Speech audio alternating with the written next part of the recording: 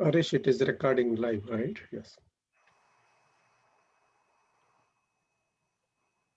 Okay, ಈಗ YouTube ಅಲ್ಲಿ stream ಆಗ್ತಾ ಇದೆ. Yes, I see you. I'll put a filler ಸುಮ್ಮನೆ.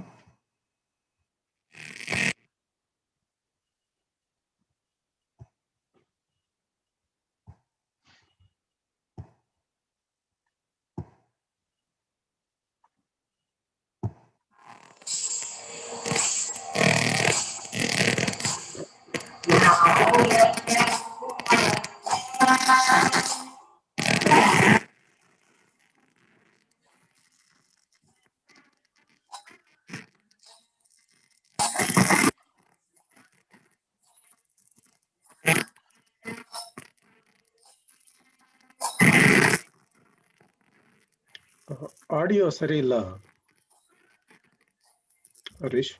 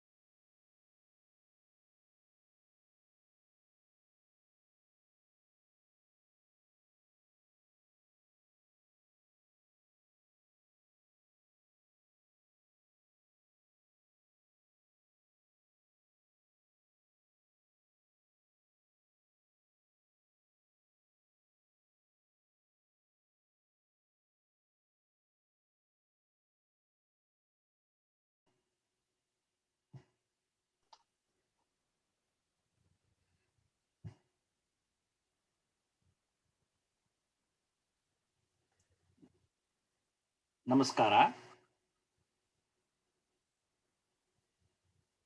ನಮ್ಮ ವೀರಶೈವ ಸಮಾಜದ ಎಲ್ಲ ಹಿರಿಯರಿಗೂ, ಬಂಧುಗಳಿಗೂ ಮತ್ತು ನನ್ನ ಸಹೋದರ ಸಹೋದರಿಯರಿಗೂ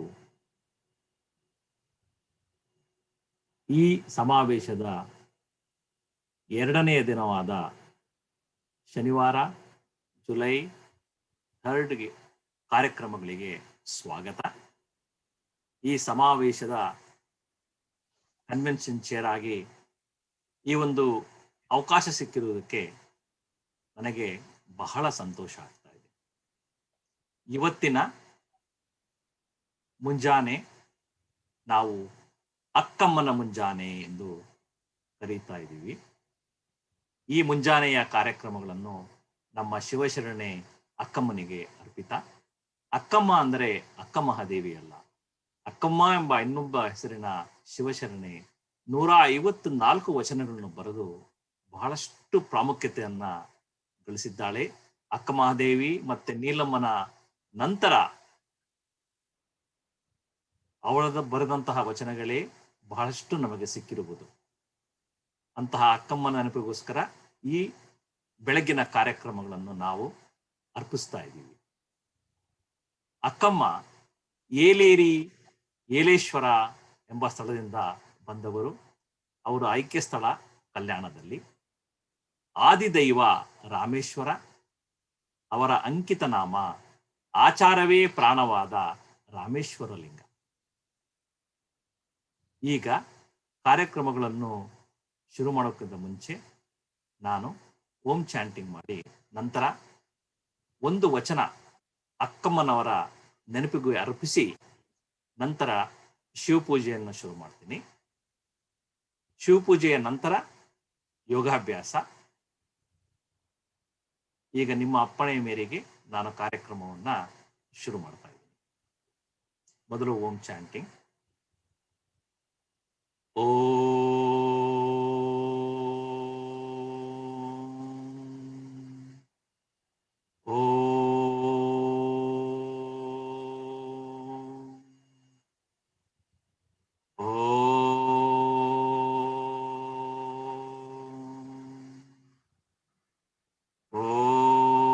ನಮಃ ಶಿವಾಯ. ಓಂ ಶ್ರೀ ಗುರು ಬಸವಲಿಂಗಾಯ ನಮಃ. ಓಂ ನಮಃ ಶಿವಾಯ. ಓಂ ಶ್ರೀ ಗುರು ಬಸವಲಿಂಗಾಯ ನಮಃ. ಓಂ ನಮಃ ಶಿವಾಯ. ಓಂ ಶ್ರೀ ಗುರು ಬಸವಲಿಂಗಾಯ ನಮಃ. ಈಗ ಅಕ್ಕಮ್ಮನವರ ಒಂದು ವಚನ. ಬತ್ತಲೆ ಇದ್ದವರೆಲ್ಲ ಕತ್ತೆಯ ಮಕ್ಕಳು. ಬತ್ತಲೆ ಇದ್ದವರೆಲ್ಲ ಕತ್ತೆಯ ಮಕ್ಕಳು. ತಲೆ ಬೋಳಾದವರೆಲ್ಲ ಮುಂಡೆಯ ಮಕ್ಕಳು. ತಲೆ ಬೋಳಾದವರೆಲ್ಲ ಮುಂಡೆಯ ಮಕ್ಕಳು. ತಲೆ ಜಡಿಗಟ್ಟಿದವರೆಲ್ಲ ಹೊಲೆಯರ ಸಂತಾನ. ತಲೆ ಜಡೆಗಟ್ಟಿದವರೆಲ್ಲ ಹೊಲೆಯರ ಸಂತಾನ. ಆವ ಪ್ರಕಾರವಾದಡೇನು, ಆವ ಪ್ರಕಾರವಾದಡೇನು ಅರಿವೇ ಮುಖ್ಯವಯ್ಯ, ಅರಿವೇ ಮುಖ್ಯವಯ್ಯ. ಆಚಾರವೇ ಪ್ರಾಣವಾದ ರಾಮೇಶ್ವರ ಲಿಂಗದಲ್ಲಿ, ಆಚಾರವೇ ಪ್ರಾಣವಾದ ರಾಮೇಶ್ವರ ಲಿಂಗದಲ್ಲಿ. ಇವರ 154 ವಚನಗಳಿದ್ದಾವೆ. ನಿಮಗೆ ಸಮಯ ಆದರೆ ಅದನ್ನು ಹುಡುಕಿ ಆ ನುಡಿಮುತ್ತುಗಳನ್ನು ನೀವು ನೋಡಿ. ಅಕ್ಕಮ್ಮನಿಗೆ ಇದನ್ನು ಅರ್ಪಿಸಿ ಈಗ ಮುಂದೆ ಸಾಗೋಣ. ಮುಂದೆ ನಾನು ಪೂಜೆ ಮಾಡುತ್ತಿರುವ ರೀತಿ ನಮ್ಮ ಕೂಡಲ ಸಂಗಮದ ನನ್ನ ಪೂಜ್ಯ ಪಿತಾಮಹರಾದ ಕರಿಬಸಯ್ಯ ರಾಚಯ್ಯ ಹಿರೇಮಠರವರು ಹೇಳಿಕೊಟ್ಟಂತಹ ವಿಧಾನ. ನಾವು ಪೂಜಾ ವಿಧಾನದಲ್ಲಿ ನಾನಾ ಬಗೆಗಳಿವೆ, ನಾನಾ ರೀತಿಗಳಿದ್ದಾವೆ. ಪ್ರತಿಯೊಂದು ಜಿಲ್ಲೆಯಲ್ಲಿ, ನಮ್ಮ ಕರ್ನಾಟಕದಲ್ಲಿ, ತಮಿಳುನಾಡಲ್ಲಿ, ತೆಲುಗು, ಆಂಧ್ರದಲ್ಲಿ, ಕೇರಳದಲ್ಲಿ ಇರುವ ವೀರಶೈವರು, ಮಹಾರಾಷ್ಟ್ರದಲ್ಲಿ ವೀರಶೈವರು ಸ್ವಲ್ಪ ಸ್ವಲ್ಪ ಬೇರೆ ಬೇರೆ ರೀತಿಯಲ್ಲಿ ಪೂಜೆ ಮಾಡ್ತಾರೆ. ಆದರೆ ಪ್ರತಿಯೊಂದು ಇಷ್ಟಲಿಂಗ ಪೂಜೆ ನಾನಿಲ್ಲಿ ಮಾಡ್ತಿರುವುದು ನಮ್ಮ ಪೂಜ್ಯ ಪಿತಾಮಹರು ಹೇಳಿಕೊಟ್ಟ ರೀತಿಯಲ್ಲಿ. ಅದರಿಂದ ನೀವು ನಿಮ್ಮ ನಿಮ್ಮ ರೀತಿಯಲ್ಲಿ ನನ್ನ ಜೊತೆಗೆ ಪೂಜೆಗೆ ಶುರು ಮಾಡೋಣ. ಮೊದಲು ಪೂಜಾ ಸಾಮಗ್ರಿಗಳು ಮಾಡ್ತಾ ನಂತರ ಧ್ಯಾನ ಮಾಡಬೇಕಾದ್ರೆ ಶರಣ ಸಮನ್ವಯ, ಎಲ್ಲ ಶರಣರ ಹೆಸರುಗಳನ್ನ ಕೇಳ್ತಾ ಅವರ ಅಂಕಿತ ನಾಮವನ್ನು ಕೇಳ್ತಾ ನಾವು ಸ್ವಲ್ಪ ಹೊತ್ತು ಧ್ಯಾನ ಮಾಡಿ ನಂತರ ಪೂಜೆಯನ್ನ ಮುಗಿಸ್ತೀವಿ. ಈಗ ನಿಮ್ಮ ಜೊತೆ ಪೂಜೆಯನ್ನ ನಾನು ಶುರು ಮಾಡ್ತಾ ಇದ್ದೀನಿ.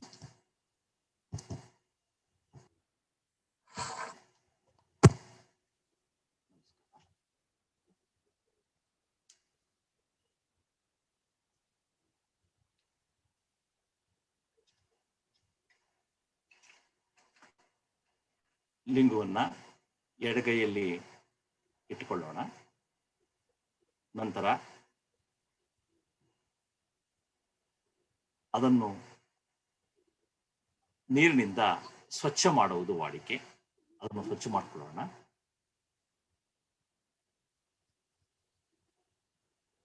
ನಂತರ ವಸ್ತ್ರದಿಂದ, ಸ್ವಚ್ಛವಾಗಿರೋ ವಸ್ತ್ರದಿಂದ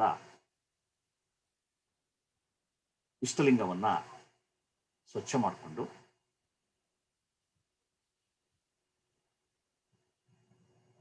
ನಂತರ ಮತ್ತೆ ಕೈಯಲ್ಲಿ ಇಟ್ಟುಕೊಳ್ಳುತ್ತಾ ನೊಸಲಿಗೆ ನಾವು ವಿಭೂತಿಯನ್ನ ಹಚ್ಕೋಬೇಕು. ಹಾಗೆಯೇ ಲಿಂಗಪ್ಪನಿಗೂ ಇಷ್ಟಲಿಂಗಕ್ಕೂ ವಿಭೂತಿಯನ್ನ ಹಚ್ಚುವುದು ವಾಡಿಕೆ.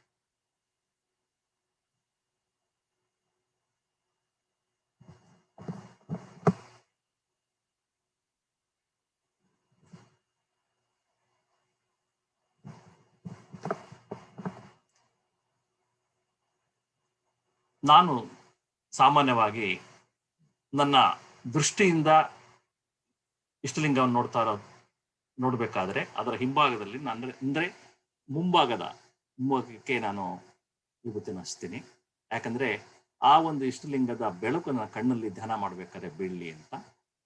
ಇದ್ರ ಜೊತೆಗೆ ಕುಂಕುಮ, ಅರಿಶಿನ, ಜೊತೆಗೆ ನಿಮಗೆ ಹೂ ಇದ್ರೆ, ಬಿಲ್ಲುಪತ್ರ ಇದ್ರೆ ಯಾವುದು ಬೇಕಾದ್ರೂ ನೀವು ಉಪಯೋಗಿಸ್ಬೋದು. ಅದು ನಿಮ್ಮ ಪದ್ಧತಿ, ನಿಮ್ಮ ಇಷ್ಟಕ್ಕೆ ಅನುಕೂಲಕ್ಕೆ ತಕ್ಕ ಹಾಗೆ. ನಂತರ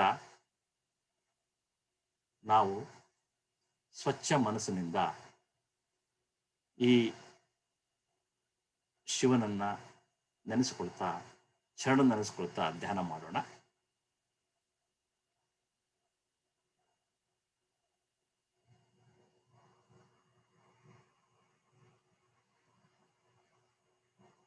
ಈಗ ಧ್ಯಾನವನ್ನ ಶುರು ಮಾಡೋಣ.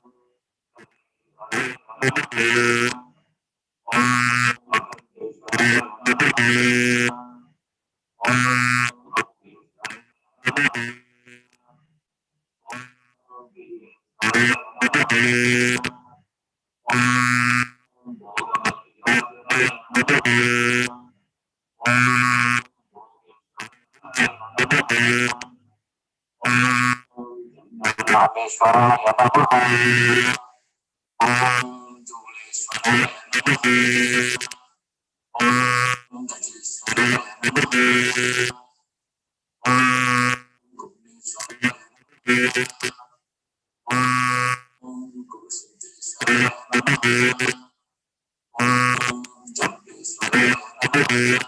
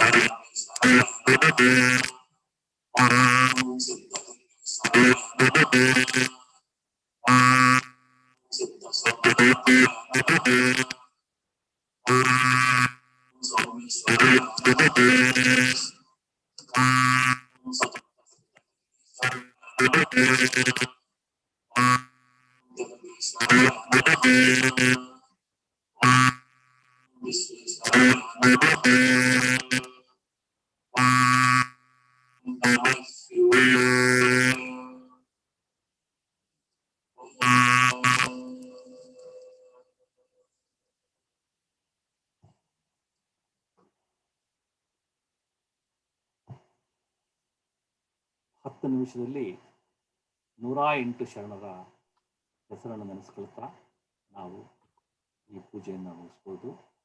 ಇಲ್ಲಿ ಯಾವ ರೀತಿಯ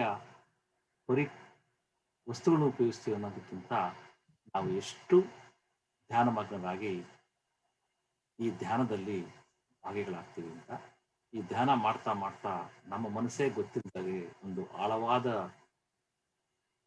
ಮಟ್ಟಕ್ಕೆ ಇಳಿಯೋಕ್ಕೆ ಶುರುವಾಗುತ್ತೆ. ಅದನ್ನು ನೀವು ಅನುಭವಿಸಿದರೆ ಅದರಲ್ಲಿ ಸಿಗುವ ಆನಂದ, ಆ ಶಿವಯೋಗದಲ್ಲಿ ಸಿಗುವ ಆನಂದ ಬಹಳ ಅದ್ಭುತ. 10 ರಿಂದ 15 ನಿಮಿಷ ನಾವು ಇದು ಪ್ರಯತ್ನ ಪಟ್ಟರೆ ಬಹಳಷ್ಟು ಮನಸ್ಸಿಗೆ ಒಂದು ಶಾಂತಿ ದೊರಕಬಹುದು. ಇದಾದ ನಂತರ ಒಂದು ಯೋಗಾಭ್ಯಾಸ ಮಾಡಿದ್ರೆ ಬಹಳಷ್ಟು ಮನಸ್ಸಿಗೆ, ಮೈಯಿಗೆ ಒಂದು ಶಾಂತಿ ಸಿಗುತ್ತೆ ಬೆಳಗ್ಗೆ ಹೊತ್ತಿನಲ್ಲಿ. ಅದನ್ನ ಈಗ ನಾವು ಈ ಪೂಜೆಯನ್ನು ನಿಮ್ಮೆಲ್ಲರ ಅಪ್ಪಣೆ ಮೇರೆಗೆ ನಡೆಸಿ, ಇದನ್ನು ಬಹಳಷ್ಟು ಜನ ಇದನ್ನು ಮತ್ತೆ ತೊಡೆದ್ಬಿಟ್ಟು ಅವರು ಕಡೆಯಲ್ಲಿ ಇಟ್ಕೊಂತಾರೆ, ಕೆಲವರು ತೊಡಿದೆ ಹಾಗೆ ಇಟ್ಕೊಂತಾರೆ. ಸೊ ಅದು ನಿಮ್ಮ ಪದ್ಧತಿ. ಆ ಪದ್ಧತಿಯ ಪ್ರಕಾರ ಈ ಪೂಜೆಯನ್ನು ನಾನು ಮುಗಿಸ್ತೀನಿ. ಪೂಜೆಯಲ್ಲಿ ಧ್ಯಾನವೇ ಬಹಳ ಮುಖ್ಯ, ಬಹಳ ಮುಖ್ಯ. ಇಷ್ಟು ಹೇಳಿ ನಮ್ಮ ಮುಂದಿನ ಕಾರ್ಯಕ್ರಮವನ್ನು ನಮ್ಮ ಯಶವಂತ ಗಡ್ಡಿಯವರು ಅವರು ಯೋಗಾಭ್ಯಾಸವನ್ನ ಅವರ ಮಾತುಗಳ ಮೂಲಕ ಶುರು ಮಾಡ್ತಾರೆ ಅಂತ ವಿನಂತಿಸ್ಕೊಳ್ತೀನಿ. ಎಲ್ಲರಿಗೂ ಧನ್ಯವಾದಗಳು. ಧನ್ಯವಾದ ಹರೀಶ್ ಅವರೇ. ಯೋಗ ಸುಯೋಗ ಚಿತ್ತವೃತ್ತಿಗೆ ಪ್ರತಿರೋಧ, ಯೋಗ ಜೀವಾತ್ಮ ಪರಮಾತ್ಮನ ಸೇರುವ ಭಾಗ್ಯ. ಯೋಗ is the union between Jiva with Deva, meaning aligning our body, mind and the consciousness with the Almighty to experience the highest bliss possible. How to do that? Maharshi Patanjali has given 8 step-by-step methods of achieving that highest bliss. It is called Ashtanga Yoga Sutra. They are Yama, Niyama, Asana, Pranayama, Pratyahara, Dharana, Dhyana and Samadhi. Today, we will practice all these 8 aspects of Yoga Abhyasa, starting with Yama, Niyama. So let us remind Basavanna's ourselves, Basavanna's Vachana for Yama and Niyama. That is, Kalabeda, Kulabeda, Usiya Nudiyalu Beda, Muniya Beda, Annarige Asaiya Padabeda, Tanna Bannisa Beda, Idira Haliyalu Beda, Ide Antaranga Shuddhi, Ide Bahiranga Shuddhi, Ide Namma Kudala Sangama, Devanavalisu Apariyu. ಹೀಗೆ ಮಾಡಿಬಿಟ್ಟು ನಂತರ let us transition to asana, pranayama and dhyana. Today's yoga session will be led by Srimati Sharane Jyoti Murthy of Tallahassee, Florida. She is going to guide us in asana and pranayama and dhyana of this today's yoga abhyasa. She is a certified yoga teacher and also certified yoga therapist. Now over to Tallahassee, Florida, to Jyoti Murthy's residence for yoga abhyasa. Jyoti avare, ನೀವು ನಿಮ್ಮ ವಿಡಿಯೋನ on ಮಾಡ್ಕೊಳ್ಳಿ please, and let us start.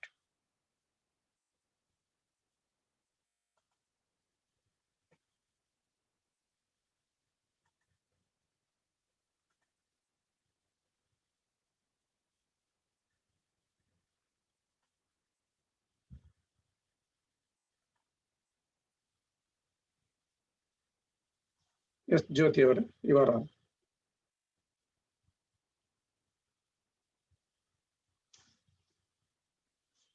ಜ್ಯೋತಿ ನೀವು unmute ಮಾಡ್ಕೊಳ್ಳಿ. Unmute ಮಾಡ್ಕೊಳ್ಳಿ.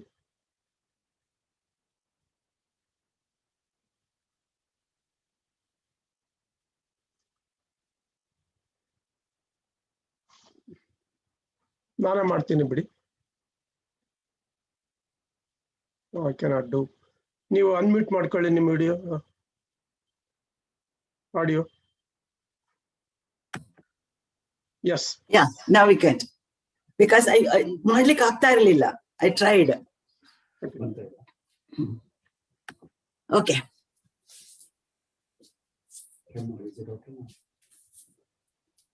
Light is okay now? Yes, fine. Audio is also okay. Fine. Okay. Namaskara Mudra. Thank you all yoga bandhus. Today I am going to teach them some yoga, and also he was talking about Patanjali Ashtanga yoga. The same way in Mandukya Upanishad we have a Panchakoshas. Our body made out of 5 koshas.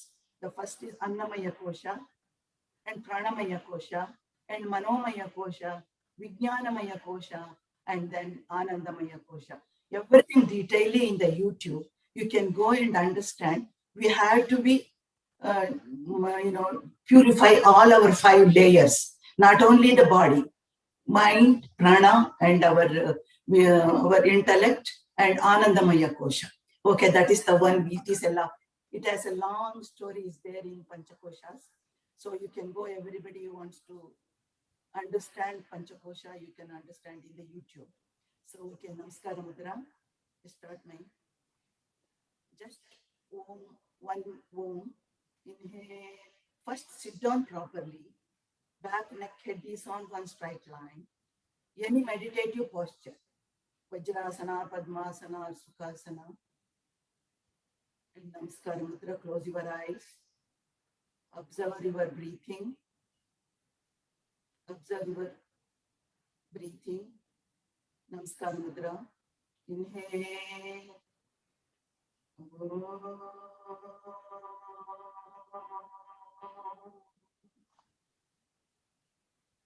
When I'm going to chant the one sloka. Om Sahana Vavatu Sahana Bhunaktu Sahaviryam Karavahavai Tejasvina Vaditamasthama Vidvishahavai. Om Shanti Shanti Shanti. Hold your right wrist with the left hand. Inhale, bend backward. Exhale, try to do the namaskara to all our gurus or all our parents.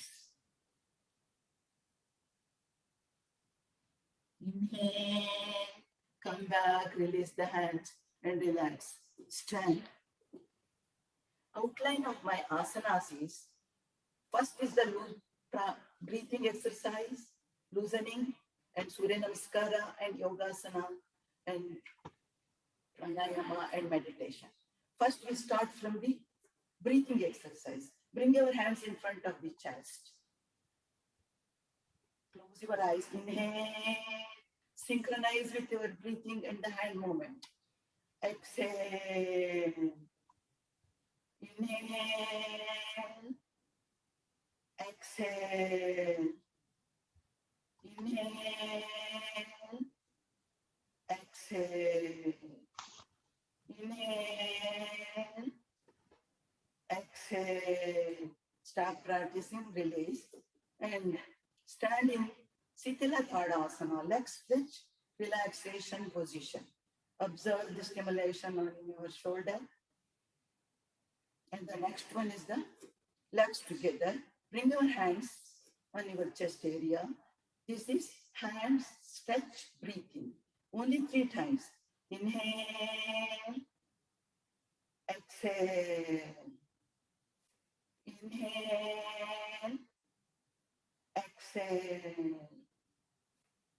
Inhale. Chant Akara. Synchronize with your breathing with the hand movement. Now is the 135 degrees. Inhale. Exhale. Inhale. Exhale. Inhale. Now chant the Ukara.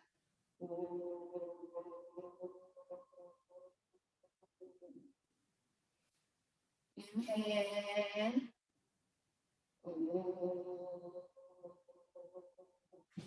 We are increasing our lungs capacity.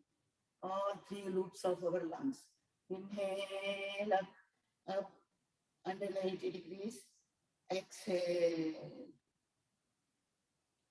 Inhale. Exhale. Inhale. Now chant Makara.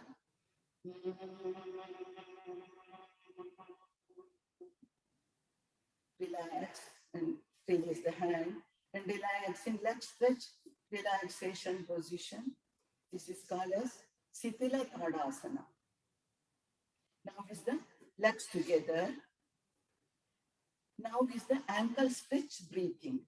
Fix your eyes in front of your wall, any one place. Inhale, up, hands and ankles together. Exhale. Inhale. Exhale. Inhale. Exhale. Now is the inhale. Stand there for 5 counts. 1, 2, 3, 4, 5. Exhale. Down. Relax. Relax. Now is the 3 of the fast breathing. Bring your right hand in your right shoulder. Left hand is in our left shoulder. Bring close to each other, elbow close to each other. Inhale, exhale. 1, 2, 3, 4, 5. Do the same way with the reverse. 1, 2, 3, 4, 5. Release the hands and relax. This is loosen up our neck, shoulder. Now this is the legs together. Only for the 2, 3 neck relaxation, leg movement, loosening of our neck. Now inhale up, exhale down. Inhale up, exhale down. Inhale up, exhale down. Now inhale, come to the center. Now inhale, center, turn to the right side, all the way right. Inhale, center, exhale, left. Inhale, center, exhale, right. Inhale, center, exhale, left. Inhale, center. Now bend towards the right and the left side. Inhale, center, exhale, bend towards the right. Inhale, center, exhale, left. Inhale, center, exhale, right. Inhale, center, exhale, left. Inhale, center. Now is the rotation. Bring your chin to your stomach notch. Inhale, right, back. Exhale, left and right. 1, 2, 3. Do the same way with the reversal. 1, 2, 3. Relax. Relax. Now this is the Surya Namaskar. Stand in one of the edge of the mat. Make a Namaskara. Namaskara Mudra. Take your awareness to the, you are standing in front of the ocean. Sun is rising like a golden plate. We have to chant the Surya mantra. Hiranmayena patrena satyashapihitam mukam tattvam bhushan pavruno satyadharmaya drishtaye. Om Ram Mitra Yanamaha. Inhale, Urdhvasana. Bend backward. Exhale, Hasta Padasana. Put your hands next to feet, each other equal distances. Take your right foot back. Ekapadasana. Left leg is in 90 degrees. Hands equal distances. Take your left hand, left leg, join the right leg, stay there like a plank. Inhale, exhale, Sheshankasana. Inhale, Sastanga or Ashtanga, only the stomach is up. Inhale, Bhujangasana. Inhale, exhale, Bhudarasana. Inhale, exhale, Sheshankasana. Inhale, bring your right foot in between the two hands. Ekapadasana.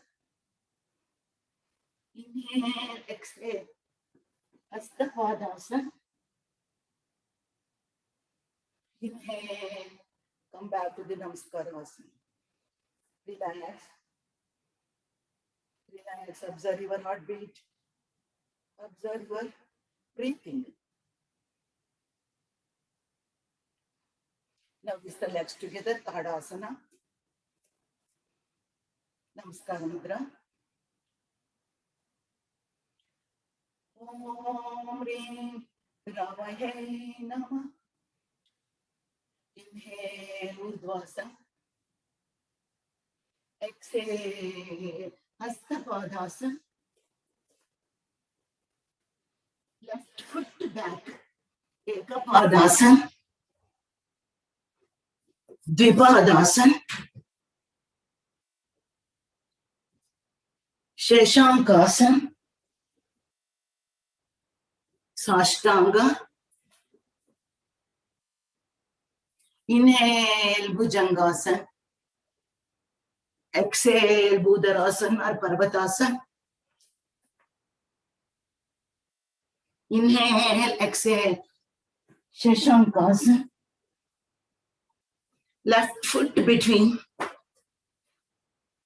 Ekapadasana. Hastapadasana. Namaskarasana. Relax. Relax. Observe your heartbeat.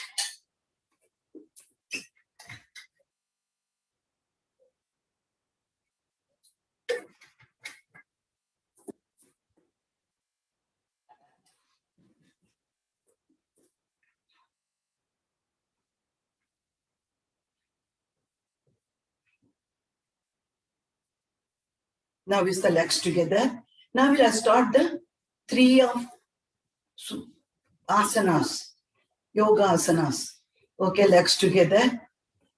First one is the Ardha Kati Chakrasana, half waist wheel posture. Legs together, hands next to your thighs. Slowly raise the right leg, right hand. Right hand slowly inhale.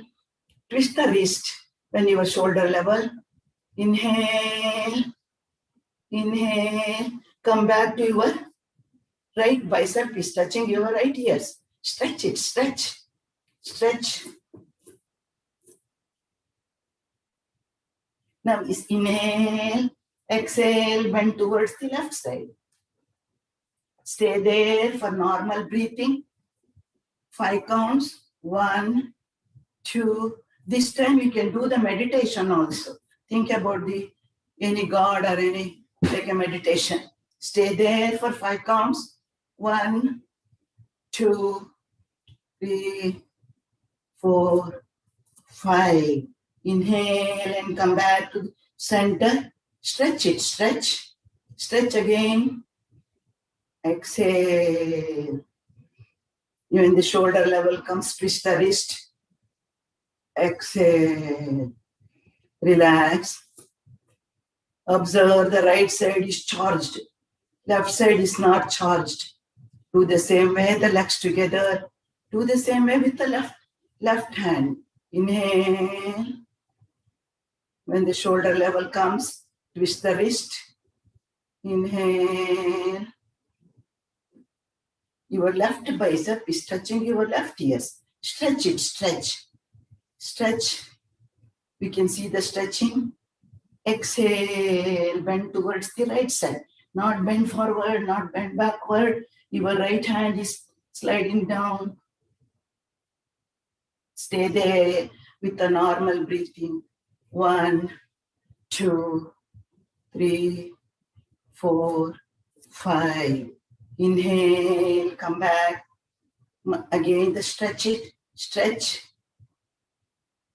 Exhale. When the shoulder level comes, twist the wrist. Exhale. Relax in both sides, whole body is charged with the nerve impulses. Relax. Now with the Ardha Chakrasana, legs together. This is third asana. Slide your hands.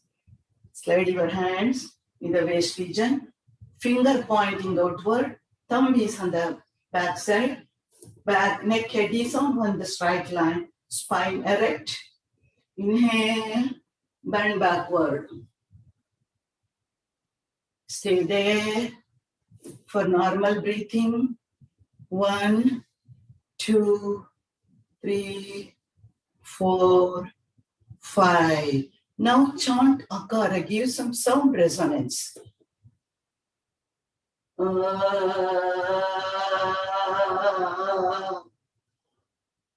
Inhale, come back, release the hands, and the relax.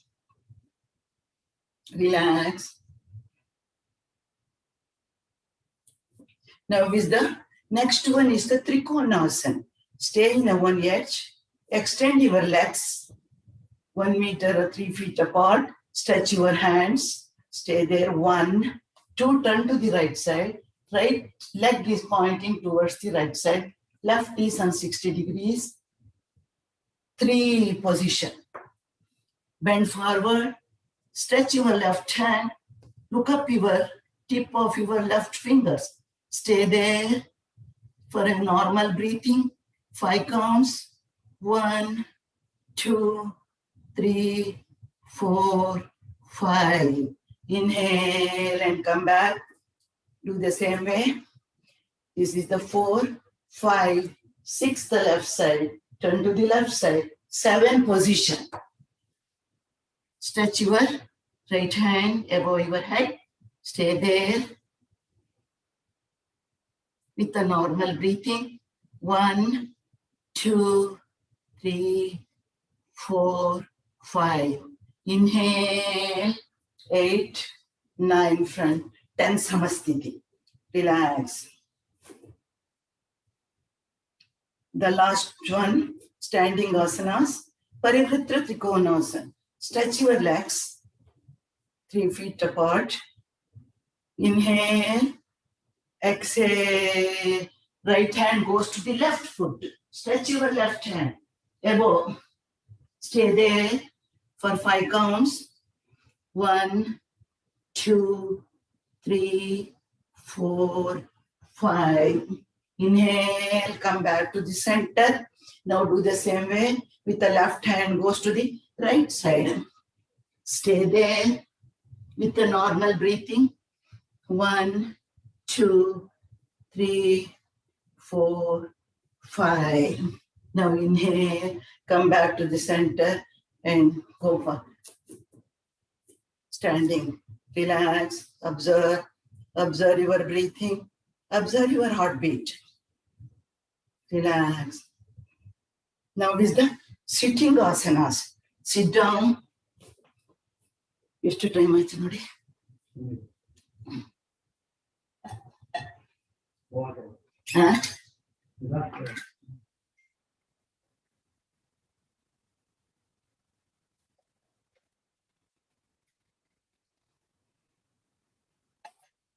Now is the release the left leg and release the right leg. Stay there. This is a Sitila Dandasana. Leg stretch relaxation position. Now is the legs together. Hands next to this is Dandasana. Hands next to your thighs. Fold the right leg. Fold the left leg. Stay on your ankles. We can be next asana is the Shashankasana. Hold the right wrist with the left hand. Inhale, bend backward. Exhale. Try to touch your forehead to the ground. Inhale. Come back. Exhale. Inhale. Exhale. Inhale. Exhale. Stay there for with a normal breathing. 1, 2, 3, 4, 5. Now chant Makara. Give some sound resonance.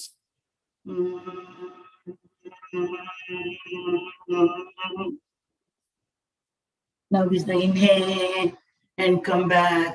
Release the hand and relax. Release the left leg and release the right leg. Relax. Relax in leg stretch relaxation position. Sitila Dandasana. Now is the next one is the Janu Shirsasana. Janu means knee, Shirsa means head.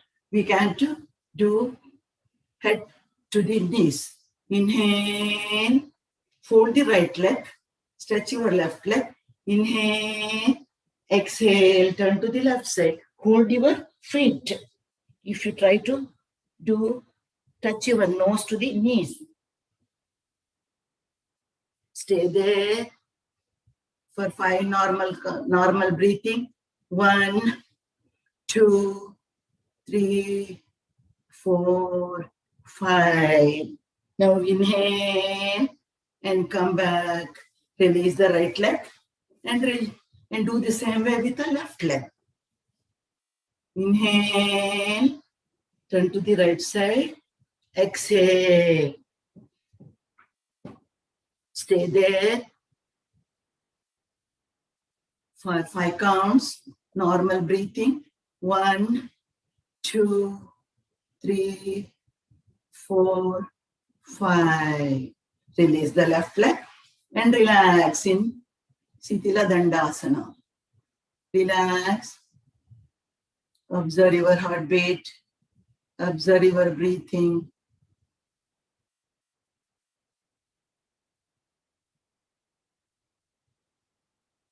Now we have to do some single leg lumbar stretch. Lie down on your back. Legs apart, hands facing the ceilings. Take your both hands above your head, palm facing outward, legs together. Inhale up, exhale down. Inhale up, left leg, exhale down. Inhale right, exhale down. Inhale left, exhale down. Inhale right, exhale down. Inhale left, exhale down. Now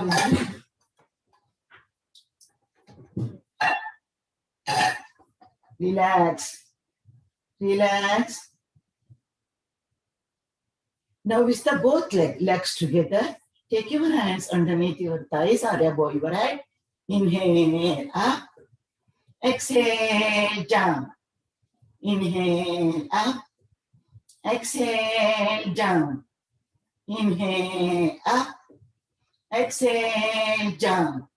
Inhale, stay there for 5 normal breath. 1, 2, 3, 4, 5. Inhale and exhale. Relax in Shavasana, leg stretch. Legs apart, hands facing the ceilings.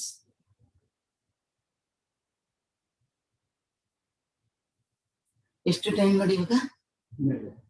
ಅಲ್ಲ ಇನ್ನೂ ತುಂಬಾನೇ ಇದೆ ಮಾಡೋದು. Okay.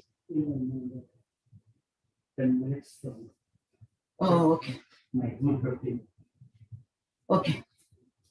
Now I will do some supine asanas.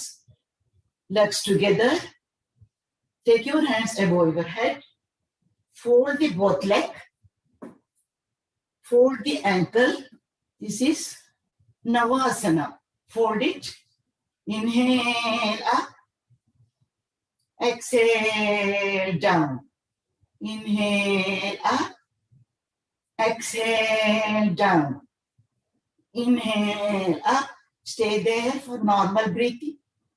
1, 2, 3, 4, 5. Inhale and exhale. Release the hands and relax. Now is the prone position. Lie down on your stomach. This is Makarasana. Take your right hand into the left shoulder. Left hand is on the right shoulder. Legs apart. All fingers pointing outward. Heel is pointing inward. Put your chin in between this is the Makarasana. This is relaxation asanas. Now with the legs together. This is the stretch your both hands. Put your chin down. Bhujangasana. Take your hands close to your chest, last rib of your chest. Inhale all the way up, all the way till lift up till from the navel region. Stay there, or don't put any weight on your hands. All the weight is on our backside. Stay there for 5 counts. 1, 2, 3, 4, 5. Inhale and exhale. Release the hands and go back to the sthiti. This is the starting position. Now is the Next one is the Ekapada Shalabhasana. Take your hands underneath your thighs, make a fist underneath your thighs, chin down, lift the right leg. Ekapada Shalabhasana. Stay there for 5 normal breath. 1, 2, 3, 4, 5. Inhale and exhale down. And do the same way with the left leg. 1, 2, 3, 4, 5. Inhale and exhale. Do the same way with the both legs.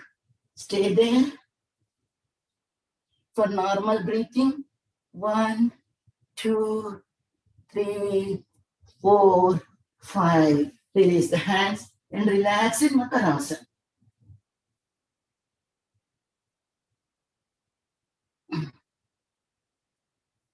Now this we'll do for 3 minutes. Quick relaxation technique.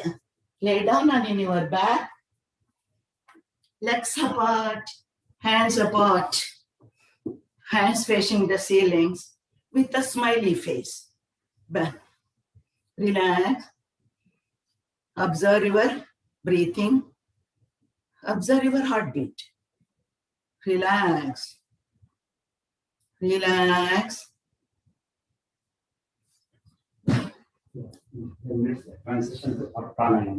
Okay. Now is the observe your stomach.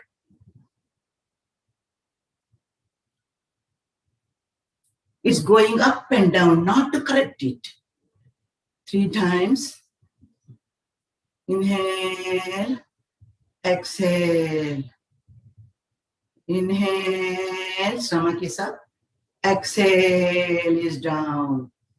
Inhale up. Exhale down. Now is the second phase is give breathing. When you are inhaling, stomach is bulging up. And exhale is down. Synchronize with your breathing in the stomach movement. 3 times. Inhale, stomach is bulging up. Exhale down. Inhale up. Exhale down. Inhale up. Exhale down. Third variation is we have to give with the feelings. When you are bulging up, when you are inhaling, stomach is up, and with the feeling. Inhale, imagine positive energy is coming in. And good thoughts, good energy is coming in. And exhale, blow out all the negativity, all the carbon dioxide, all the pain and stress is going out from your body. Because the mind is the maker of our own destiny, Vivekananda said. Think positively all the time. Leave out all the negativity. Inhale with the feelings. And exhale. Inhale with the feeling. Exhale. Release, relax, totally relax from head to toes. Now with the legs together. Now with the getting up, fold the left leg. Take your right hand along the ground above your head. Turn to the right side. Put your right head is on your right bicep. Left hand is on in the front of your chest. Left leg is on top of your right leg. Stay there. Observe all is your energy moving towards the right side. It's like a linear awareness. Now with the help of your left hand, get up. Slowly sit down, comfortable position. And close your eyes and rub your both palms. Give some energy, it's called as palming. Give some energy to your eyes. And rub again. Rub your face, neck, shoulder, and the knees. Slowly release.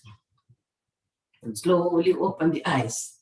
Now is the pranayama, only just one pranayama. What is the time now?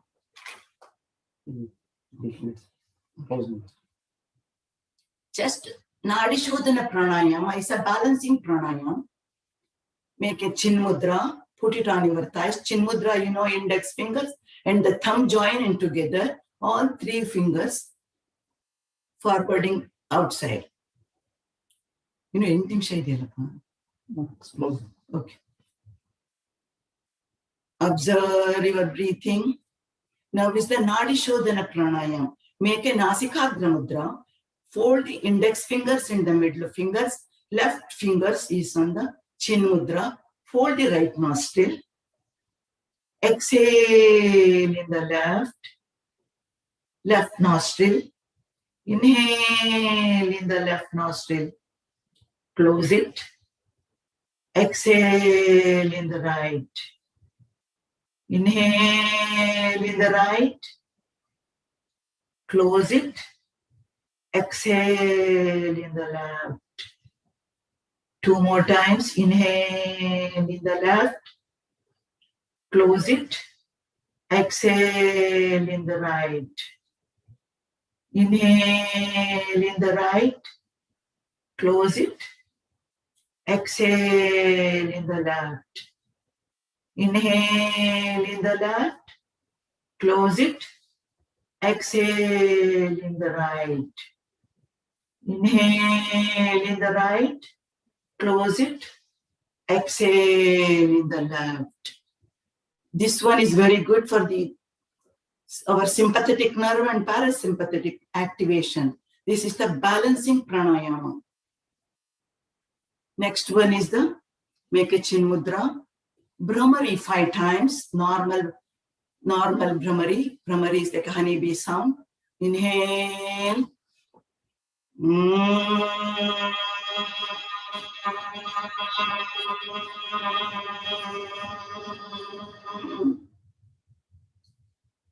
Inhale.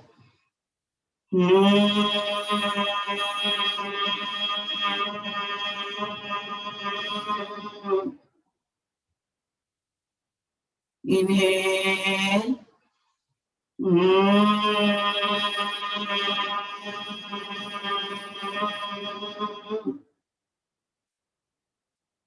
Inhale.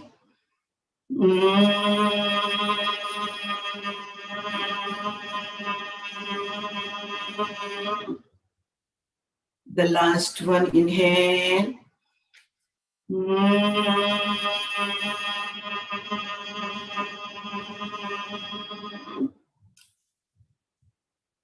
Next one is the Shanmukhi Mudra, Brahmari, the same. Make it, fold your right thumb is on your eyes, index fingers is on top of your eyes, and the middle fingers next to your nose, and both other fingers is next to the mouth. Close the ears and hold, inhale through the nose. Make a sound resonance.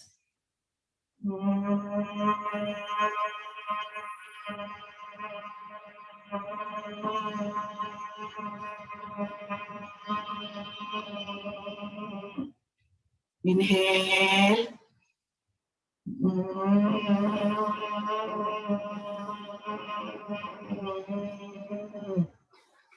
Release the hand and relax. Next one is Sitali Pranayama. Sitali is the cools down the body. Then we have to make the beak of our tongue.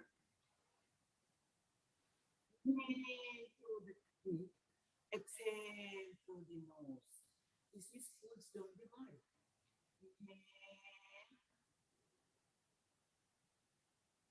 Exhale. Inhale through this tongue. Exhale. Inhale. Exhale. Now this the next one is a meditation for 1 minute. Omkara Dhyana. Just chant Make a chin mudra. Chant Om, Om in the mind. I'm going to put the 1 minute.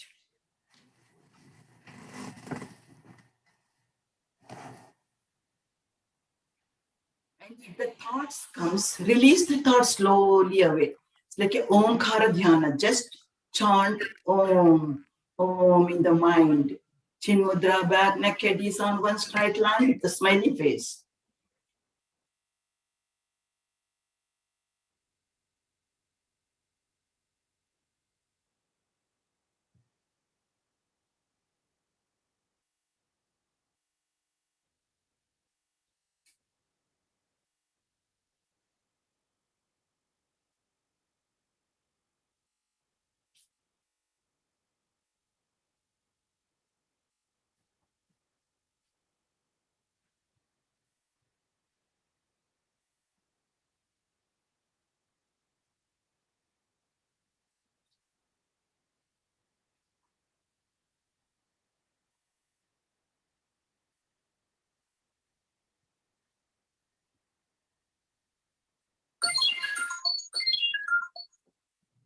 Start practicing. Now we close finished exactly time.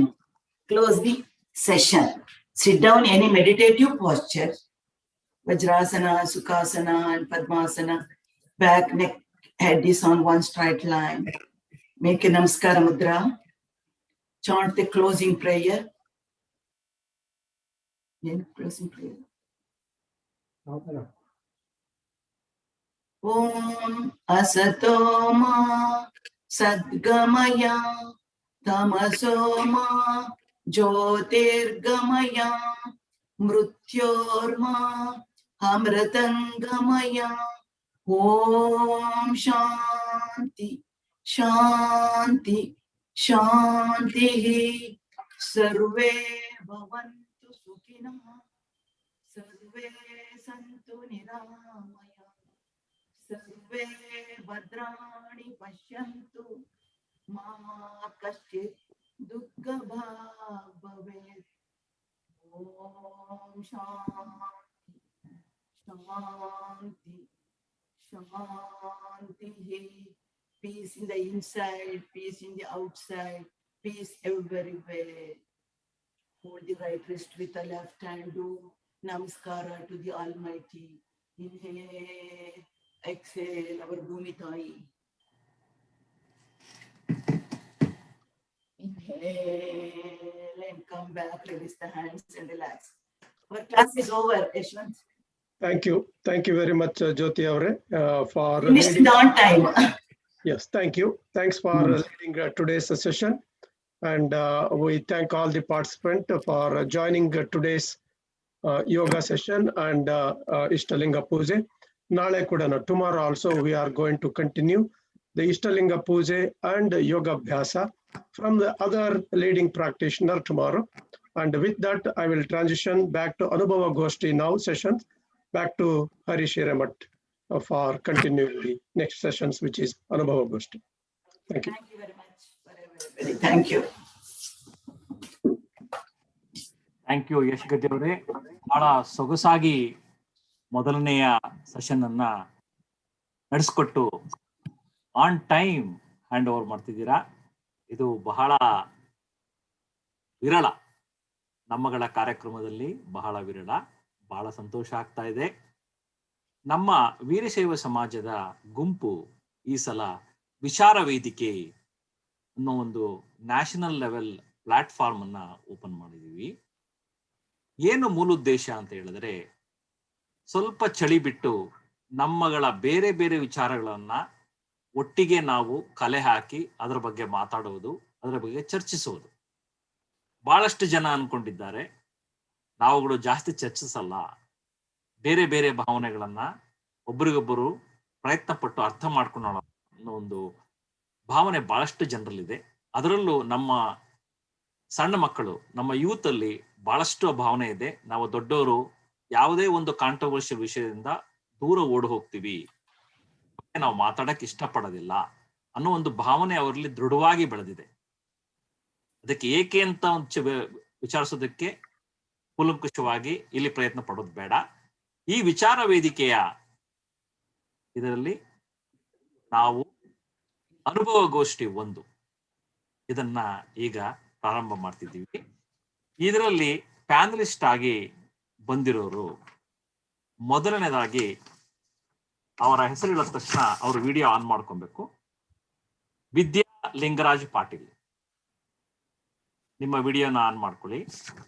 Ashwini Surpur, Ravi ಅಂಬ್ಲಿ, ವೀರಭದ್ರಪ್ಪ ಮುಚಂಡಿ ಮತ್ತೆ doctor Sajjan Shiva ಅವರೇ, ನಿಮ್ಮ ವಿಡಿಯೋಗಳನ್ನ ನೀವು on ಮಾಡ್ಕೊಳ್ಳಿ. ವೀರ್ ಅವರೇ, ರವಿ ಅವರೇ, ನೀವು on ಮಾಡ್ಕೊಬಹುದು. ನಿಮಗೆ ಕಷ್ಟ ಆಗ್ತಿದೆಯಾ? ಅಷ್ಟು start the video. I think ನಿಮ್ಗೆ ಆಗ್ತಿಲ್ಲ ಅನ್ಸುತ್ತೆ, ಸ್ಟಾಪ್ ಮಾಡಿದ್ದೆ. ಓಕೆ, ಈಗ ಆಗ್ತಾ ಇದೆ ಅನ್ಸುತ್ತೆ. ಅಶ್ವಿನಿ ಸುರ್ಪುರ್ ಅವರೇ, ನೀವು ಒಂದು ನಿಮಿಷ. BS ಪಾಟೀಲ್, ಅಶ್ವಿನಿ ಅವರು ನೀವಿದ್ದೀರಾ?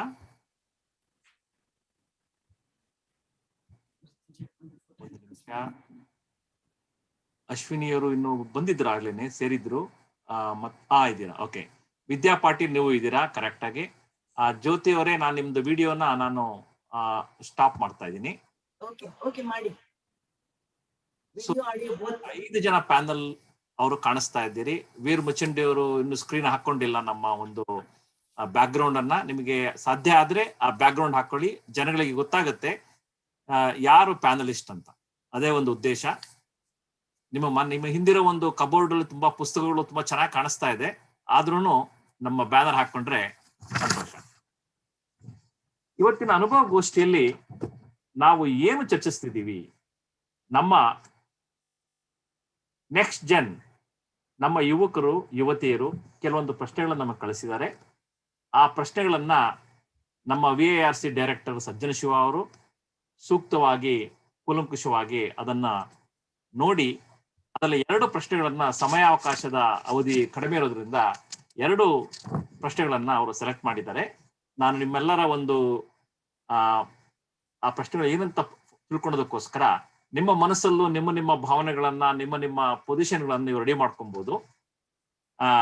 ಮೊದಲನೇ ಪ್ರಶ್ನೆ, how should our community view the distinction between Veerashaivism and Hinduism?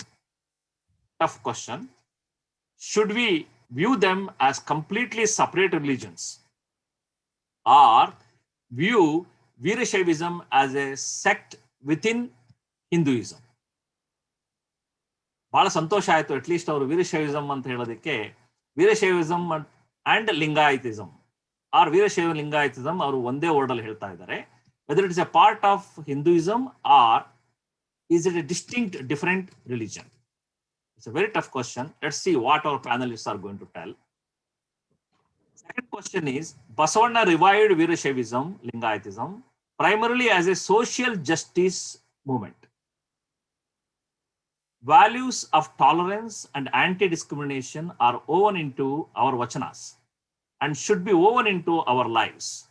How can we, as an organization, practice these principles here and now?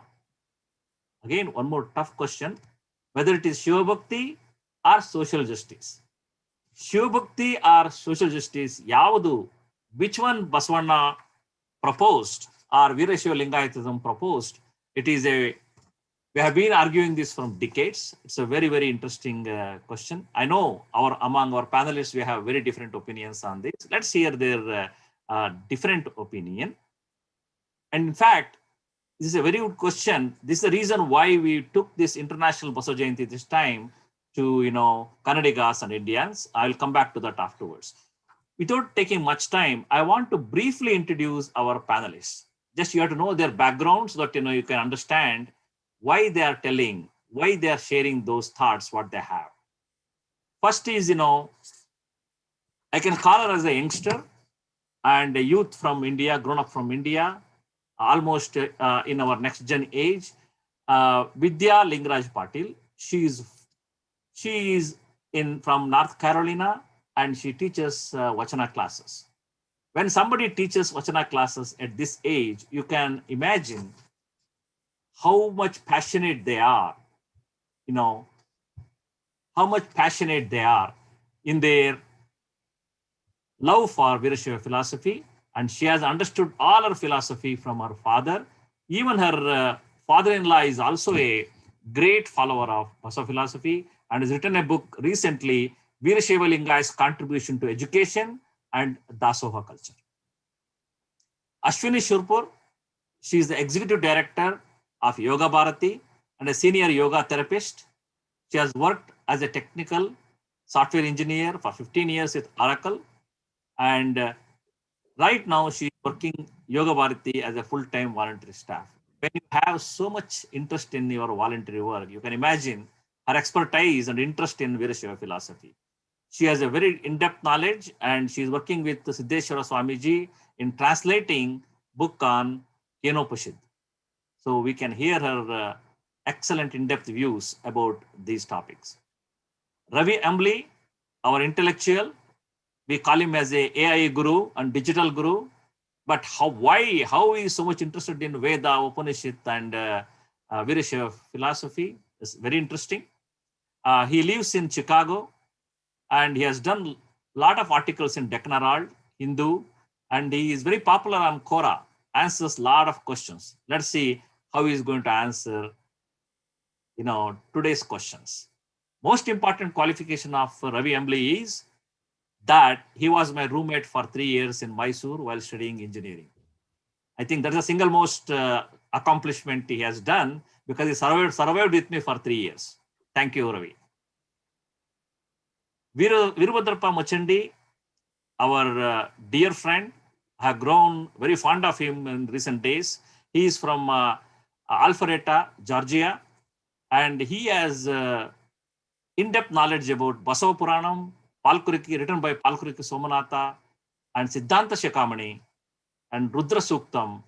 He has very good knowledge about that, and he brings out many interesting thoughts, which even I never heard in my brief but quite enough long life. And let's hear his unique perspective about Vachanas, Sharanas, and our Shivagamas.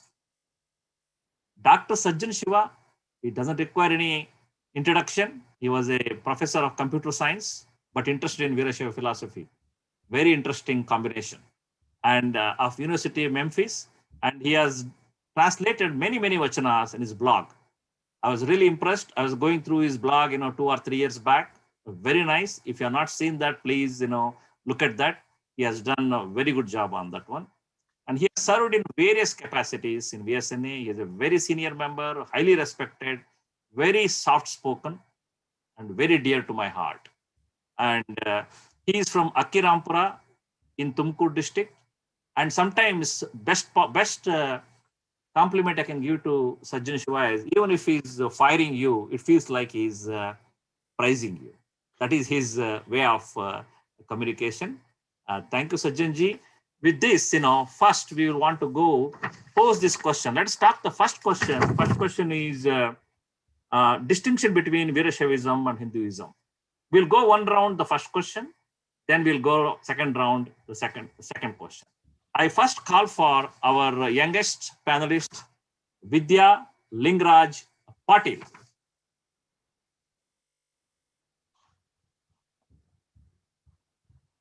Vidya ji, we can't hear you.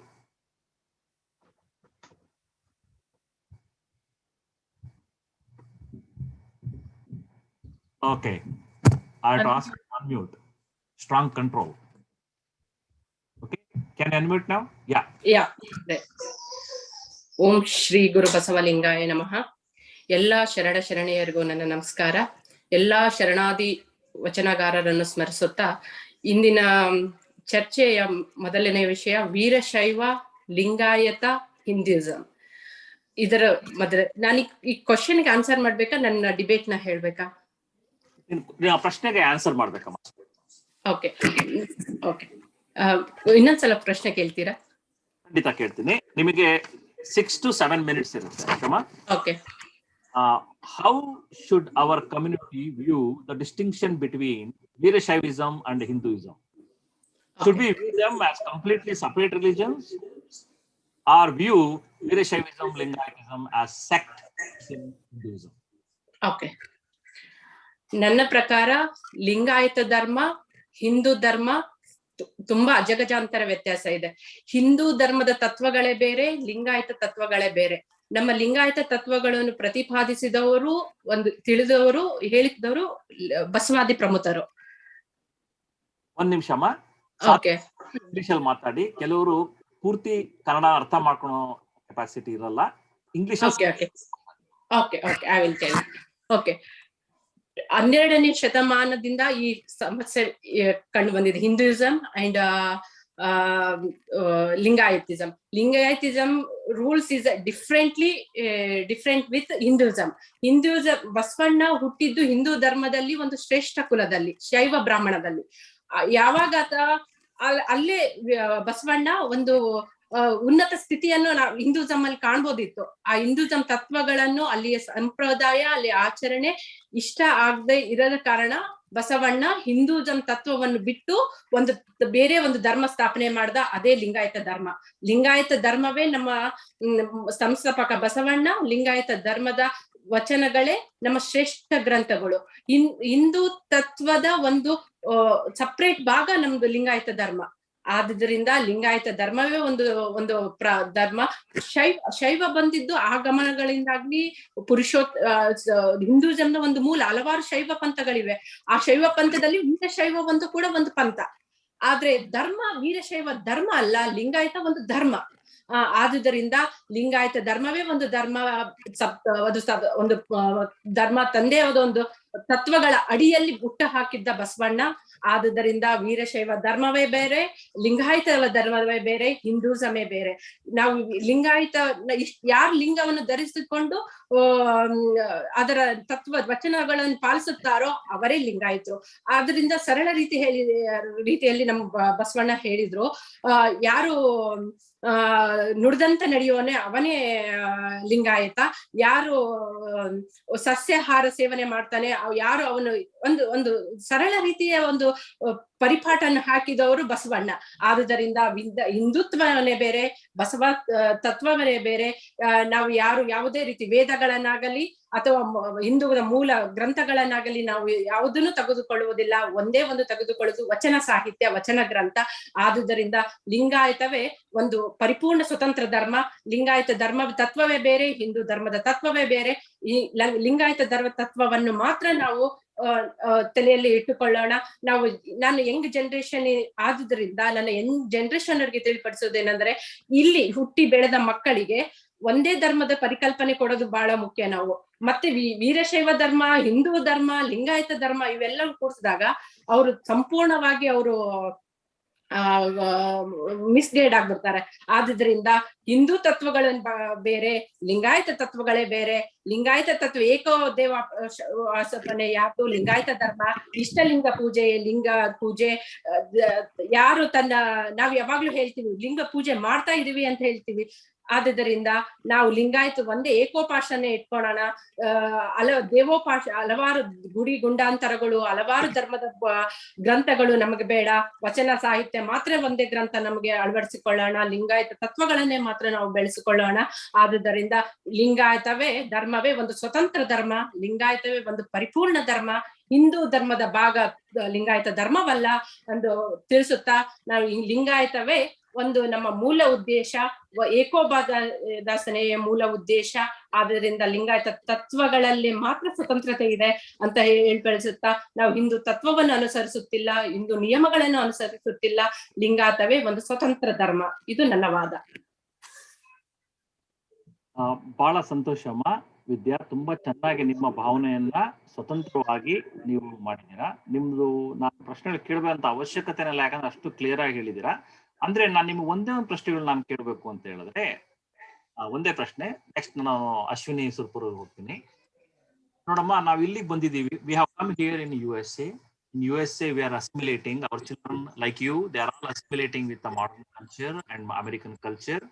In this way, when we are trying to assimilate, do you think that still even Hindus itself is a small number of people?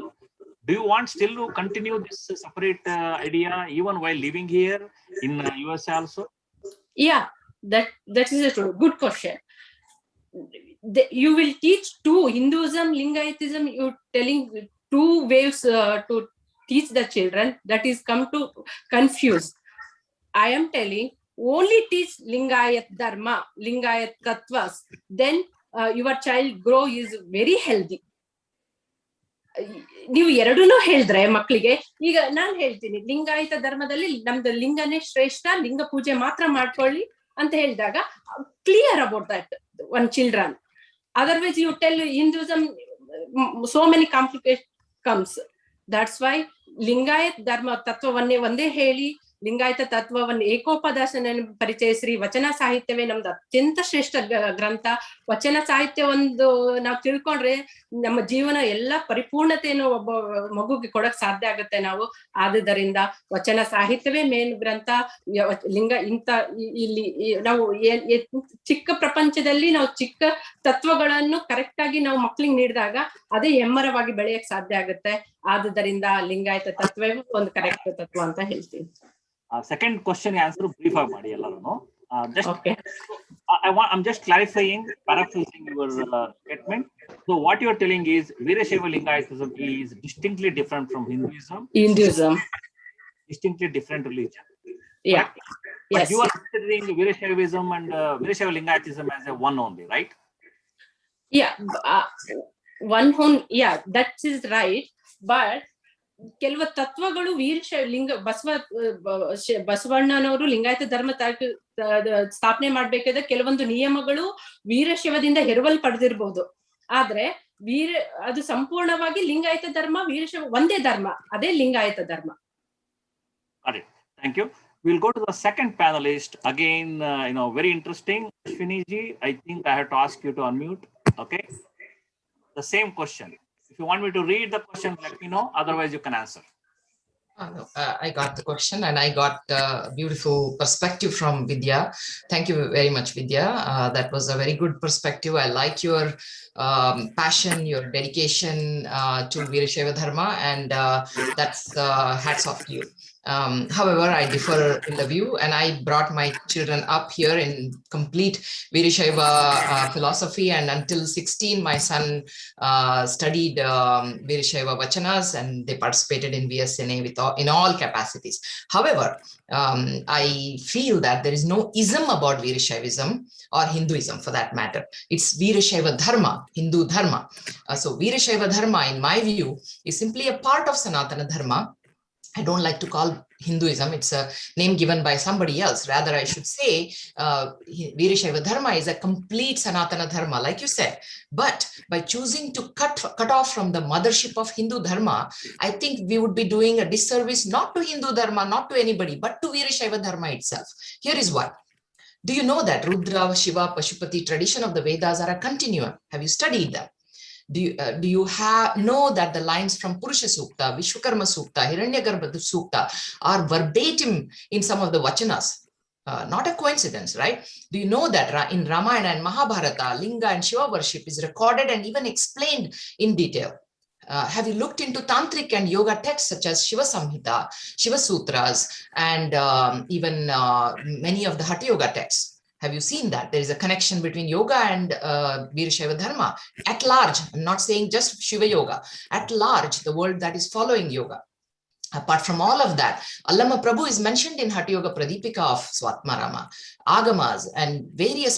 There is so much connection. I don't want to go detailed into it, but do you know that Ashtavarna as is mentioned in Rudropanishad? This is Vedic Rudropanishad, and so on. We can go on and on. Now, apart from all of this, there is still much more to show that we are better off calling ourselves Hindus. Why? Hinduism is a grand ship that has everything that humanity has ever tried. Shad Darshanas, six darshanas are mentioned, but I would say Veerashaiva Dharma is another darshana. What is darshana? It's basically a way to look at God and to get that darshan of all encompassing one reality. Virashaiva Dharma is yet another Darshana Shastra with its grand Shatsthala model of spiritual path, starting from Bhaktasthala, which is a dualistic model, or what we call Dvaita, culminating in Aikya, which is the Advaita. That means it covers the entire spectrum of Hindu thought. Yet it is novel in its rendering. You are right, it is novel in its rendering. Like what you just said, Virashaiva Dharma and Lingayata Dharma are very much the same. Yet there is novelty in Lingayata Dharma. Same way, in Hindu Dharma and the Virashaiva Dharma are, maybe there is enough differences, but there is so much commonality. While Basavanna followed Dvaita, where Bhakta and Bhagavanta, and he brought us to Karma Yoga and Bhakti Yoga, Allama Prabhu takes us to Advaita and its heights, where it leads to Jnana Marga. While Siddharama Shivayogi was Karma Yogi, Channa Basavanna leaned towards Jnana Marga in a Advaita sense. So Basava Dharma and Bhagavad Gita, for that matter, both of them, for them, Shatsthala leans itself towards, sorry, it just removes my, something happened. So 1 second. You can continue speaking. Yeah, I'll continue. So then I would like to say that Virashaiva Dharma is a fulfillment of Hinduism. Why is that? Basavanna reformed Hindu social practices and revived the philosophy, gave a new meaning to the same thought of our rishis and munis, hence creating new rishis. They are our sharanas, a continuous stream of think tank for millennia. So as Krishna says, yada yada hi dharmasya glanir bhavati, when the dharma declines, new prophets show up, and that is new God in his form shows up, and Basavanna was that God in 12th century. So did Purandaradasa, so did Kavanakadasa, Santa Tukaram, Chaitanya Mahaprabhu, and the story goes on. Ekam Sat Vipraha Bahuda Vadanti. There's one God, but sages call it by many names, says Vedas. So let's not cut the umbilical cord that connects us to Mother Hindu Dharma. Then Hindu Dharma itself may not survive. What to talk about Virashaiva Dharma? Let's unite and strengthen ourselves. Thank you. Thank you. Thank you, Ashwini Ore. If I understand from all your point, I'm just paraphrasing so it will be clear to all our audience. So you are telling basically Virashaivism is a part of Hinduism, and we will be enriching ourselves by being a part of Hinduism rather than trying to dislocate ourselves from Hinduism, right? Yes, I just want to add that even Dharwad Kumar Swamiji's Shatsthala philosophy, I was studying that. I couldn't understand much. He was talking about wakeful, dream and sleep state. And when I studied Mandukya Upanishad and then came to Shatsthala, his talk, just when I read recently, made all the sense. So when you study more and more, you are not going to confuse anybody. You are only going to enrich. It just is about parents to put the right perspective so that they keep coming back to a religion with more enrichment. Okay. I will ask you only 1 or 2 questions just for clarification. Give me a brief answer for that. You said Hinduism is a grand ship. So do you think that Varnashrama Dharma is a grand leak of this grand ship? Not at all, because people did not understand what is Varnashrama Dharma in the first place. If you go to Plato's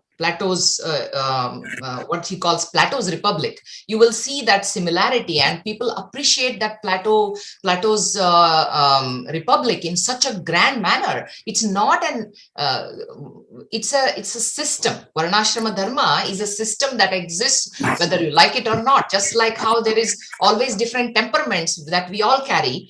It can be a very big 1-hour lecture. I just say that people did not understand what is Varnashrama Dharma in the first place. Okay. So I wouldn't say that it's a leak in the first place, but that's a separate debate. Very interesting position. We could have had a 2 days argument on that. It's fine. Exactly. And you mentioned in your argument, maybe it is a by chance you might have done that. You may not believe it. You said Basavanna is a god. Do you believe Basavanna is a god?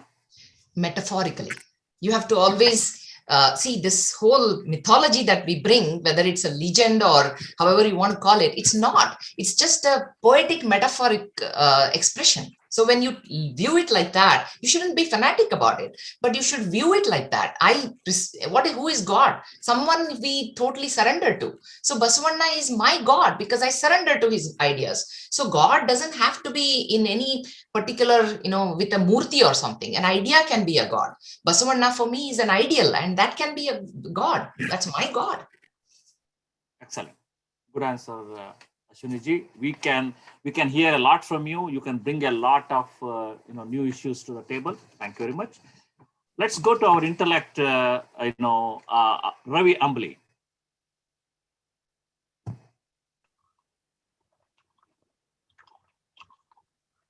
Okay, Ravi, I'm allowing you to unmute.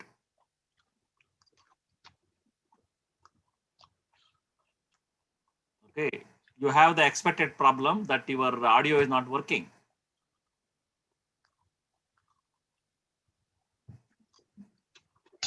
Ravi, your audio is not working.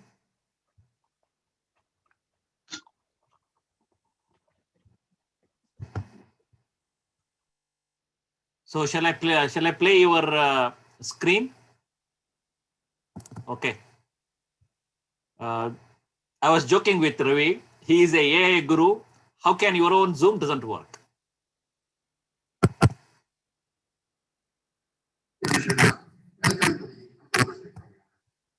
1 second.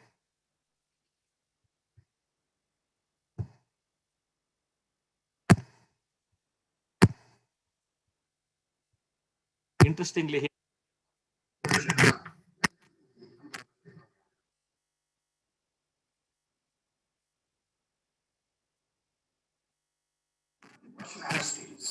is spiritualism part of Sanatana Dharma? The straightforward answer is yes, spiritualism is a part of Sanatana Dharma, and it should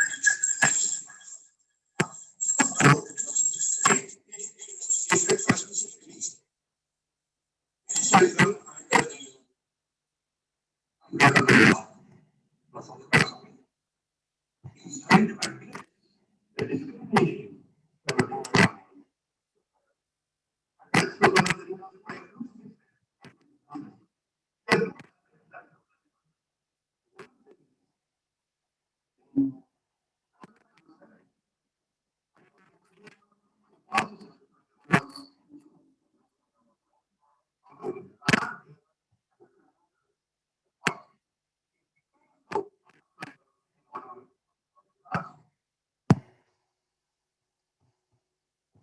I think we have an issue.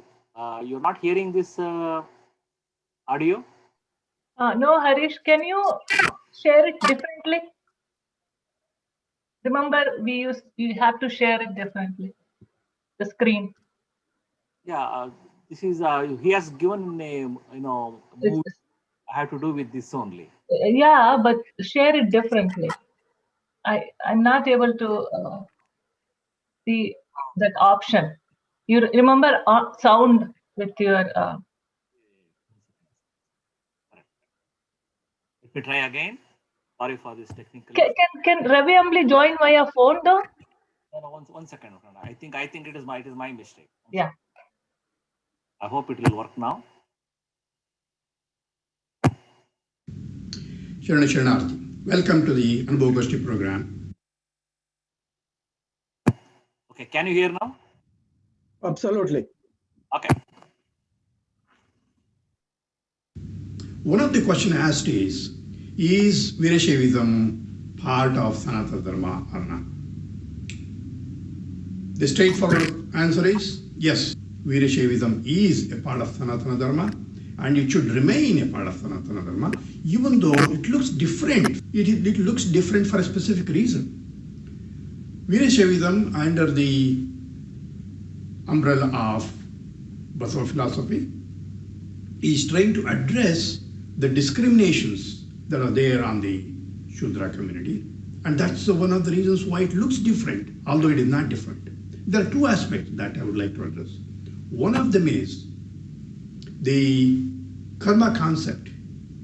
Although karma hypothesis, which came into existence during Vedic times, although it is not a discriminatory hypothesis, it became so after the Manu Smriti was endorsed. The past karma concept gives no motivation for any Shudras to improve because their fate has already been decided by their past karma anyway. This is one of the reasons why Baswa philosophy is against the karma concept. The other aspect that we look different, although we are not different, we look different from Sanatana Dharma, is that we embrace Vedantic Shiva. Most of the Sanatana Dharma followers, they embrace Vedic Shiva. The reason is that it gives a liberty for the Shudras who have no access to the Vedas, who have no access to the temples, to worship wherever they want. They don't have to depend on the temples. Although going to the temple is not restricted, they can always go if they are allowed, but if they are not allowed or if they don't want to go, or if they don't have access to the temples, they can still worship wherever they are with the Ishtalinga. These are the changes that are intentionally made to improve the Sanatana Dharma so that it is accessible to all the communities. It's not that we are different from Sanatana Dharma, we are improved Sanatana Dharma. And we need to remain in the Sanatana Dharma and pinpoint all the discriminations that are happening in the society. So this is the religious aspect. Now let's talk about the social aspects. Baswa philosophy is there in place so that the Sharanas become a bridge between the upper caste and the lower caste. And that's what Basaveshwara did in his entire life. And he even went to the extent of marrying upper caste and lower caste families, which ended in a tragedy. But if you look at the Vedic period, Veda Vyasa, his father was a Brahmin, mother was a Shudra. He was considered as a Shudra. But during those times, during the Vedic times, marriage between upper caste and lower caste was allowed. And the same inter-caste marriage, which happened during Basaveshwara's time, ended with a tragedy. So this is exactly what happened after the Manu Smriti was endorsed. The status of the Shudras and the woman went down the hill and reached almost the bottom when Basaveshwara's movement was in place. If you look at all the Munis who wrote the Aranyakas in the Vedas, from Vyasa, Valmiki, Vishwamitra, all the way to Durvasa, all the Munis, majority of them, they're all Shudras. The tragedy is those Shudras who wrote the Vedas, Vyasa wrote the Vedas, his own future generations were restricted from accessing Vedas after the Manu Smriti was endorsed.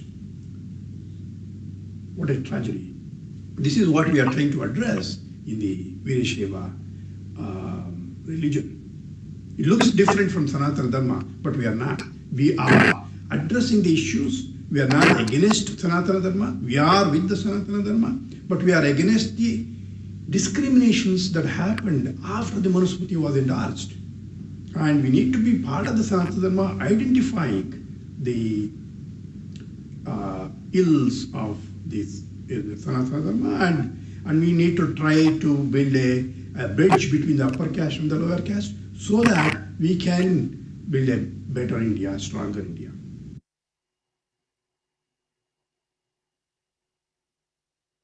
The next question is, non-discrimination is being woven in the Sharana philosophy. How do we, as an organization, practice it? In Sanatana Dharma, discrimination has been in place since the inception of Manusmriti. Shudras have suffered discrimination for the past 2000 years. Now the government of India is trying to address it by bringing the reservation system so they can uplift the downtrodden, and we as an organization should support it. The reservation system is not a perfect one. There are flaws. It needs to be corrected. However, the reservation system should be in place to uplift the downtrodden, and we as an organization must support it. The other aspect is the Varnashrama Dharma, which came into Virashaivism from the Sanatana Dharma. We inherited it. And even in United States, in the VS Virashaiva organization, we do have caste system. Many people who come from India, who have that Varna background, they still ask questions, what is your caste? The good thing is, the future generations, the young kids, they're not asking those questions. They're not bothered by the caste system. And we, as adults, when we bring up our Virashaiva kids, we have to make sure that we don't pass on the Varnashrama Dharma concept to those kids. We should not even tell them which caste they belong to, so that over a period of time, over a few generations, those caste concepts, Varnashrama concepts will slowly fade away. Thank you for giving me an opportunity to address these social issues. Thank you. Thank you, Ravi. You can, I'm asking you to unmute. Do you hear me? I can hear you. Oh, wonderful. Can you speak again? You hear me? Yeah, I can hear you now. Yeah. Ah, okay. Okay. Sorry, what happened. I didn't want to repeat this record again one more time for the second question. I will not be giving you a chance for the second question. Sure. Okay. So what you are telling in your explanation, so basically what you are telling is Virashaivism, Virashaiva Lingayatism is a part of Sanatana Dharma, and it has kind of, it came into realization to fix the discrimination or some, unwanted practices developed in the Hinduism, and Hinduism was deteriorating in front of Jainism and Buddhism. During that time, Baswa and everybody, they came and tried to kind of revive it, try to kind of fix that one. That is your point? Yeah, you're right. Okay, and one more thing you told me to our group right now, we should not even tell our children what is a caste or anything. But one thing I already believe, this truly I believe because I lived here 20 years. Under VSNA, I don't think any of us even think that we are different. VSNA has made us as one.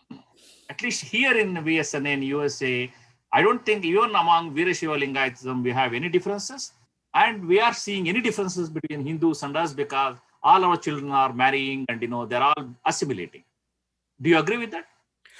Well, there are two aspects here. One is the mindset of the old people who have come here, like us, who have the Varna Ashrama background. They cannot so easily take it away.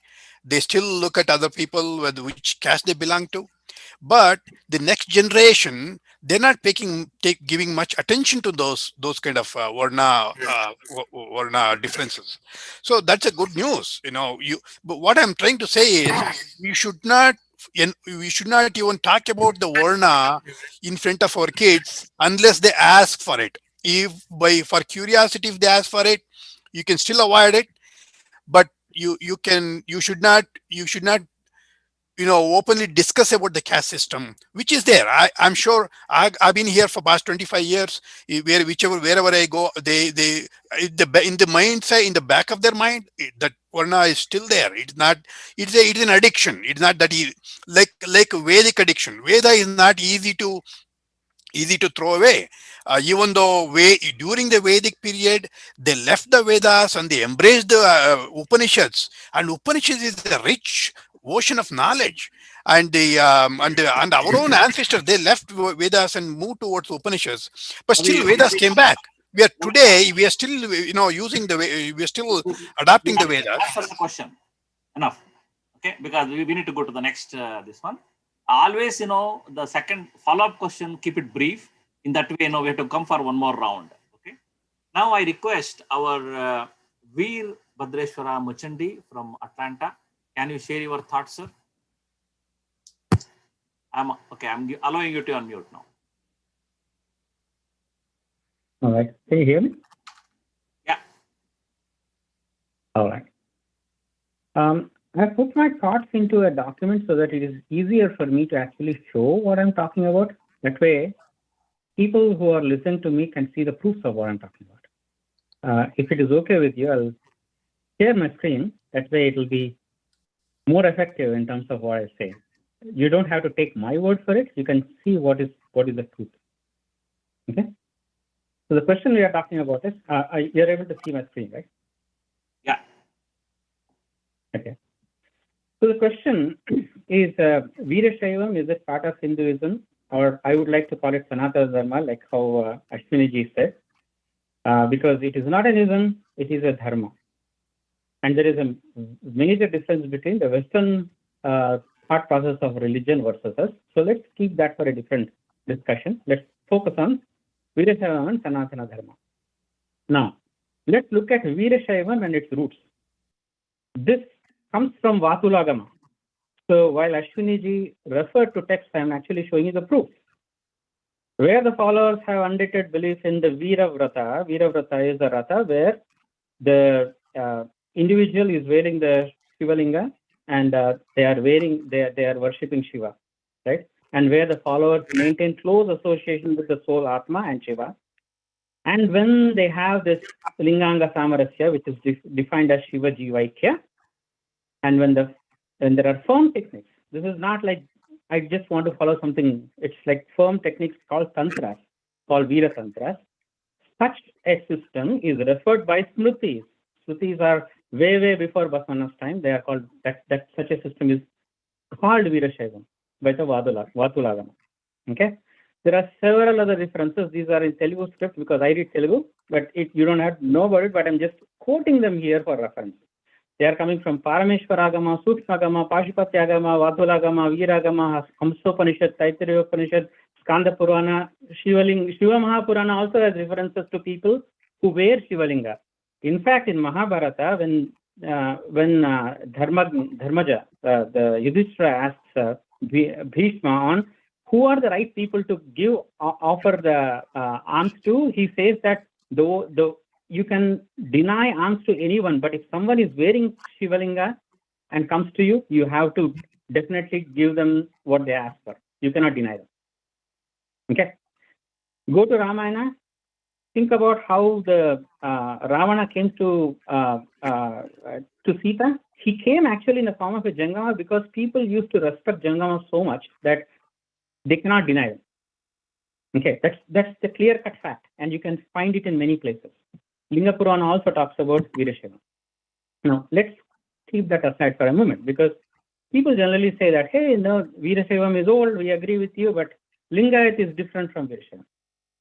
Okay.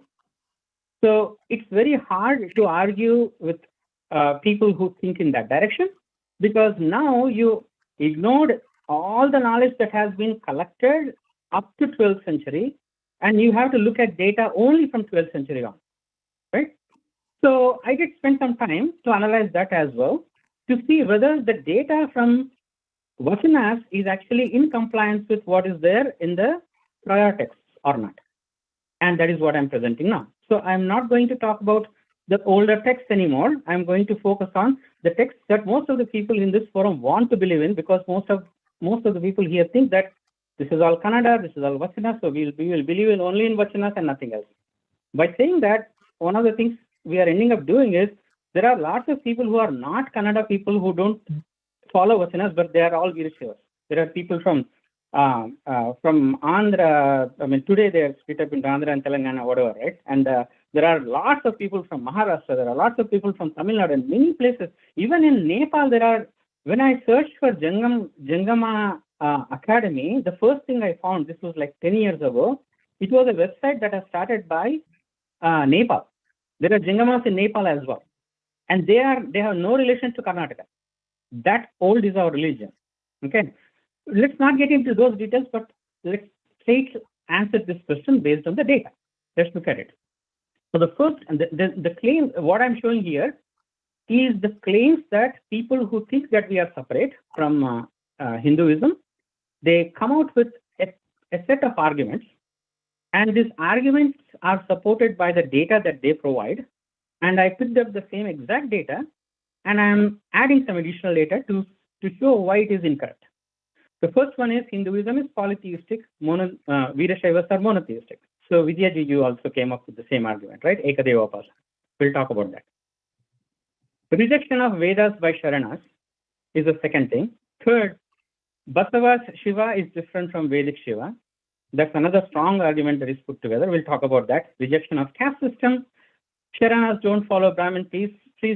Veerashaivas don't do temple worship. And there are a few more things. But for now, I mean, even to cover this, I may cross the time a little bit. So please forgive me for that because I'm presenting data here. We have to take a few moments extra for me. Okay.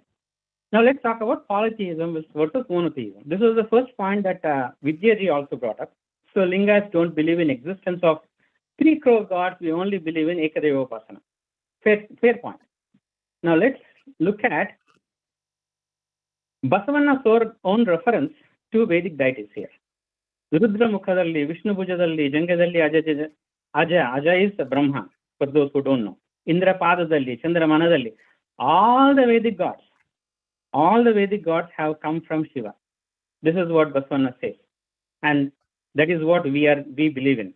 We don't believe in the Ekadeva Upasana doesn't mean that all the other gods don't exist. They all were created by Shiva, but we believe only in Shiva. That is what our thought process is. When we understand a term, we should understand it correctly. We cannot misinterpret it. Here, another example. Basavanna Shiva, Kudala Sangama, drank poison to save gods. Amrutava Kadavala, this is all coming from the Puranas, right? Where is the story coming from? When did Shiva drink poison? This is coming from the Puranas. This is the same Vachana that Basavanna is explaining, and where all the gods, they ran. Where did they run to? Did they run to Vishnu? Did they run to Brahma? No, they ran to their dad, Shiva.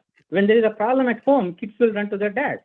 When there is a problem for gods, they run to their dad. Jagata Pitara Vande Parvati Parameshwara. They are the dad and mom of this universe. They are the ones who will save them. So gods are nothing but what we call as these devatas or gods are nothing but another set of jivas who are like us.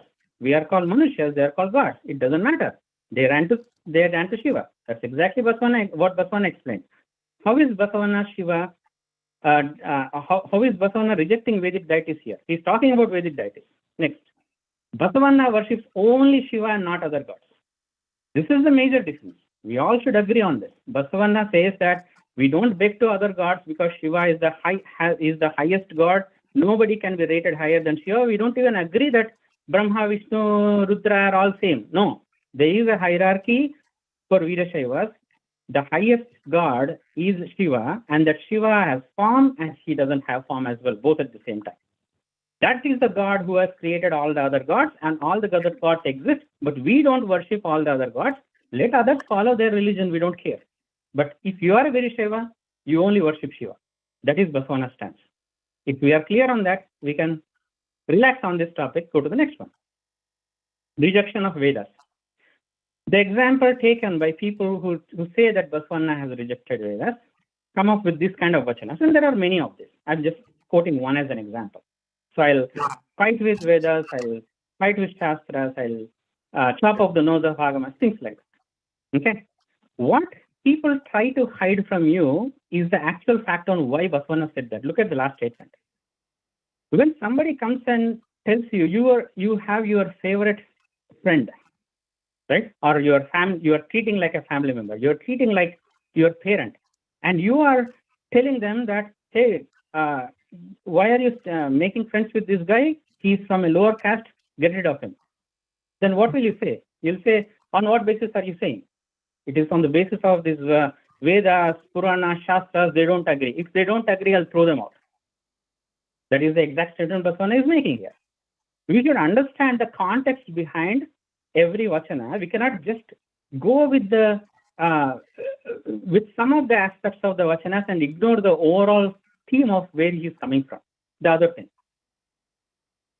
Look at what Basavanna does here to claim that the Shiva is the only truth. He says, based on the Vedas, Shiva is the only truth. So if Basavanna rejected Vedas, why will Basavanna take Vedas as a reason why he is proving that Shiva is the highest? So falls flat on its face. The claim that Veerashaivas are against Vedas falls flat on its face. Very simple. Let's go to the next one. Vedas, what do Vedas say about Shiva? Do Vedas say that Shiva is one of the gods? No. Shiva eko dhyeyaha sarvamanyat parityajyaha. Other than Shiva, just leave everything else. It's all useless. Vedas themselves claim that. Upanishads themselves claim that. Being studied Rudra Suktam, I know it very well that, I mean, when you think about this prapancha, and when you think about Vishwarupa of God, we are, by looking at seeing movies and TV serials, we think that Vishwarupa is like somebody with thousands of heads and thousands of hands. No, that is not correct. Vishwarupa is God existing everywhere. That's exactly what Rudra Suktam teaches you. Everywhere Shiva pervades. Every small thing and big thing, even in the filth, even in dogs, even or in the milk, it doesn't matter. Every piece of matter in this universe has Shiva existing in it. Shiva is the all-pervading one. Tasmat Sarvagata Shivaha. This topic will take about an year to explain. If you want to learn from on what the Rudra Suktam takes, some people who have learned it are on this call, right with us. But if you are interested, we can have bigger conversations on that topic. Next, Basava's God is different from Vedic Shiva. This is the next claim. Let's look at it. And the example they give for that, and I've seen many intelligent people talking about this particular vachana. Jagadagala, Mugiyagala, Migelegala, Nimagala. Let's go from Patala to from Patala Dindatta Nima Sri Charana, Brahmana Dindatta Nima Sri Makutanta. They will talk about how Shiva extends across the universe. You cannot assign form to Shiva. True. There is no doubt about it. But the other thing they say is Basava rejected mythical characters like Shiva who wears snake, holds Trishul. Basavanna's God is formless, endless one. This is the only thing we believe in. We don't believe in your Puranic mythological characters. That's all trash. Okay? If that is what you are saying, look at this vachana. Before we go to the vachanas, let's look at this. What do Vedas say about Shiva? Apatala nabhastalanta bhuvana brahmandama vispurat jyotispatika lingamauli vilasat purnendu vantamrutaihi. What does this mean? Apatala, from the Patala, navastalanta, to the end of the other part of the universe. The one who is spread in the form of Jyoti, who cannot be seen, who is transparent, that is Shiva. Compare that with Basavanna's vachana. Is it exactly not the same? I'll not say Basavanna copied, but you can derive it yourself on whether Basavanna took the concept from the Vedic Upanishadic texts like this or not. You are the ones to do it because you are all intelligent. Let's look at the next one. The Basavanna Shiva had form. This is a untrue thing that people are, I don't know where it is coming from. They just keep spreading wrong belief systems. Basavanna is talking about Shiva who, I'm just giving a couple of examples. There are hundreds of vachanas from Basavanna himself. Don't even go to other Sharanas. Just look at Basavanna's vachanas. He's wearing snake. He's having red tresses. He's smearing ash all over his body. He has a skull in his hand. He is half woman, half man. He stands in front of Banasura's door. He has helped the Nambi. He has gotten gold in Chola's kingdom. Where is this coming from? The Chola's kingdom where Shiva showers gold. It's coming from the South Indian Puranas, right? This is not even the regular Puranas, South Indian Puranas, the Tamil Puranas. Periya Purana is what it's called. All the stories. And these are not just in this. I have read Basava Puranam in and out. This is Palakurki Somanatha's Basava Puranam coming from 12th century. We are not talking about 20th century so-called scholars who claim what Basavanna should be thinking. No, I'm talking about people who lived at the time of Basavanna who wrote their Puranas and what they said. In that, Basavanna was a god. There was some hesitation when you asked that question, Harish ji, earlier on, is Basavanna God? If you ask me the same question, I'll say Basavanna is God. There is no doubt about it. If you are doubting that, then you are not a Veerashaiva. Basavanna was Nandishwara's avatara based on Basava Puranam. We are nobody to go and change that. Okay? If you say that I am from 20th century, I don't believe all that, then you don't believe in Veerashaiva or Lingayatism. Because people who have formed Veerashaiva in 12th century believed that Basavanna was Nandishwara's avatar. If you think he is a mythical, that is a mythology story, I mean, I cannot do much about it. If you are a Lingat, then you are believing what Basavanna's story was.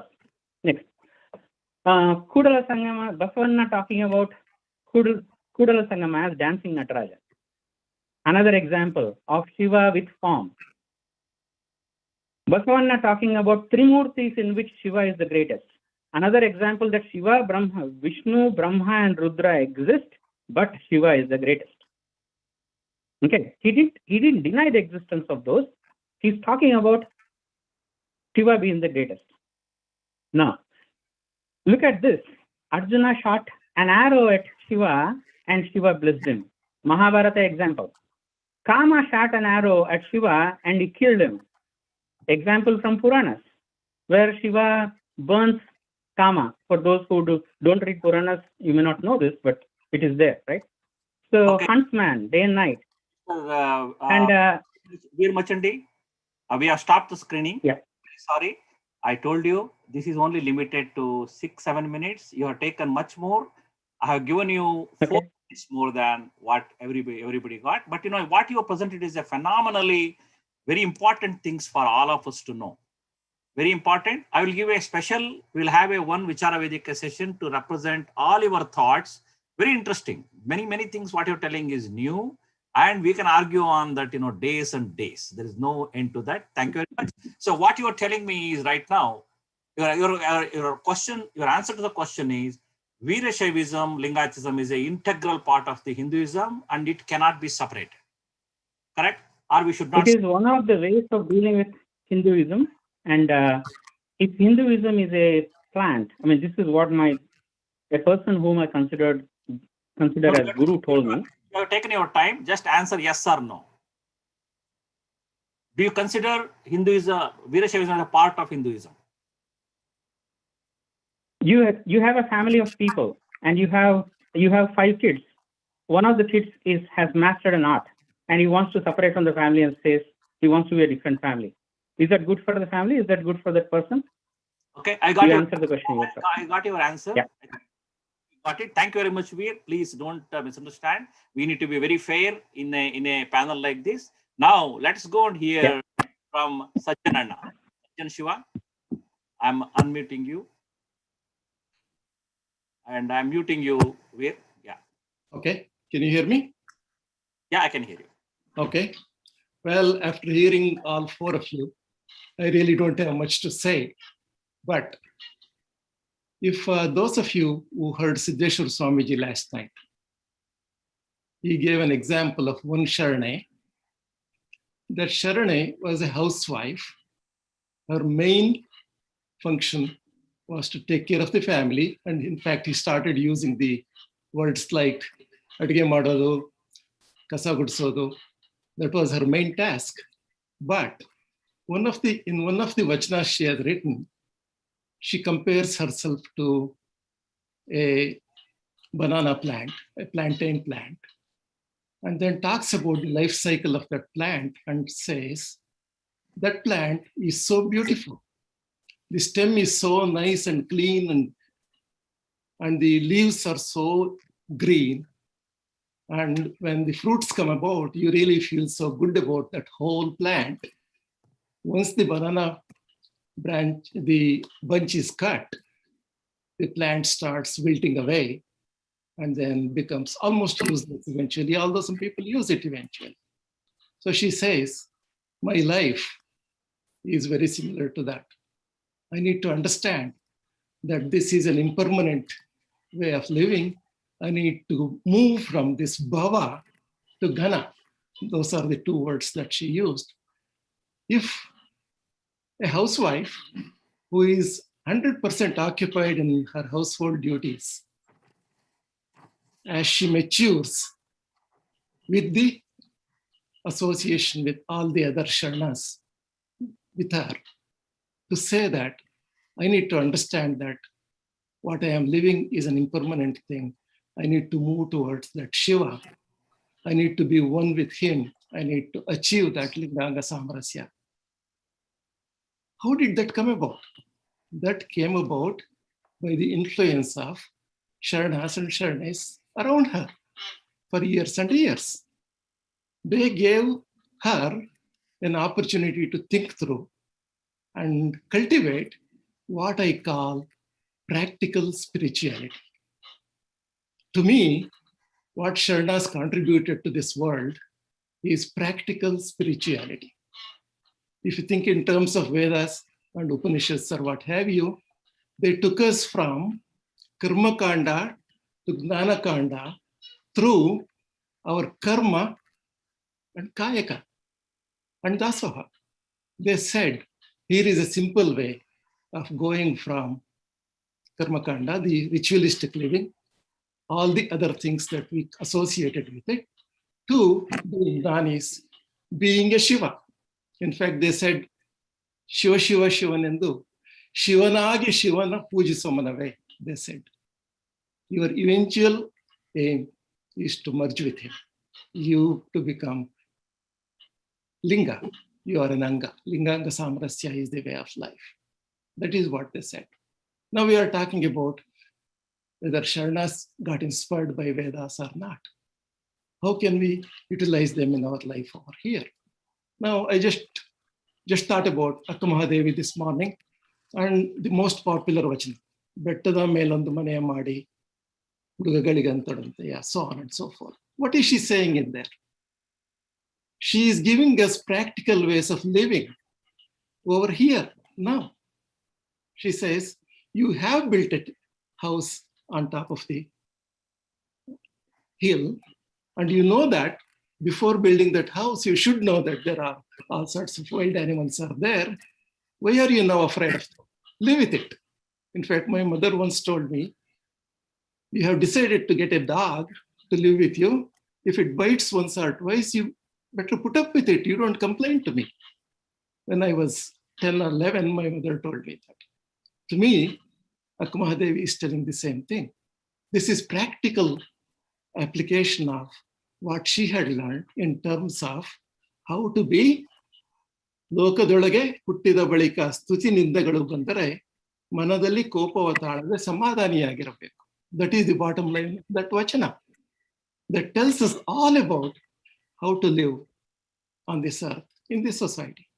At the same time, Akkammana says, ವೇದ ಶಾಸ್ತ್ರಾಗಮ ಪುರಾಣಗಳೆಂಬುವ ಪಟ್ಟಣವ ಕುಟ್ಟುತ್ತಾ ನುಚ್ಚು ತೋಡು ಕಾಣಿಬೋ ಅವ ಕುಟ್ಟಲೇಕೆ ಅತ್ತಲಿತ್ತ ಹರಿಯುವ ಮನದ ಶಿರವನರಿಯ ಬಲ್ಲಡೆ ಬಚ್ಚಬರಿಯ ಬಯಲು Channamallikarjuna.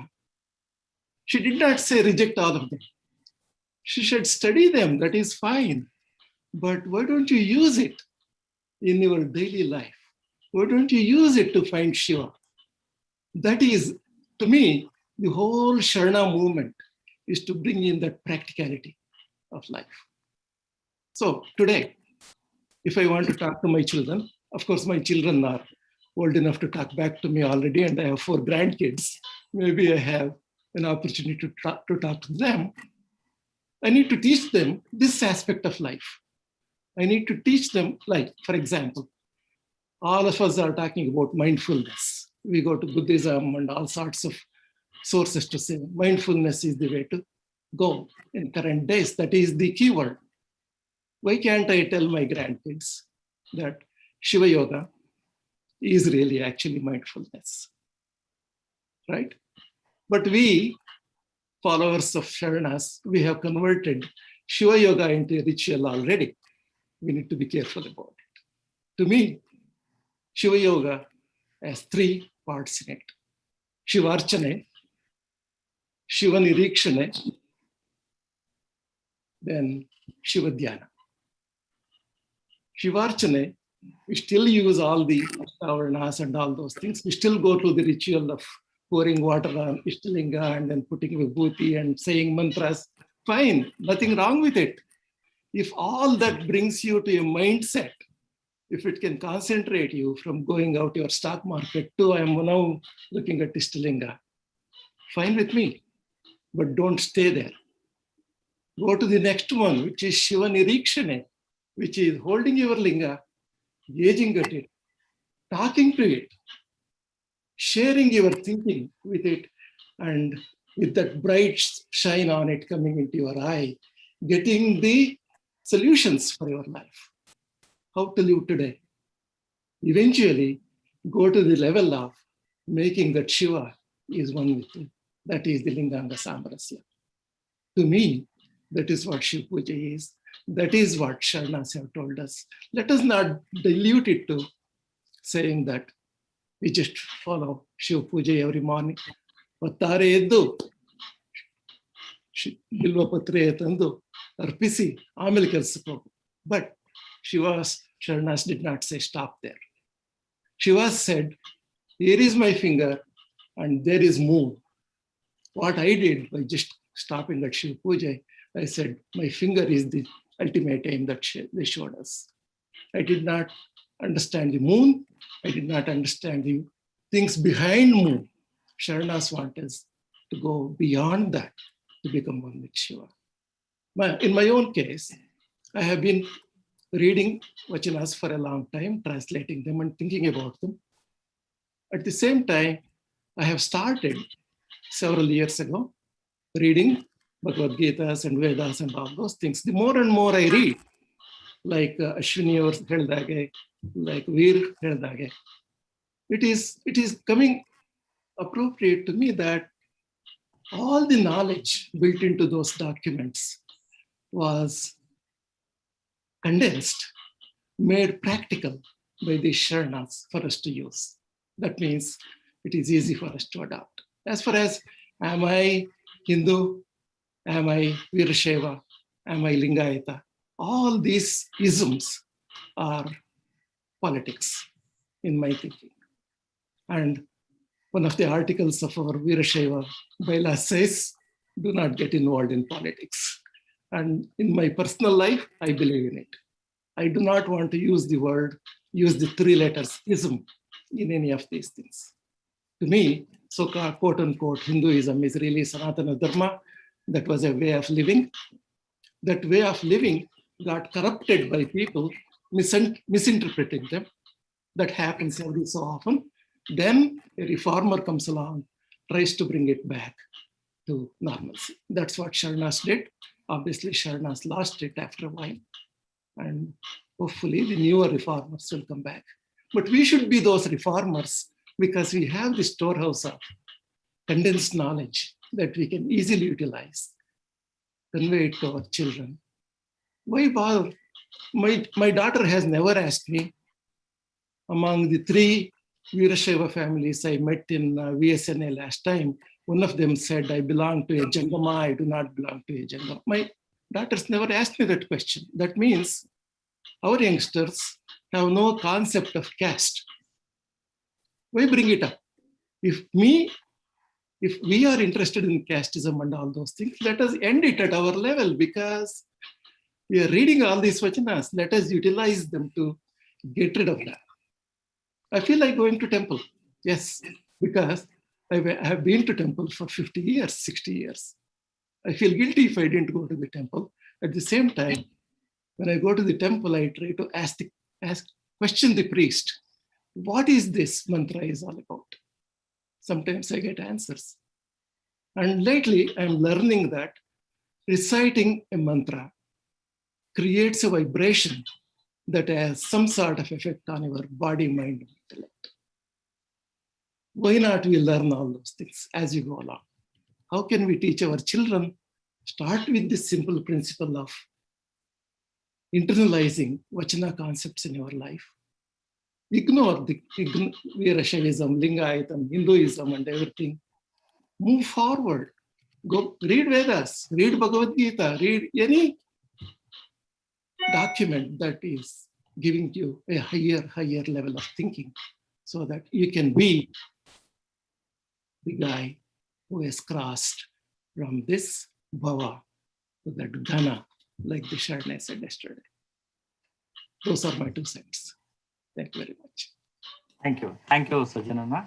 Appreciate. It's a very wise. What you're telling is, don't bother about thinking whether Virashaivism, Lingayatism is a part of Hinduism or not part of Hinduism. Instead of that, take the good things from any ism or anything what you see, because much everything, all the dharma tell only good things only. Take those good things, like our Sharana said, apply it in your daily life. That's what you're saying. Yes. Yeah, that's what I'm saying. At the same time, if Ashwini or Veer, who have this deep knowledge about other aspects, I would like to involve them with us, with our community, with our children, to guide them towards those things, to see that we get the deeper knowledge of how the Vachanas came about, how it is simply a distillation of very good aspect of various things that our Sanatana Dharma has given us. Why give it up? So that is what very excellent discussion, but we have limited time. We need to go for the second question. Briefly, only 1 minute, because I need to hand over this session to our medical and health. It's a wonderful session waiting in another 16 minutes. I want to do exactly at 11:28 EST. So 16 minutes we have. We need to wind up the time. With that, I want to ask the second question to our youngest panelist, Firebrand Vidya. Okay, Basavanna revived Virashaivism primarily as a social justice movement. Values of tolerance and anti-discrimination are woven into our Vachanas and should be woven into our lives. How can we, as an organization, as a VSNA organization, practice these principles here, and how? Sorry, I had to unmute. Okay, you can unmute now, Vidya. Okay. You have 2 minutes. Okay, again, question ನೀವು ತುಂಬಾ speed ಆಗಿ ಓದಿದ್ರಿ. I'm going to repeat again. Yeah. Okay. Basavanna revived Virashaivism primarily as a social justice movement. How we can apply this in our American life as an organization, VSNA organization? Okay, Basavanna ಅದೇ ಅವ್ರದ್ದು ವಚನ, ಬಸವಣ್ಣ ಮತ್ತು ಯಾವುದೇ ಶರಣರು ತಗೊಂಡ್ರು ಅವರ ಒಂದು slogan ಕಾಯಕವೇ ಕೈಲಾಸ. ನಮ್ಮ ಈ ಅಮೆರಿಕನ್ ಲೈಫ್ ಅಲ್ಲಿ ಕಾಯಕವೇ ಕೈಲಾಸ ಅನ್ನೋದೇ ಒಂದು ಅದ್ಭುತವಾದ ಪರಿಕಲ್ಪನೆ. ಅದನ್ನ ನಾವು ಜೀವನದಾಗ ಅದೊಂದನ್ನೇ ಅಳವಡಿಸ್ಕೊಂಡ್ರೆ ಸಾಕು. ಕಾಯಕವೇ ಕೈಲಾಸ, ಗುರು ಹಿರಿಯರಿಗೆ ಗೌರವ, ಜಂಗಮ ದಾಸೋಹ, ಈ ಮೂರನ್ನ ಅರಿಸ್ಕೊಂಡು ನಾವು ನಡೆದ್ರೆ ನಮ್ಮ ಈ ಅಮೆರಿಕ ಲೈಫ್ ಅಲ್ಲಿ ಒಂದು ಅದ್ಭುತವಾದ ಜೀವನ ನಡೆಸ್ಬೋದು. ವರ್ಕ್ ಈಸ್ ವರ್ಷಿಪ್ ಅಂತಂದಾನೆ ನಾವು ಬಸವಣ್ಣನ ತತ್ವವನ್ನೇ ಪಾಲಿಸಿ ನಮ್ಮ ಕೈಲಾದ ಸಹಾಯವನ್ನು ಬೇರೆ ಜನರಿಗೆ ಮಾಡ್ಬೇಕು. ಇದೇ ನಮ್ಮ ಜೀವನದ ಒಂದು ಬಸವ ತತ್ವದ ಒಂದು ಮೇನ್ ಸ್ಲೋಗನ್ ಅಲ್ಲಿ ನಾವು ಈ ಅಮೆರಿಕ ಜೀವನದಲ್ಲಿ ನಡೆದ್ರೆ ಸಾಕು ಅಂತ ಹೇಳ್ತೀವಿ. Very nice, Amma. What's a small follow-up question? What you're telling is Basava principles are so universal. As an organization, as a youth, next generation, we need to spread this Basava message to our American society, because even though it's a democratic, still there is a discrimination. So by understanding Basava principle, it can help our American society. You think like that? Yeah, that's true. Right. Okay. Thank you. Thank you very much. Appreciate for your participation. Wonderful, daredevil thoughts you have put in. I want to see our youngsters. Thank you. Thank you. Thank you so much.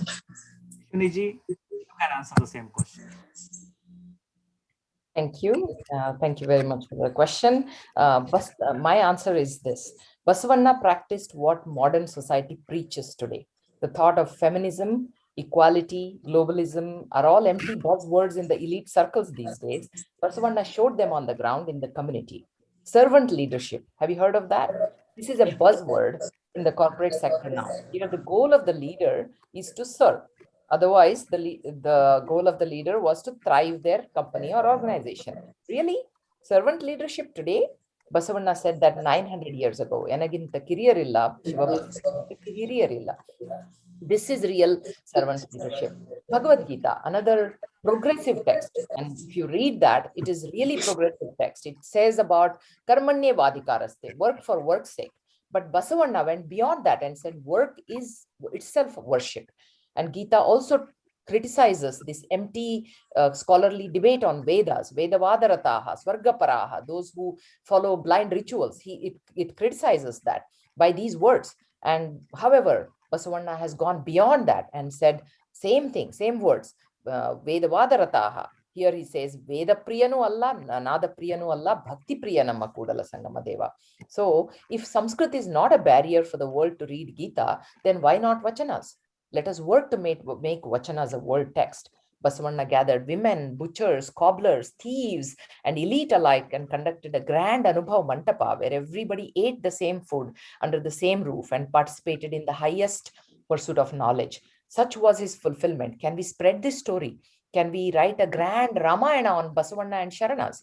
Another epic story, perhaps? Would we all work on this idea? I'm doing my little. Let us join hands.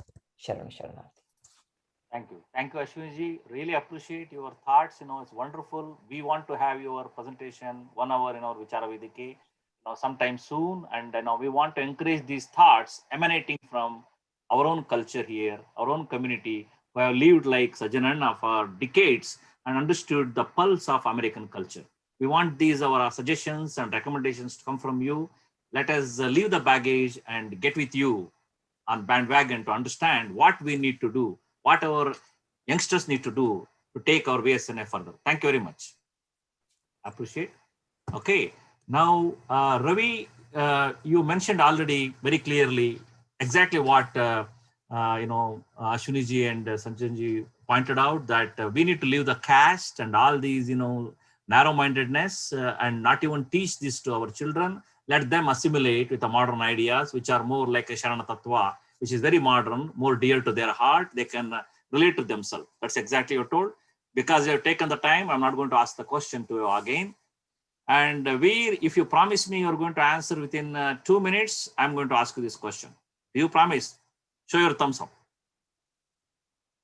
Okay. You can answer the question. I'll ask you to unmute. You can unmute. Yeah. Yeah. So I think irrespective of whether you are a Veerashaiva or Lingayat or not, social discrimination or caste system or any kind of discrimination for that matter, it doesn't run in the world. Okay, it's nowhere. It's not going to. But at the end of the day, let's not try to link this social justice movement with Veerashaiva or Lingayatism, because those are two different things. What Veerashaivam preaches, or even Basavanna preached, was equality among people through Shiva Bhakti. So if you want to mix up religion, follow or faith, in our faith, you have to inculcate Shiva Bhakti and treat every other Shiva Bhakta equally. That is what we follow. Right? Anytime you see a Shiva Bhakta coming home, offer food, we become like a servant for him. That is what Basavanna tried to do. And we also have to follow the same rules if we want to be through Veerashaiva. One of the acharas in Veerashaiva is Vrityachara, which is being like a servant to other charanas. And there are people who do that even today. If you go to Srishaila, there are some mathas where actually people serve you when you go there. They'll become like your Vrityas and live there like that. So people who have that kind of inclination can actually go and do that extra service as well. A lot of mathas in Karnataka do that too. But having said that, yeah, keep social equality as a common theme, irrespective of which religion you follow. Follow Shiva Bhakti if you want to be Lingayat. Thank you. Thank you, Veer. Very interesting. I need to get you on Vichara Vedike. We need to understand your thoughts. Very interesting. It kind of stimulating to me, really. Thank you very much. Thank you. I really appreciate. Please don't feel bad. I had to be fair as a moderator. So I had to stop you. That's not good. Don't worry about it. Sorry for that. Please forgive me. Okay. Now, let us get to our... somebody told me it's like a age-old wise and Maharshi of our VSNA. Sajanana, you can answer the same question. I'm asking you to unmute. You can unmute. I cannot speak anymore because I'm age-old, right? No. I'm not age-old. I'm not that old. I'm still quite young. And I'm not a Maharshi. Notice my clothes are still not kavi, right? Compared to yours. Anyway, so how can we make our children internalize the principles that are portrayed in all these documents?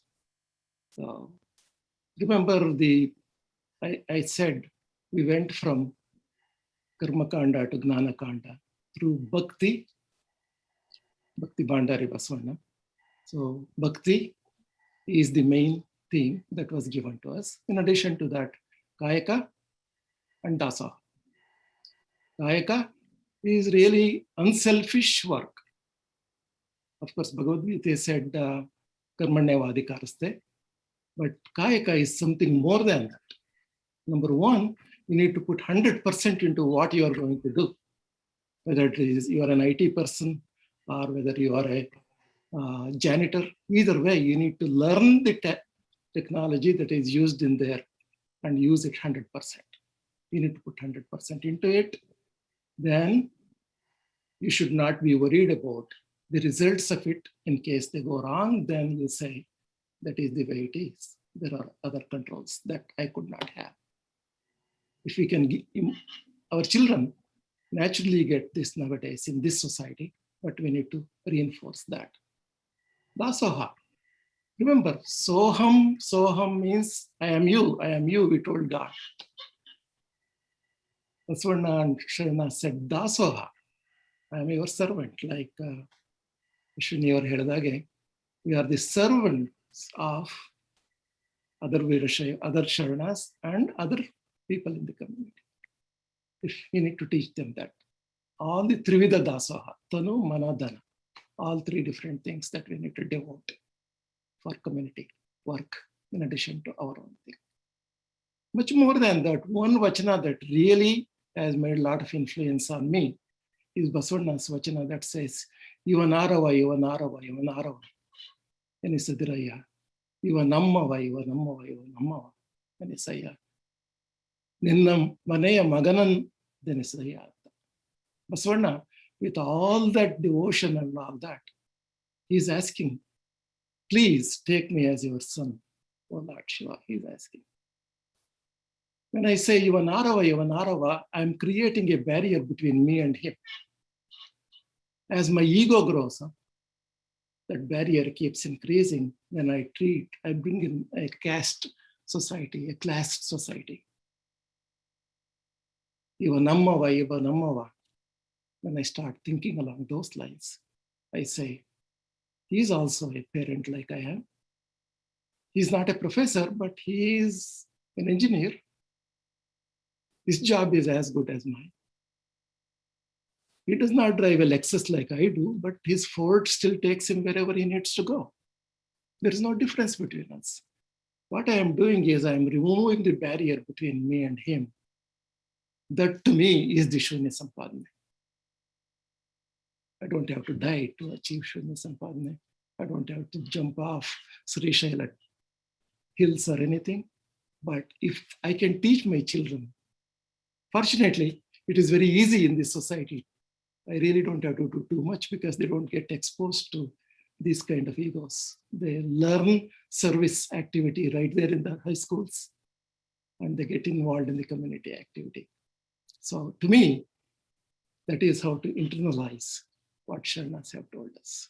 This is what we need to bring up in our Vichara Veda case, to impress on practical ways of spirituality followed by deep learning. Thank you. Thank you, Sujanana. I really appreciate your very good answer. And as a moderator, I need to summarize, and I'm sure that as I'm hearing all these angles, we need to have kind of summary, and I'll add my own twist to that also. See, when we are growing up back in India, because of our influence of all the other faiths, Hinduism, we grow in Hinduism basically. Because of that, our own faith, our own Virashaiva faith and Lingayatism, I don't know how much we really understood while we were growing there, but I had a unique opportunity. Most of you may not have this opportunity. I had seen this big divide between, our own thoughts, our own seniors, how they were conveying, they're putting the values in our head as a childhood, from my childhood. The reason is, my father is from Kudlu Sangama, Halli. He's from North Karnataka. They don't use Sanskrit for many mantras or anything. So all my grandfather, everybody, they used to use Kannada mantras. My grandfather was a Karabasaya Rachaya Hiremat. He was a village school teacher and a priest. He used to do all the priest's the work. So he used all different mantras. And my mother's side, they are from Bangalore side. They're Aradhyas. My grandfather was Channabasavaradhya, Samskrita Pandita. Rudra ಬಿಟ್ಟು ಬೇರೆ ಯಾವುದೂ ಹೇಳ್ತಿರ್ಲಿಲ್ಲ. ಎಲ್ಲಾ ಒಂದು ರೀತಿಯ ನಮ್ಮ festival ಇದನ್ನ ಅವ್ರು follow ಮಾಡ್ತಾ ಇದ್ರು. ಸಂಕ್ರಾಂತಿ ಪ್ರತಿಯೊಂದು ಪದ್ಧತಿಗಳು. ಸೊ ನಮ್ಮ ಮನೆಯಲ್ಲೇ ನಾನು ಇದನ್ನ ಬೆಳಿಬೇಕಾದ್ರೆ I saw this big differences in our own beliefs. ಅಪ್ಪ ಹೇಳದೆ ಬೇರೆ, ಅಮ್ಮ ಹೇಳದೆ ಬೇರೆ. ಈ ರೀತಿ ಮಧ್ಯದಲ್ಲಿ ದ್ವಂದ್ವದಲ್ಲಿ ಬೆಳೆದ್ವಿ ನಾವು. ಈ ರೀತಿ ದ್ವಂದ್ವ ನಿಮ್ಮನ್ನೆಲ್ಲ ಮಾತುಗಳು ಕೇಳಿದ್ರೆ, ವೀರರ ಮಾತು ಕೇಳಿದ್ರೆ, ವಿದ್ಯಾವ್ರ ಮಾತು ಕೇಳಿದ್ರೆ, ಈ ದ್ವಂದ್ವ ನಮ್ಮಲ್ಲೆಲ್ಲ ಇದೆ. ಇಂಥ ದ್ವಂದ್ವನ ಇಟ್ಕೊಂಡು ನಾವು ಇಲ್ಲಿ ಬಂದಿದ್ದೀವಿ. ನಮಗೆ ಸರಿಯಾಗಿ ಅರ್ಥ ಆಗಿಲ್ಲ, ನಮಗೆ ಏನ್ ನಿಜ ಅಂತ ಗೊತ್ತಿಲ್ಲ, ನಮ್ಗೆ ಹೇಗ್ ದಾರಿ ತೋರಿಸ್ಬೇಕು ಅಂತ ಗೊತ್ತಿಲ್ಲ. ಈ ಮಕ್ಕಳನ್ನೆಲ್ಲ ಕರ್ಕೊಂಡ್ ಬಂದ್ಬಿಟ್ಟು ನಮ್ಮ ದ್ವಂದ್ವ ಜೊತೆಗೆ ಅಮೆರಿಕನ್ ಕಲ್ಚರ್, ಮಾಡರ್ನೈಸೇಷನ್ ಎಷ್ಟಕ್ಕೊಂದು ಇಂಪ್ಯಾಕ್ಟ್ ಆಗಿದೆ ಅವ್ರಿಗೆ ನೋಡಿ. ಅವ್ರು ಹೇಗೆ ಅವರು ತಮ್ಮ ತನನ್ನ ನಾನು ವೀರಶೈವ ಲಿಂಗಾಯತ ಅಂದ್ರೆ ಯಾರು ಅಂತ ಹೇಗೆ ಅರ್ಥ ಮಾಡ್ಕೋಬೇಕು ಅವ್ರು ಯೋಚನೆ ಮಾಡಿ. ಎಂಥ ಒಂದು ಪರಿಸ್ಥಿತಿಗೆ ನಾವು ತಂದಿದ್ದೀವಿ. ಇದು ಏನಕ್ಕಾಗಿದೆ? ಈ ಪ್ರಶ್ನೆಗಳೆಲ್ಲ ಹುಡುಕ್ತಾ ಹೋದ್ರೆ 900 ವರ್ಷದ ಇತಿಹಾಸನ ಹುಡುಕ್ತಾ ಹೋಗ್ಬೇಕಾಗತ್ತೆ. ಬಹಳಷ್ಟು ಸ್ವಾಮಿಗಳ ಹತ್ರ ಮಾತಾಡ್ತೀನಿ. ಆಗ ಹೇಳ್ತಾರೆ, ಹಿಂದೆ ಕ್ಲಾರಿಟಿ ಇರ್ಲಿಲ್ಲಪ್ಪ. 130-140 ವರ್ಷದಿಂದ ಫಾಗು ಹಳಕಟ್ಟಿಯವರು ಎಲ್ಲ ಹುಡುಕ್ ತೆಗೆದ್ರು ವಚನಗಳು. ಇವಾಗ ನಮಗೆ ಕ್ಲಾರಿಟಿ ಬರ್ತಾ ಇದೆ. ಸೊ 100-150 ವರ್ಷದಿಂದ ಕ್ಲಾರಿಟಿ ಬಂದಿದ್ರೆ ಇನ್ನೂ ಉಳಿದ 750 ವರ್ಷ ಯಾರು ಏನ್ ಮಾಡಿದ್ರು? ಆ ನಂಬಿಕೆಗಳೆಲ್ಲ ಯಾಕೆ ನಮ್ಮ ಮೇಲೆ ಬಂದಿದ್ದಾವೆ? ನಾವು ಇವೆಲ್ಲ ಮಾಡ್ಬೇಕು ಅನ್ಕೊಂಡ್ವಾ? ನಮ್ಮಮ್ಮ ನನಗೆ ನಾಗರ ಪಂಚಮಿ ದಿನ ಹೋಗಿ ಹಾಲು ಹಾಕ್ಬಿಟ್ಟು ತುಪ್ಪ ಹಾಕಿ ಹುತ್ತಕ್ಕೆ ಹಾಕ್ಬಾವ ಅಂತ ಹೇಳುದು. ನನಗೆ ಗೊತ್ತಿತ್ತ ಅದು? 3ನೇ ಕ್ಲಾಸ್ ಹುಡುಗ, ನನಗೇನು ಗೊತ್ತು? ನಮ್ಮಪ್ಪ ಬೈದಾಗ, ಓ ಇದು ಉಪಯೋಗ ಇಲ್ಲ, ಇದು ವೇಸ್ಟ್ ಆಗ್ತಿದೆ ಅನ್ಕೊಂಡ್ಬಿಟ್ಟು ನಾವೇನ್ ಮಾಡಿದೆ, ಕುಡಿಯೋ ಶುರು ಮಾಡಿದೆ. ಅದನ್ನೇ ಕುಡಿದ್ಬಿಟ್ಟು ಸ್ವಲ್ಪ ಆಗ್ತಾ ಇದ್ದೆ. ಸೊ ನನ್ನಲ್ಲೇ ದ್ವಂದ್ವ ಶುರುವಾಯ್ತು. ಅಮ್ಮ ಹೇಳಿದ್ ನಂಬೇಕೋ, ಅಪ್ಪ ಹೇಳಿದ್ ನಂಬೇಕೋ. ಇಂತಹ ಪರಿಸ್ಥಿತಿಯಲ್ಲಿ ನಾವು ಬಂದಿದ್ದೀವಿ. Is a fact. We can't deny that one. ನಮ್ಮಲ್ಲಿ ದ್ವಂದ್ವ ಇದೆ. ನಾವು ಏನ್ ಫಾಲೋ ಮಾಡ್ಬೇಕು? ನನಗೇನ್ ಅನಿಸ್ತು ಅಂತ ಹೇಳಿದ್ರೆ, ನಮ್ಮ ಸಜ್ಜನನ್ನ ಹೇಳ್ತಿರ್ಬೇಕಾದ್ರೆ, ನಮ್ಮಲ್ಲಿ ಹಿಂದೂಯಿಸಮ್ ಅಲ್ಲಿ ಎಲ್ಲಾ ಇದೆ, ವೀರಶೈವಿಸಮ್ ಅಲ್ಲೂ ಎಲ್ಲಾ ಇದೆ. ಆದ್ರೆ ಒಂದು ಗಾದೆ ತಿಳ್ಕೊಳ್ಳಿ, ಹೇಳೋದು ವೇದ, ತಿನ್ನೋದು ಬದನೆಕಾಯಿ ಅಂತ. ಹೇಳೋದು ವೇದ, ತಿನ್ನೋದು ಬದನೆಕಾಯಿ. ಇದನ್ನ ನಮ್ಮ ಶರಣರು ಮಾಡಬೇಡ್ರು ಅಂತ ಎಲ್ಲ ವಚನಗಳು ಹೇಳೋದು. ಪ್ರಾಕ್ಟಿಕಾಲಿಟಿ. ಎಷ್ಟು ಒಳ್ಳೊಳ್ಳೆ ಮಾತುಗಳು, ವಿದ್ವತ್ತುಗಳು ಮಾತಾಡ್ಬಿಟ್ಟು ನೀವು, if you start not bringing that into practice, then ಹೇಳೋದು ವೇದ, ತಿನ್ನೋದು ಬದನೆಕಾಯಿ ಆಗುತ್ತೆ. That's what we have to do. We have to bring it to the practice. To bring it to the practice, the Sharana Vachanas, their principles are straightforward and they're very modern, and we can understand and we can apply it in our practical life. This is the essence of this one. Again, we can keep on debating, whether Hinduism and Veerashaivism, there's a part of it or not part of it, It is finally left to everyone's own feelings, because we're all set. We're all set in our own ideas. Only youngsters we have to help them to, form their opinions. The purpose of Vichara Vedike is not to change anybody. We are not in a missionary role here. Vichara Vedike is, to bring all these different thoughts into one platform and share the thoughts. Is my personal belief is, any belief, it becomes 100%, then it becomes fanaticism. That's why we see so many fanatics in our world do some very unreasonable things. For me, the Vichara Vedike, if it all helps us to open our door little bit and allow the new thoughts to come and test our ideas, what we believe, against the new thoughts. That is the purpose of Vichara Vedike. Today's Anubhava Goshti is not to kind of accept whatever we've said, not to accept, what Vidya said, or not to accept, Ashwini or Ravi or Sajjan said. Everybody's angles are slightly different. But as a person who really, like Allama Prabhu's, followers, we want to follow the knowledge. So knowledge, we have to keep it open and understand. Okay. With this, we are going to close this Anubhava Goshti. We are 1 minute more than our allocated time. The next one is a fantastic session we have from very qualified doctors, excellent, speeches. Please continue staying in this group and listen to their, various, excellent health talk. Now I transfer this, Vedike to our Suresh Shroff, Dr. Suresh Shroff and Dr. Chaitanya Mallikarjun both have worked very hard to organize the next session, Medical and Health Forum. Suresh, it is yours now. Thank you, Harish. I heartily welcome all of you to join the 44th VSNA Convention Medical Meet. We are fortunate to have this technology which has brought all of us together on this platform in the midst of the worldwide pandemic. This again proves that the world is flat and we all get affected equally wherever we live in this world.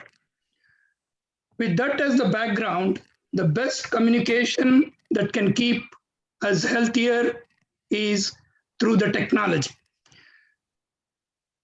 So today, I'm very fortunate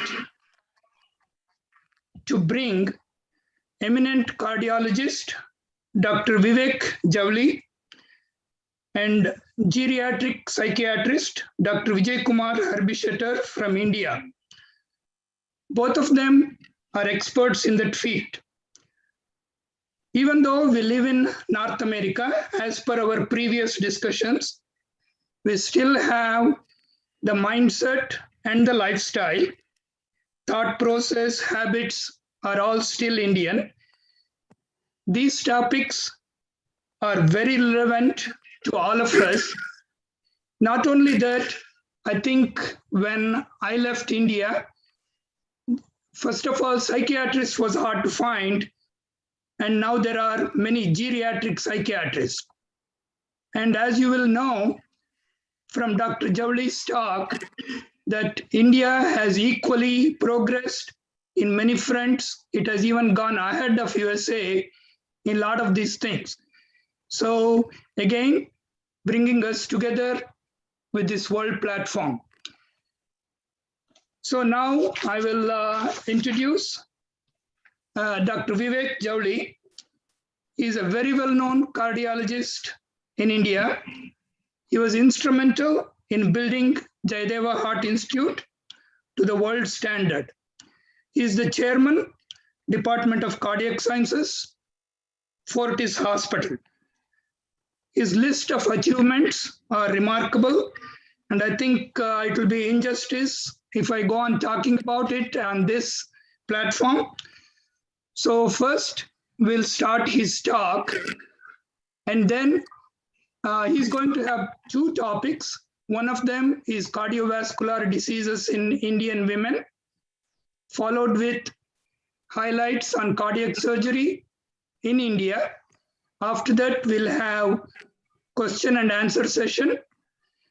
Then we'll follow with Dr. Vijay Harbishetter's talk on early forgetfulness versus Alzheimer's disease. So please listen to the talk. First we'll have the video talk from Dr. Javli.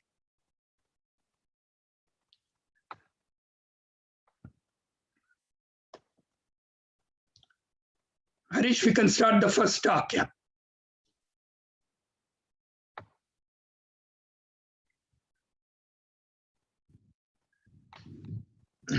Greetings to all of you, the office bearers and members of BSNA, and thank you for this honor of talking to you.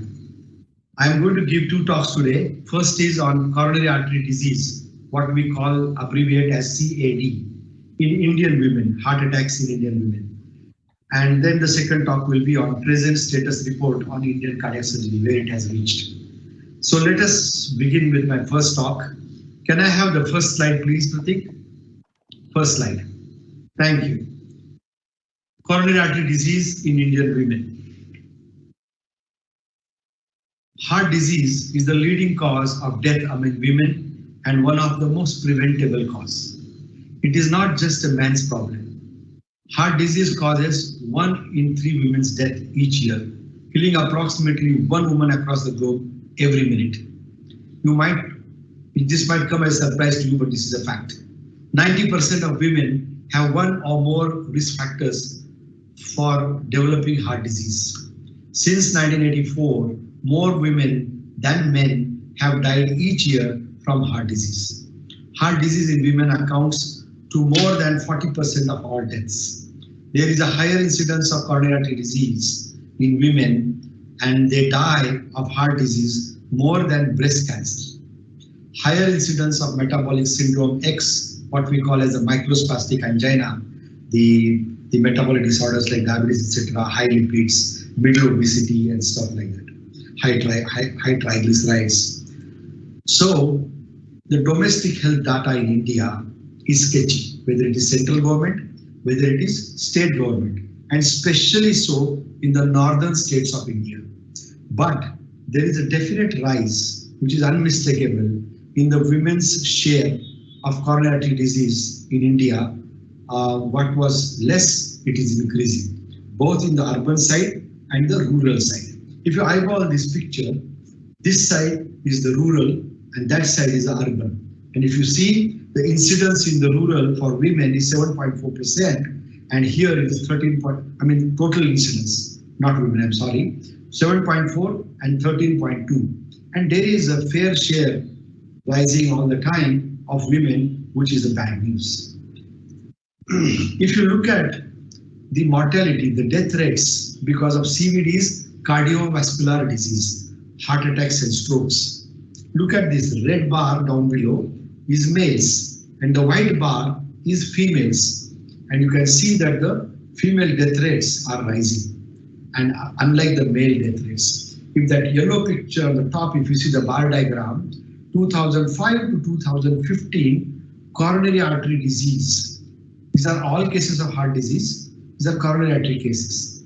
If you look at the coronary artery cases, the solid blue is 2005, the faint one is 2015. How much jump has happened? Double, 100% jump, which is not a good sign. We are in an epidemic of diabetes and heart disease. Look at this global map. Diabetes, look at India's map. Highest incidence. We are in an endemic of diabetes. Every 7th man on the street of Bangalore has got diabetes. Look at what happens to the death rates with heart disease if you have got diabetes or if you don't have diabetes. Men and women. And it is rising. Not a good news. Determinants of likelihood of coronary artery disease in women. If the woman is postmenopausal, that much elderly, if the age is more than 65, if she has diabetes, if she has got arterial blocks, vascular disease in her lower limbs, then she has a high chance of getting heart problem. The MI Triage and Intervention Registry, it's a paper, famous paper, as well as the TIMIT-9 trial, another famous paper and trial, have both identified that women with identical symptoms and identical profile of the disease were less likely to be admitted to the ICU or its equivalent, and hence were less likely to be properly treated. Fault of both society and women themselves. They will be in denial, and the society also is like this. So women get a worse treatment than men, and they are not smartly and quickly treated. Less of them get into ICU. 2001, a large review paper of multiple randomized controlled trials across the world of acute coronary syndrome, unstable angina or heart attack, from 66 to 2000, large number, and it was found in that the exclusion has declined from 66 to 90, and then again 91 to 2000, and enrollment of women has risen from 20% to 25%. That means, this scientific jargon means more women were seen. If you see from 66 to 2000, more and more women were enrolled. Even though the proportion of women with heart attack is approximately 43%, we are definitely seeing a rise. And also in this study, many women were missed out, though 43% who suffered from the heart attack. If 100 heart attacks come, 43% are women. Recent surveys of cardiac rehab programs also show that there is underrepresentation of women. And if there's an underrepresentation of women, then the risk factor modification secondary prevention are not done properly. Sorry, there is some problem here. Okay. Women health initiatives. You know, the hormonal replacement, somebody underwent a hysterectomy, or I mean, they all feel that at the post-menopausal period, after menopause, it was very popular once upon a time that we gave hormonal supplements, patches. We don't think today that it is a wise thing to do. There is, with those hormonal replacement therapies, increased heart disease 29%, increased stroke 41%, increased blood clots, increased breast cancer incidence 26%. Only profit was reduced colonic cancer and reduced hip fracture. The osteoporosis was less. But those four things are serious. Hormonal replacement associated with all that I spoke, but the last one, sorry, the conclusion. The HRT should not be used to prevent disease in healthy post-menopausal women. So that's a passing. What is different for Indian women? A, the way they come, they present to the doctors, clinical presentation. Women present at a later age than men. Typical angina is not there, and nobody comes with a typical angina. They will have some vague symptoms, and so the doctor has to have a higher degree of suspicion. They will come with pre-test probability.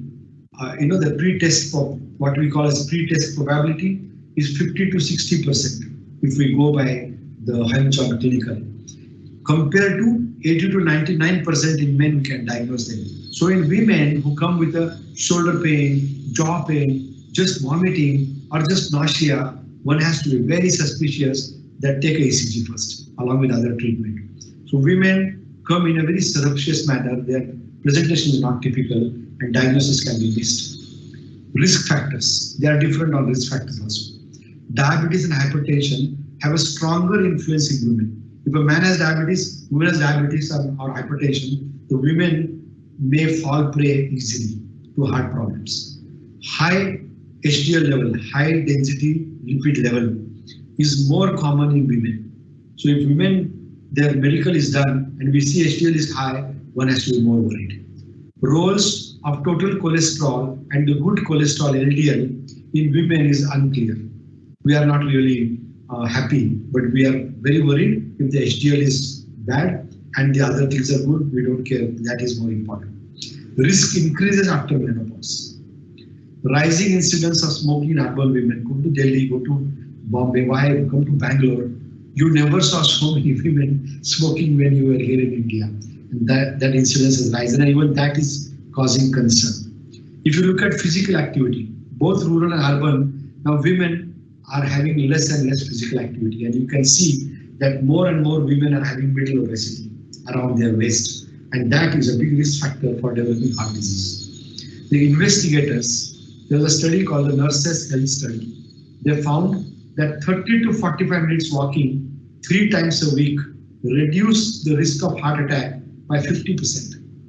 So remember this result. The Beyond Endorsed Lipid Level Study is called the BELL study. Is currently recruiting post-menopausal women and will compare the effects of 12 months of statins, atorvastatin and pravastatin, on regression of coronary atherosclerosis, and will give us a clear-cut idea whether the females have any difference than males in benefit from statins. But today we have a very thick doubt, and there are a lot of studies which are palpably telling us that women benefit far superiorly than men with the statins. And all these WhatsApp messages are going around India, the statins are bad, they're not to be taken. All that is fake. So some conclusions. Now instead of getting too theoretical, I'll just come to some dogmatic conclusions to you so that the lessons are taken by you. Despite an abundant evidence that coronary artery disease is endemic in older women, the belief that women have an innate protection from coronary artery disease and heart attacks is still prevalent in India, and all of you innocently feel that no, women are more safe. No. Even in the face of considerable morbidity and mortality, prevention and treatment strategies are still less aggressive for women than in the men, because everybody is sleeping thinking women don't suffer. No, that is wrong. Control of coronary artery disease risk factors in women: blood pressure, diabetes, obesity, inactivity, all that we are very aggressive with the men. That kind of a control of CAD risk factors in women still require recognition of the differences as well as the similarities between men and women and manifestation of risk factors. So we have to be as aggressive with women as men about the diet, exercise, not smoking, medical testing, checking sugar and BP periodically, and so on and so forth. Initial data suggests that women can substantially benefit from lipid-lowering agent. It means statins are far more effective and beneficial to women than even men. Statins have proved to be particularly effective in lowering women's heart attack risk and mortality, death rates from the heart attacks. Estrogen and hormone replacement therapies to reduce the risk have been popular in the past. However, in the view of the recent HERS and WHI findings, two major studies, it has shown that it is not recommended for prevention of coronary artery disease. On the basis of these two studies' results, statins will be the first drug of choice for women with established heart disease. The population of older women can be expected to be rising in India in the coming decades, and then we will have more and more health problems which need to be addressed in India. So thank you very much for listening to this talk, and I will be delighted to answer your questions on this talk. Thank you very much.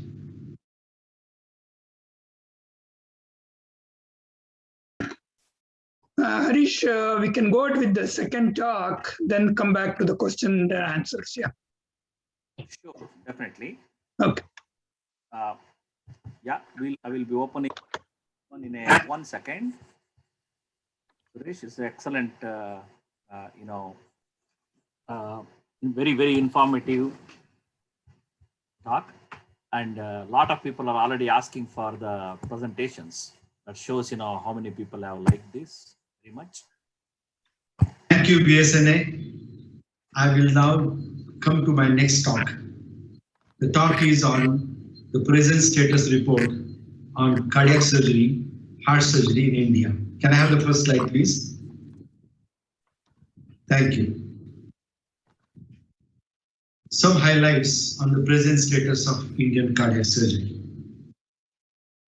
Cardiac surgery in India, I came to Bangalore from Bombay to initiate establishment of Jayadeva Institute of Cardiology. And from 84 till today, I have seen a sea of changes. There has been a sea of changes in quantity, quality, and penetration of cardiac surgery in the countryside of India. Healthy growth in the last 3 decades. From little about 30,000, today India is doing about 300,000 cases per year, and considering the local constraint, it's a great achievement. Impressive growth in the public and private infrastructures, both. Multiple central and state government schemes for the poor patients to get their surgeries done. Impressive growth in training, and also impressive growth in the reverse brain drain in this area, from United States and many countries in Europe, UK and Australia.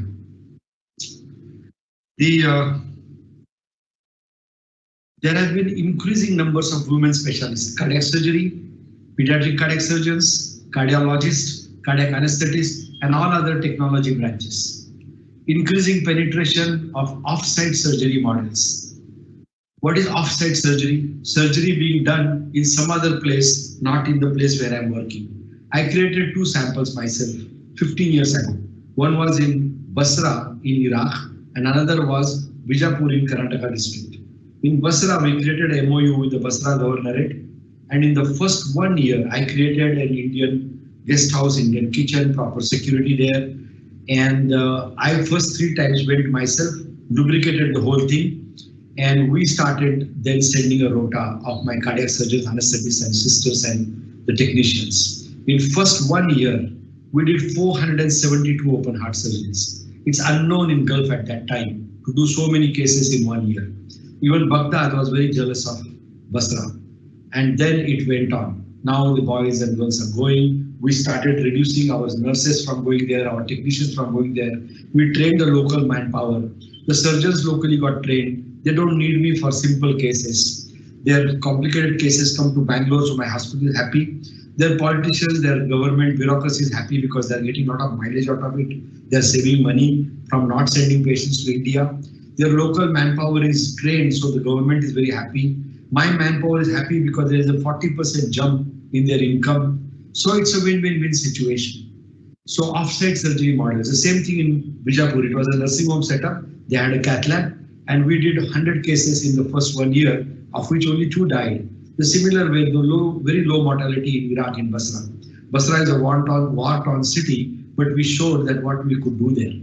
Imagine Africa, such a big continent, not much cardiac surgery. Imagine the entire Gulf, except 1 or 2 rich countries, nothing is happening. It's a huge market for Indian teams to go, and now most of the teams are going. And so there is a huge economic activity, which is a win-win situation, very good for those people, good for us. It started. Numbers are increasing of heart surgery from our country. Then there are novel local public and private initiatives. There are the examples in every state, like Jayadeva Institute, great example. Satya Sai Institute of Medical Sciences, totally free surgery, high number, complex cases. Now there is a center, a pediatric cardiac surgical center has come up in Raipur, state of art, one of the best pediatric cardiac center in India, no billing and fantastic output. A lot of people from the Western world come here to do seva on a rota and operate along with the Indian surgeons. So the quality is quite superior. So these are excellent models. Then today, if we see, apart from the Indian Association of Cardiothoracic Surgeons, which is an old association, we have now new associations of Pediatric Cardiac Surgery Association, Coronary Artery Surgery Association, Minimally Invasive Cardiac Surgeons Association, and the Heart and Lung Transplant Surgeons Association. These associations meet every year. They are already matured. The ever-growing medical tourism. You all know that medical tourism is growing leaps and bounds in India because the poorer countries, we do not have any setups. They find this as a cheap option. This is an English-speaking country. There is a hospitality kind of a culture with us. We are very warm. So everything is a win-win for them. So medical tourism is rising. It's going to rival, if the Modi government supports us well after pandemic, it will rival with the IT sector in earning for the country. There is, and this is both on-site and off-site, as I told you. Every team around me in Bangalore or Bombay or Delhi or Hyderabad or Kochi, they all are now traveling to Africa and Middle East. Healthy models of how you can do too much in too less is abound in all the teams. And actually there's a lot of learning for the Western world in that. American residents in cardiac surgery have a good case to come to India for externship and learn some of the skill set like off-pump or beating heart bypass surgery, pediatric cardiac surgery in grown-up children. And there is a large number of cases they can do hands-on here if they get a limited license in India, which is possible. So I have spoken to John Hopkins guys, and they may start sending a batch of their residents here. Let me discuss this whole scenario of growing Indian quality and quantity, taking 3 samples, which are little higher samples. A, coronary surgery, B, pediatric cardiac surgery, C, transplant surgery. By the way, this is a picture of a holding in the middle of the road, in the median of the road. You can see the footpath here, there's a footpath that side. You can see the guys walking that side, the guys will be walking this side. And this holding was put up by government all over the Basra streets when we did the 500th Open Heart, to celebrate the 500th Open Heart. And I was very happy that I did something to the image of my country. And all our boys and girls in cardiac surgery are doing it to variety of cities across Uganda, Ghana, Zambia, and all kind of Middle East countries. So that's something very good that's happening. So coming back to coronary artery surgery, almost 50% of the total surgeries done in India, heart surgeries, are off-pump or beating heart bypass surgeries. This remarkable growth, penetration, and talent in off-pump bypass surgery is a very good area for fellowship for the US residents who come here. I have the honor of being the pioneer of off-pump bypass surgery in this country. I did my first off-pump beating heart bypass surgery on Cunningham Road in Bangalore in 1991. And from there, in the Australasia region, this whole thing began. We struggled for 6 years to convince everybody, and now 70% of bypass surgery of India is off-pump. It is done at most of the district headquarters of this state, all the states today, especially the southern states. And bypass surgery in advanced age, bypass surgery with a very badly damaged heart, bypass surgery for restoring a badly damaged left ventricle. I'll show you a video of that. Concomitant valve surgeries, repair and replacement along with bypass surgery, concomitant carotid artery surgery for strokes, unilateral or bilateral along with bypass surgery, even unrelated general surgeries like a patient who is undergoing a bypass surgery requires a thyroid to be fixed, gallbladder to be fixed, uterine fibroid to be fixed. We are very routinely doing along with the bypass surgeries. Very advanced heart damage where an ECMO support may be required, that also is not a very unusual thing. So we have a very advanced field of bypass surgeries, and I think this is one area of surgery here where we are quite eyeball to eyeball, or maybe better than many centers in the West. Look at this picture. The first 3 pictures on the top are angiograms. First is 14 years, second is 16 years later, and the third is also about 15 or 16 years later. The first is a internal mammary artery, 2 internal mammary artery Y grafts put onto many coronary arteries. And if it is patent like this, after 15 years, this will never get blocked forever. Radial artery from the hand, 16 years down the road, that graft is put on 2 arteries on the back of the heart, the obtuse marginal branch and the distal circumflex artery. 60 years later, if the graft is so smooth and nice, it will be forever like that. The last is a gastrophilic artery from the stomach, taken through a punch hole through the diaphragm into the chest, anastomosed to the right coronary artery. And that again, in a young jockey in Bangalore, if it is so patent after so many years, none of these grafts are going to go now. This is a new surgery we have started. This is now getting very common in India. Of course, India, coronary bypass surgery, minimally invasive through small keyhole is very common. This is an abdominal bypass surgery. A small incision in the epigastrium, upper abdomen.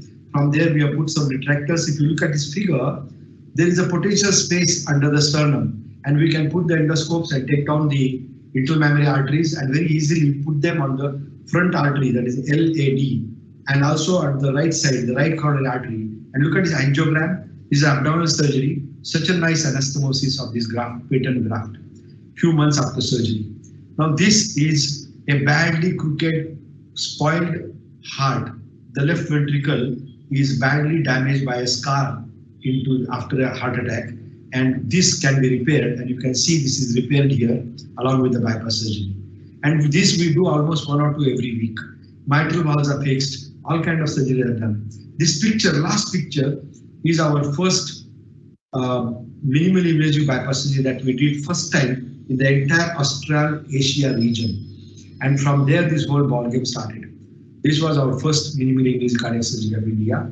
And now today we have a dedicated association of minimally invasive cardiac surgeons, large membership. Annually we have a meeting.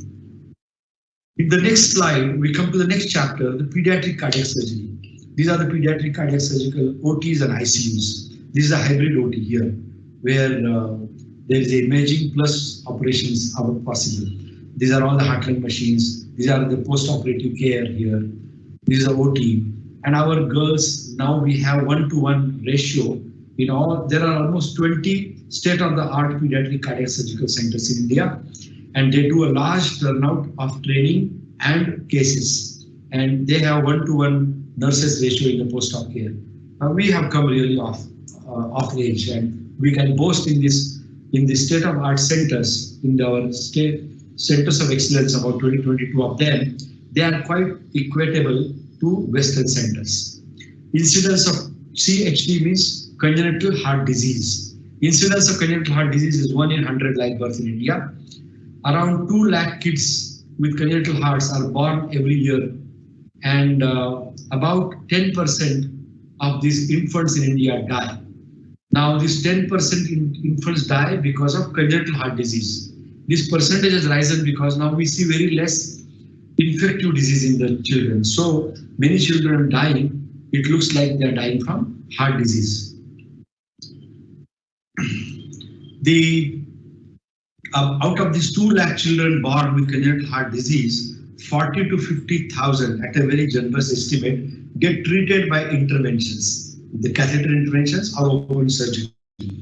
The rest die or grow up to become inoperable, and very few of them will be still operable, and we operate them. At least 25% of these numbers needs to be done as neonate. Neonate means in the first month of their life. It has to be done as an emergency. That is around 10,000 neonates across the country. But only about 7,000 neonates are operated by the centers of excellences across the country by a generous estimate. The rest do not reach anywhere. Around 20 dedicated state-of-art places. There are a lot of NGOs now who support these children, bring them to the centers. So 7,000 out of 10,000 is not bad considering what kind of country is ours. Till 2000, the decades of growth. In the 80s, we saw improving, when I came to Bangalore, we saw improving outcomes of pediatric congenital heart disease surgeries in those who had holes in the heart, tetralogy of Fallot, blue babies, etc. But most of them were operated when they are at least 10 kg in the weight. In the 90s, we saw that we started routinely operating the infants. Infants means a baby which is less than 1 year of age. And we standardized all our operations. Our mortality, morbidity all reduced, and we started showing good outcomes in cases like the holes in the heart, atrial switch for the transposition of great arteries, Glenn shunting, the tetralogic Fallot we started doing in infants, and also even neonates. And the neonatal surgeries began in India. The results were not optimum like in the West, but the infant surgeries were optimum like the West. The pediatric cardiologists came in and they started closing by catheter the holes in the heart, ASD and PDA. The next decade, 2000 to 2010, we saw that the infant surgery within the first year of life became extremely refined, and we started boasting of results as good as the West. The neonatal surgery within the first month of the age, we started doing much better, the switches, etc., emergency surgeries. The pediatric cardiologists bettered their device closures by catheters and also started opening valves with balloons. So they also improved a lot. In the next current decade, 2010 to 2021, the neonatal surgeries have become refined. All kind of complex surgeries for a left hypoplastic heart and all kind of complex hearts. We are doing good surgeries in the newborn child as an emergency, and as good as the West, I would dare say. The pediatric heart transplants has now become refined. My ex-roommate when I was training in KEM Bombay, his name is K.R. Balakrishnan. We call him Bala. Bala is one of the leading heart transplant surgeon of this country. Between my junior Anvay Mule, who is now heading the center in Bombay, and Bala used to head the center in Madras, both 40s, 40s. Now both of them have jumped the ship. Anvay is with Reliance and Bala is with MGM. But between the two of them, 2/3 of Indian heart transplant and lung transplant happens. The pediatric heart transplant was championed by Bala, and he published a paper of 97 cases. And even the artificial hearts in babies also began and are now being refined in India. And we are getting patients also from abroad, from Africa, from Russia mainly, for these pediatric artificial hearts. Pediatric cardiology departments have now started showing good state-of-art expertise in the catheter techniques of opening the valves, stenting the pulmonary arteries, closing the holes, and stuff like that. So current mortalities across India in most of the centers is overall mortality when we operate a baby, infant, neonate or bigger, 1 to 3%. Neonatal repairs in the first month of life, the complex transposition of great arteries, intact septum, switch done after birth 1% mortality. Complex transpositions, 2 to 3% mortalities. Obstructed, the total anomalous pulmonary venous connections where the blood, pure blood coming from the lungs has to go to the left side, is by mistake going to the right side, is obstructed. Baby will die within hours or days. As soon as they are born, we operate. That mortality is 3%, which is good. Current mortalities for common surgical surgeries, tetralogy of Fallot 1%, the AV valve anomalies 2%, Fontans overall 2-3%, which is excellent, and it is eyeball to eyeball with the West. Financial support. Most of these kids from the poor society, people would like to have another kid and not spend money on this kid. So we have a lot of support systems here. Most of them have to pay out of pocket, but out of pocket billing is not like in the West. It is quite affordable, 3 to 5 lakh rupees for most of the middle class people, because the child will get back into a good quality life. Below poverty line schemes are available by all states and also by the center. By center, there is a Rashtriya Bala Sevak Karyakram. This is a central scheme. Then NGOs like Rotary and many religious NGOs. In Bangalore, there are multiple of them. So we can hunt and get somehow some crowdfunding for our babies, and no baby really go back. Then there are centers like the Satya Sai, where there is no billing at all, and they have mastered the art of pediatric cardiac surgery, because pediatric are the most helpless crowd. So these people are doing a very good job for the pediatric patients. Super specialized training in pediatric surgery. There are no courses. So we have, by the Indian Association of Cardiac Surgeons, is a 2-year pediatric cardiac surgery fellowship available. And now there are many centers, like my Fortis Hospital in Delhi is headed by Dr. Iyer, who is one of the premium pediatric cardiac surgeons of this country. And like him, Narayana in Bangalore, and all of us, many of us have got 2 years of fellowship to be offered. And these fellowships are global. We have a lot of Western people, especially from the Eastern Europe, and also from all over the world, people come for this fellowship, and of course our own boys and girls. The number of pediatric cardiac surgery centers, specialized centers, standalone are rising. If you look at this bar diagram, the yellow is 1990, and the black is the 2020, the last decade. And you see how much precipitously the black bar has risen. The Maharashtra, Bombay, though it was such a great city, it had no pediatric cardiac surgery. Pediatric cardiac surgery flowered in the south. Only after some of my friends from KEM came back and started doing cardiac surgeries for pediatric babies in Bombay, the Bombay has now zoomed. But most of the Bombay talent has come from down south. But you can just eyeball this. Then we come to the present scenario of what exactly is the present scenario. 1000% increase in the number of pediatric cardiac surgeons and pediatric cardiologists in India. Timely referrals have become more frequent. Almost all the children with congenital heart disease are treated in India, in our own states, whether invisible scar surgery by catheter or big surgeries, very difficult surgeries like normal surgery, transplants, etc. are performed in many states. Outcomes match with the Western world. And if you look at this country's map, all those stars are the higher specialized pediatric cardiac centers. I've drawn a line, we call it as the Kanpur-Chennai line. If you look at the east side of the line, there's nothing much happening. You look at the west of the Kanpur, you see so many centers are there. So now the country's focus is on the east, and it will happen, just give us this decade. This is the Kanpur line. History of heart transplant in India. In 1968, 1967, in South Africa, in Cape Town, the first heart transplant was done by Bernard. Very next year, 1968, in Bombay, in my alma mater KM, Dr. P.K. Sen did the first heart transplant of India. Then he did the second, and both died within 2 weeks. They didn't survive. Also, that time, we did not have the right laws in India, and so the government also prevailed and said, don't do anymore.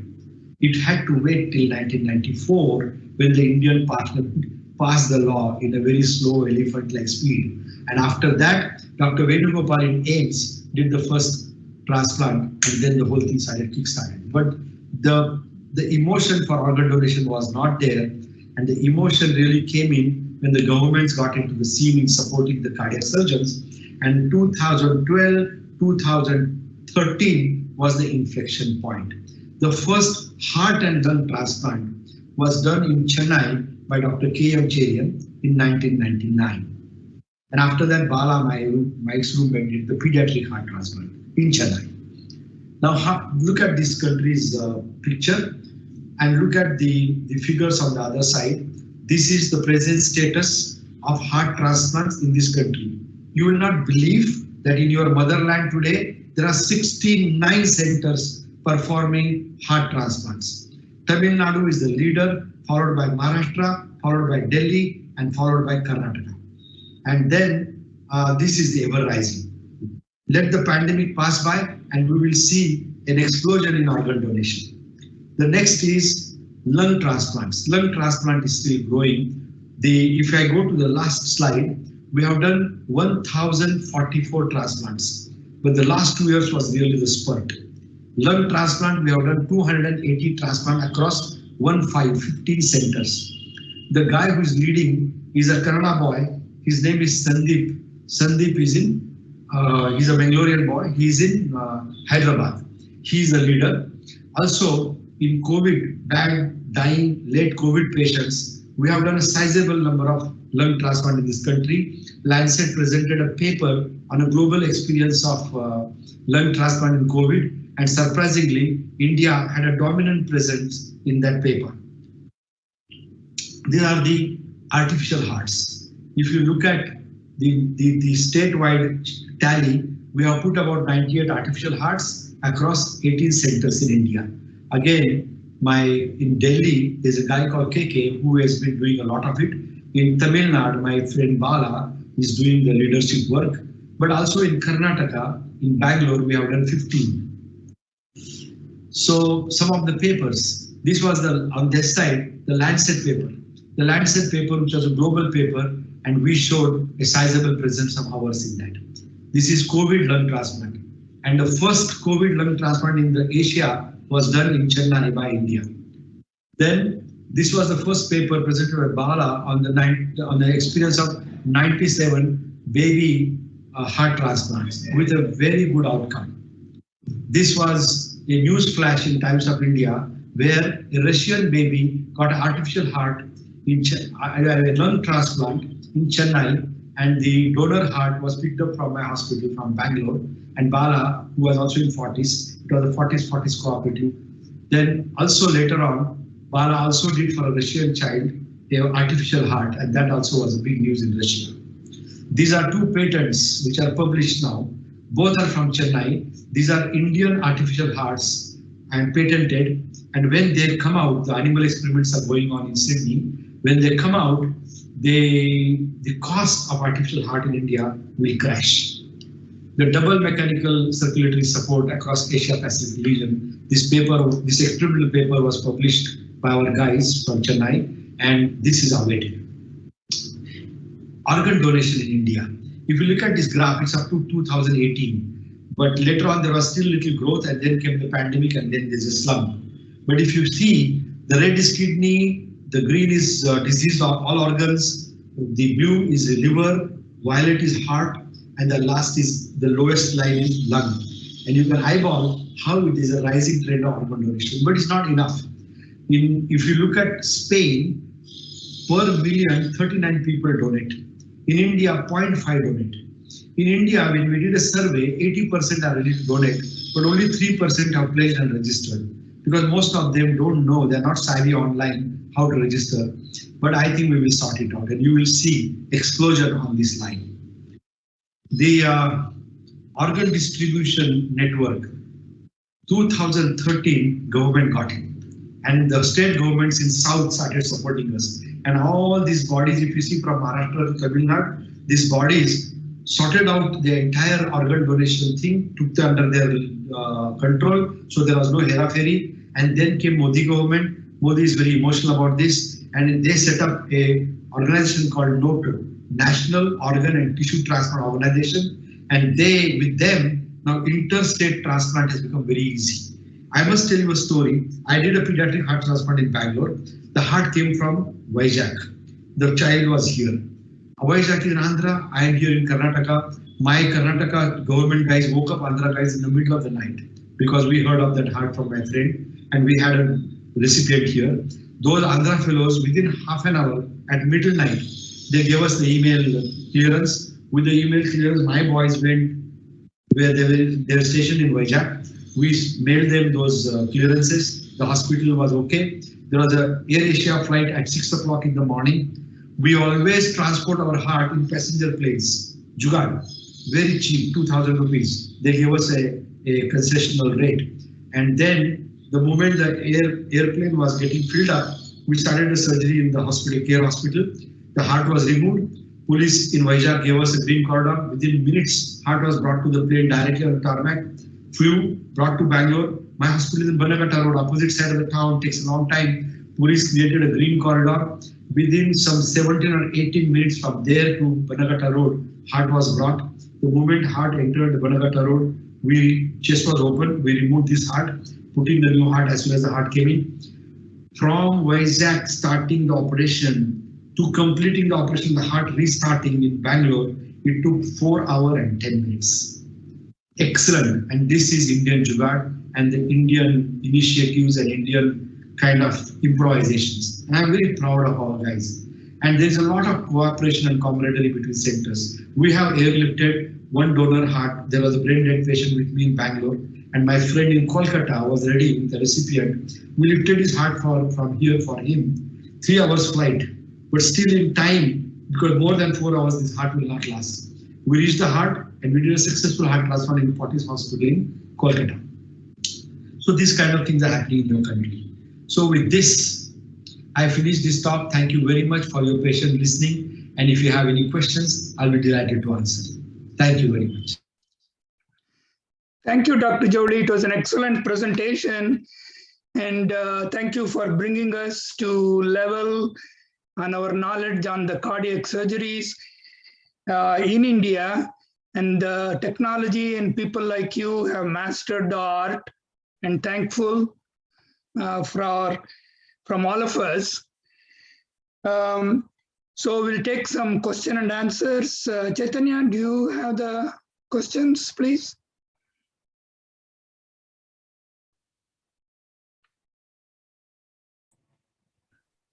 Thank you very much, Dr. Javli, and really appreciate you staying up late tonight for us. And I'll ask you the question, but really very proud of all of you all. I think you're following all the principles of Basavarna, Kayakave Kailasa, being so skilled at your work and making the society also get your skills. Thank you again. Here's the first question. Is microangioplastic angina specific to women? And how old will they be? Please elaborate. Unmute yourself. Yeah. Okay. Can you come again, please? Sorry, I was concentrating on. Is microangioplastic angina specific to women and age? Would you please elaborate?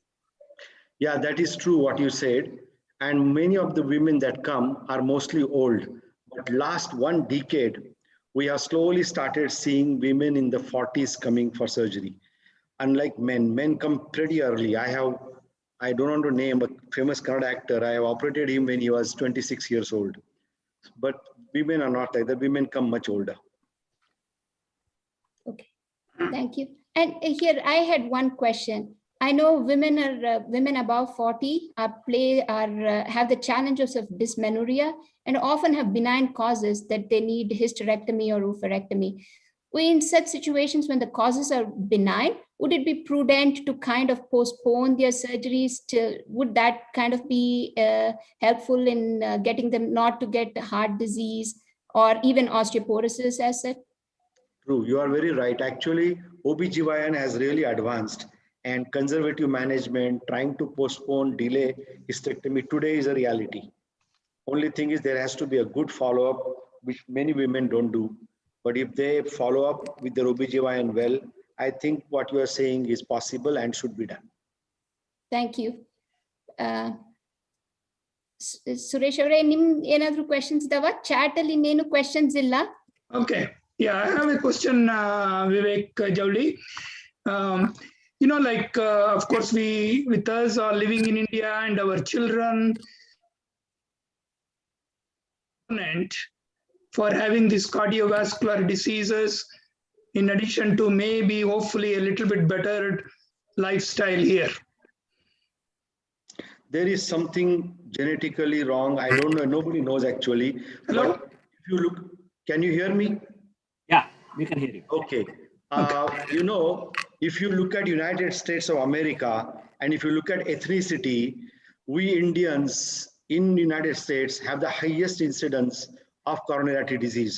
So there is some genetic predisposition. Not Indians, the South Asians. We have some genetic predisposition, and if you compare with a black man, you may be 7 times more fallible to get a coronary artery disease. So I don't think a good lifestyle there is a protection. And once upon a time, everybody thought that this was a problem of the third world. But no, if you look at the studies published by people like Yunus and Salim Yusuf from UCLA, that the ethnicity of Indians is a risk factor in the United States. Okay. Thank you. Yeah. So thank you, Dr. Javli. It was excellent. And again, as Chaitanya said, for staying up late in the night and with some delays on our side, we apologize for that. Okay, thank you. Okay. Suresh, yeah. I don't have a question, but yeah, go ahead. I just want to kind of, thank Dr. Vivek Javli for really, enlightening about us. And our heart becomes so proud because we all left India a long time back, 35 years back.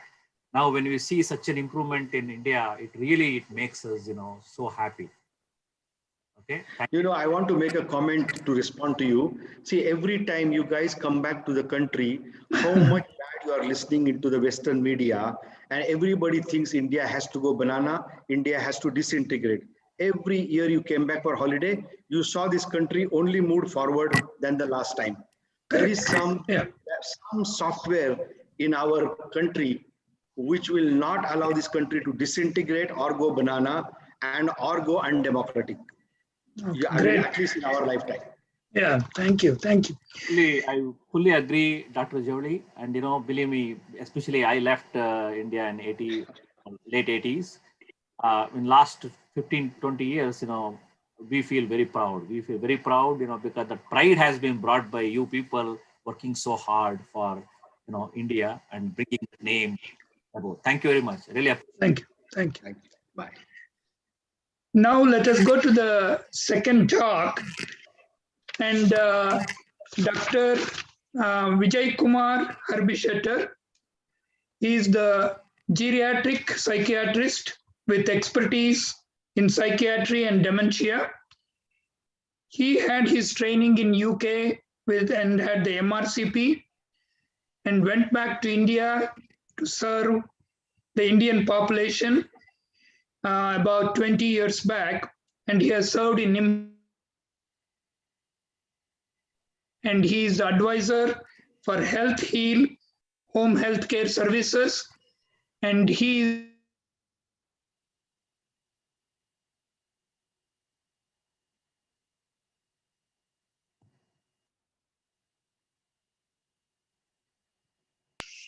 there are many psychiatrists, and he has been very helpful in getting those people back into active life.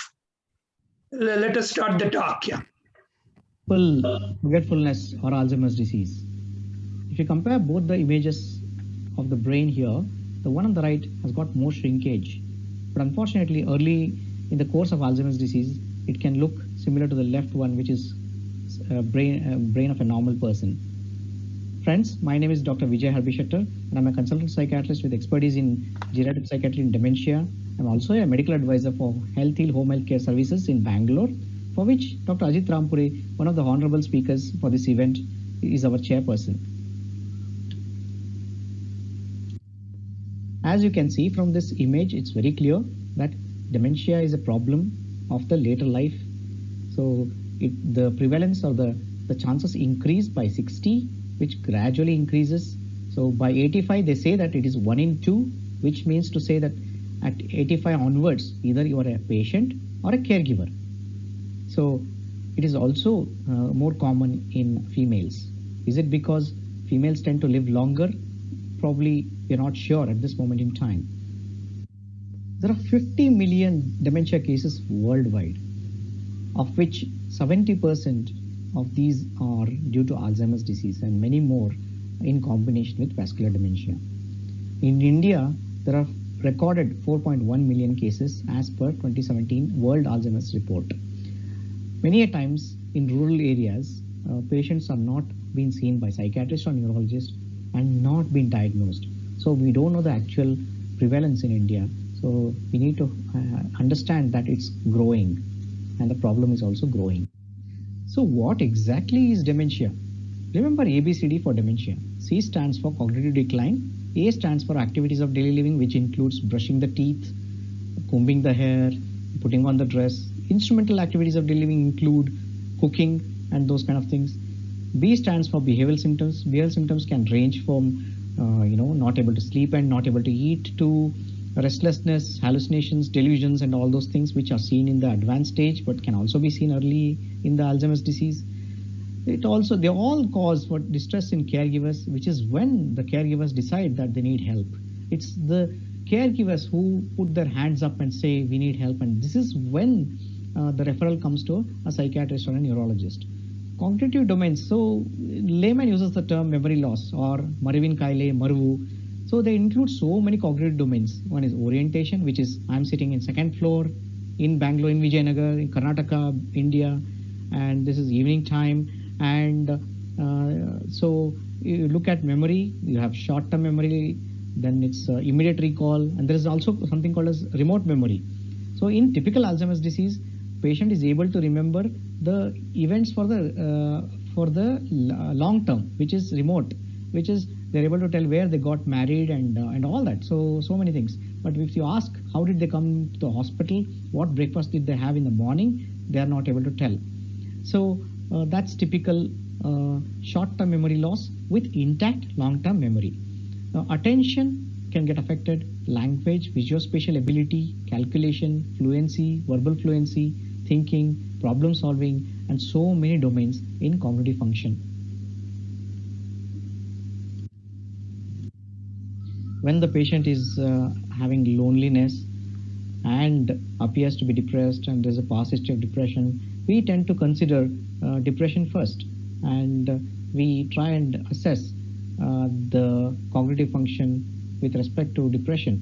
So depression is also called sometimes pseudo-dementia. Why is that?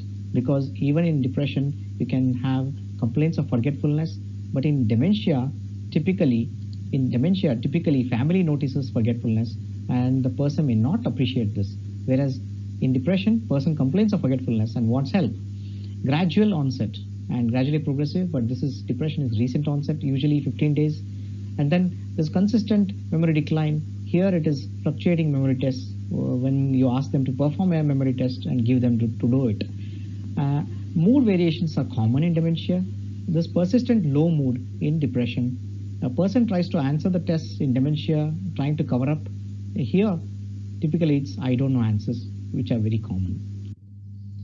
Also, we need to differentiate. When a patient comes to me, I would rather rule out delirium first.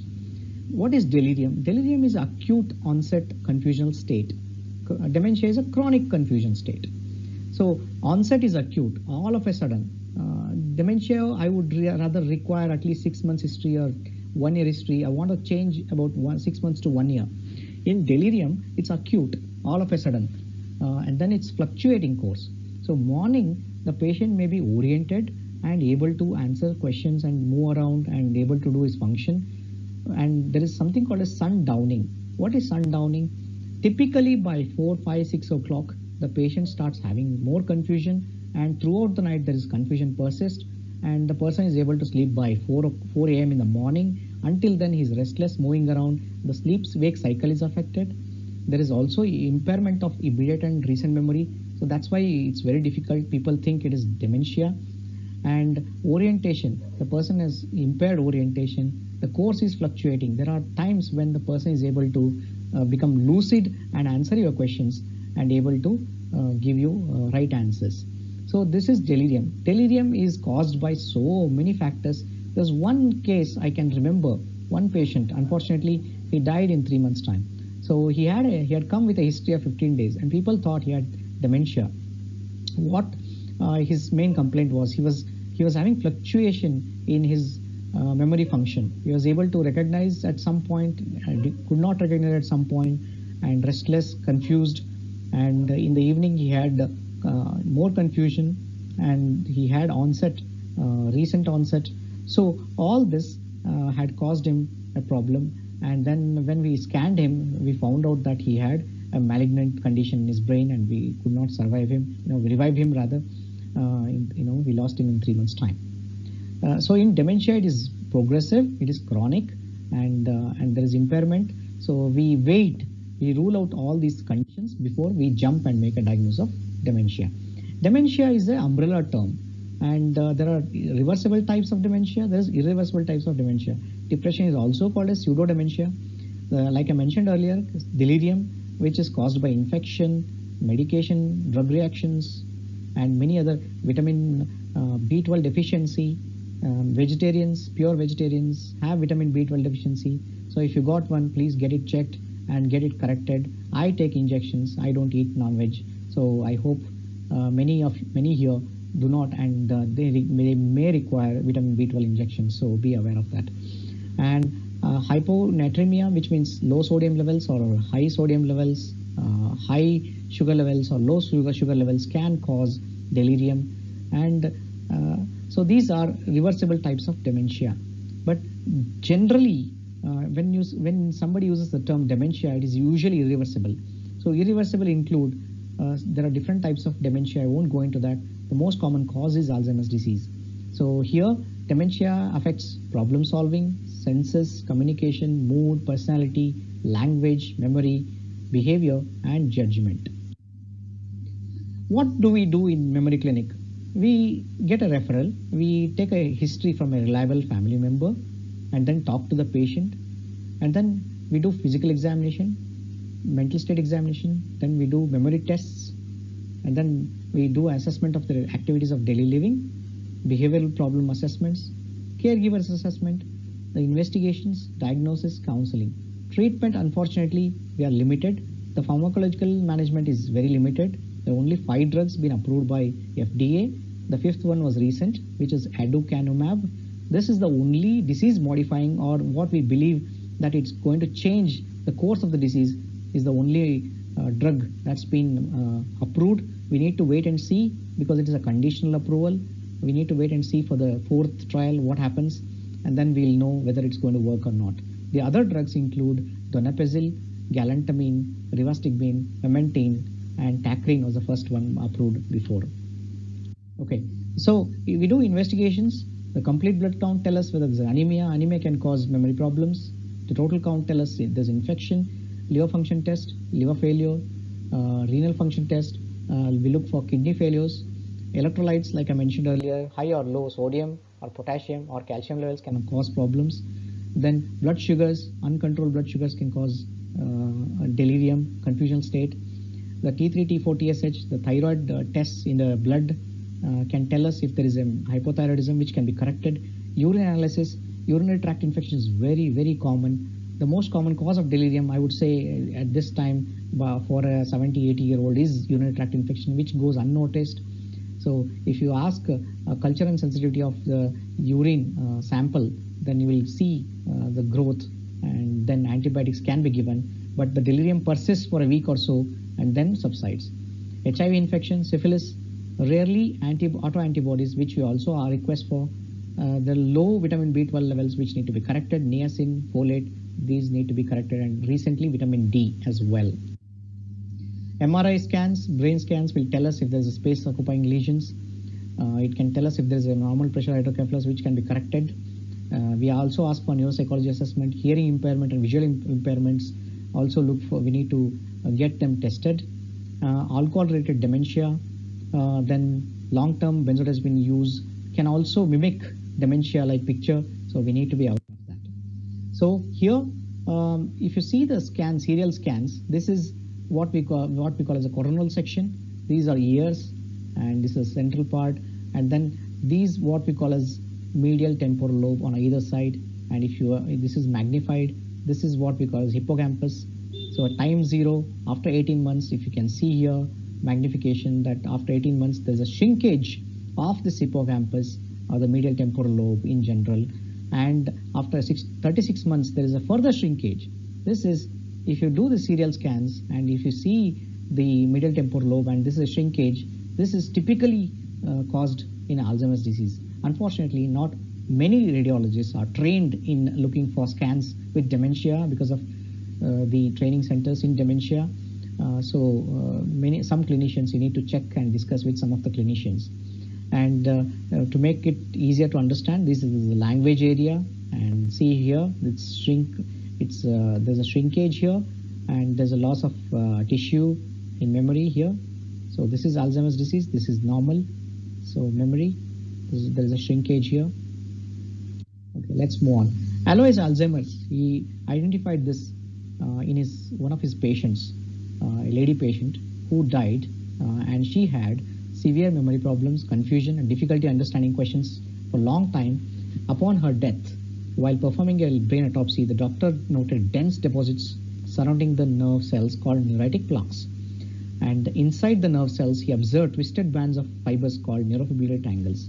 So this is when you do microscopy, this is the neuron, this is a neuron. We expect that these neurons have interconnections with each other, and the more number of connections, the better.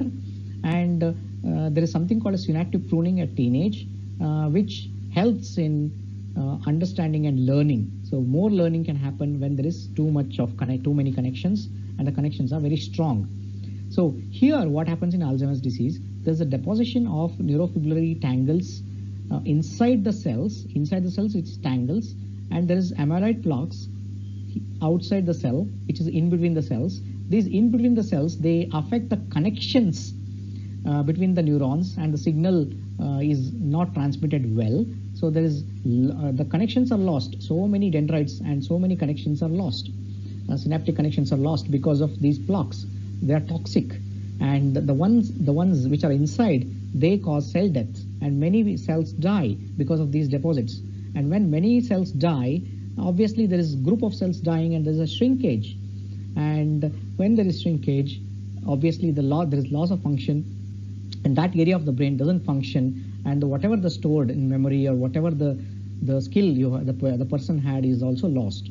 So in other words, if you are talking to a layman, what is Alzheimer's disease? Just tell that it is bad. It is caused by bad protein deposits in the brain, in between the neurons as well as inside the neurons, causing it. So this was described in 1906, and throughout this 115 years, we have come to a conclusion, or rather, we have understood the possible pathophysiological mechanism, how these plaques are formed, how these tangles are formed. But unfortunately, we have not been able to come and crack this, or stop this process happening. This is where we are at this point in time. So by the time the patient comes to us, this is where the patient comes to us at the age, whatever the age is, 70, whatever. You can already see that the illness has already began. The illness began around here, and the yellow line is the normal aging process, and you can see definite changeover. So family members are able to pick up this part and tell us. After this, there is unfortunately, this is the only way it can go through. So there's no other way. So within next 2 years or 20 years, 2 years to 20 years, there's a gradual loss of further functioning, gradual loss of independence, and unfortunately, patient requires a lot of help, and patient becomes dependent and later dies. So this is the only course that we know about Alzheimer's disease, and this is truth. We need to understand there's no cure as of today. So when does these plaques and tangles start accumulating? Nobody knows. So whether to pick up somebody from age 40 for research, or early, we don't know. So if somebody is picked up at 40, age of 40, and scanned their brain, especially the amyloid PET imaging scans, they're able to show amyloid deposits in the brain. And after 10 years, if they do another amyloid PET imaging, we will know if the amyloid deposits have increased or not. So here, this is maybe here now with a lot of sophistication, the healthcare improvement, people are being picked up at this stage. So we are also diagnosing mild cognitive impairment. So not all mild cognitive impairment, becomes Alzheimer's disease. Some of them also run the natural course. So 50% gets converted into Alzheimer's disease. So can something be done here? So we don't know, maybe preparation at this point in time. So a lot of things can be done. Just to help understand, so the deposits are initially in the temporal lobe behind the ears. Then you have short-term memory problems. Whereas when you ask which school you went to and when you got married, they're able to tell, but they're not able to tell how did they come to the hospital and what breakfast did they had this morning, or whom did they meet yesterday, and all that they are not able to tell. So short-term memory loss happens with intact long-term memory. That's a typical Alzheimer's disease, the symptom initially. And emotions also get affected.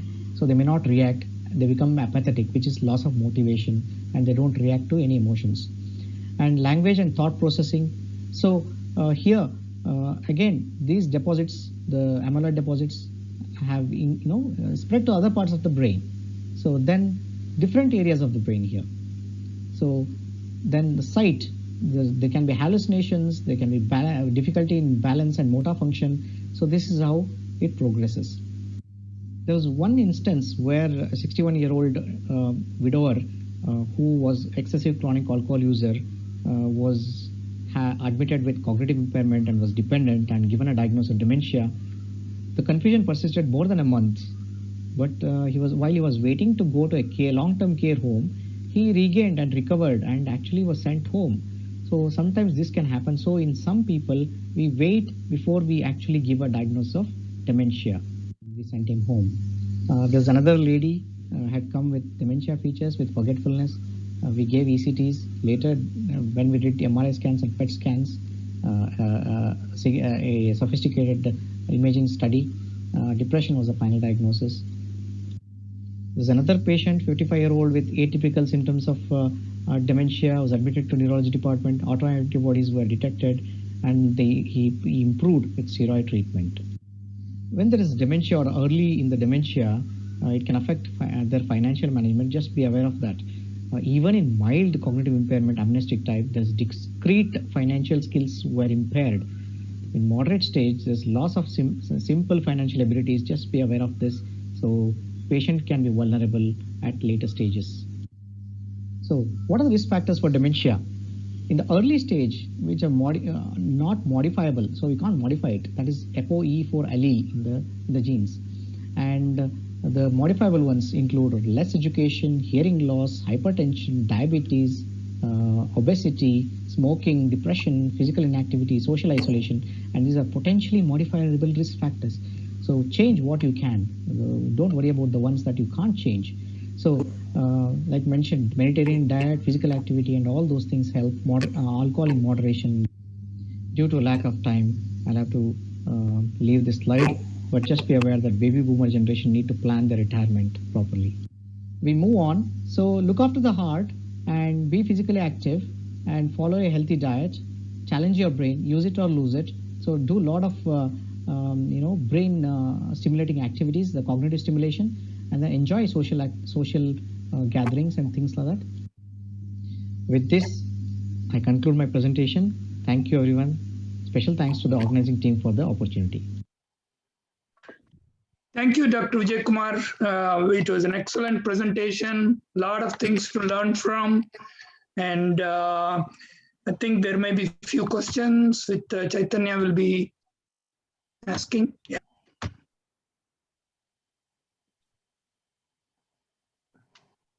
Unmute yours, yeah. Thank you very much, Dr. Harbi Shetter. Again, appreciate you being awake for us at this time of the hour. And I think the main questions, one of the person asked was, yoga, how would you think yoga would benefit us? I mean, I know it can't prevent the disease, but would it help kind of get a routine for the patients and make their life days a little bit better?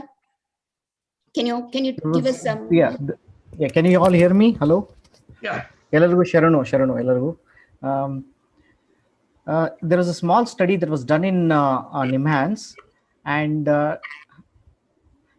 there they did serial scans, and they, yoga. They went into the some of the care homes, and then they scanned, and then they made them perform yoga, simple yoga. There's a yoga department in NIMHANS basically. So they found out that those who did yoga and who did not do yoga, when they compared their medial temporal lobe, they found that the shrinkage in the medial temporal was less who did yoga. So this is a preliminary study because it wasn't very well planned and very well, like an RCT or something like that. So this is being planned at a larger scale. So yoga, pranayama, meditation all definitely reduce the distress, reduce the stress. They help cope with the stress, and we know that when stress is reduced, the chances of the delaying or slowing down the illness also can be there. So definitely the yoga, pranayama, meditation does help, but people in advanced stage cannot, advanced stage of Alzheimer's cannot do yoga and these kind of things. Very difficult for us to make them do. But those in the early stage who are in the mild cognitive impairment stage, or whom we think are at high risk, can do yoga, pranayama, and meditation, of course, along with other things, definitely can reduce the risk factors and delay the onset of illness. There's one more question about gender in dementia or Alzheimer's disease. Yeah.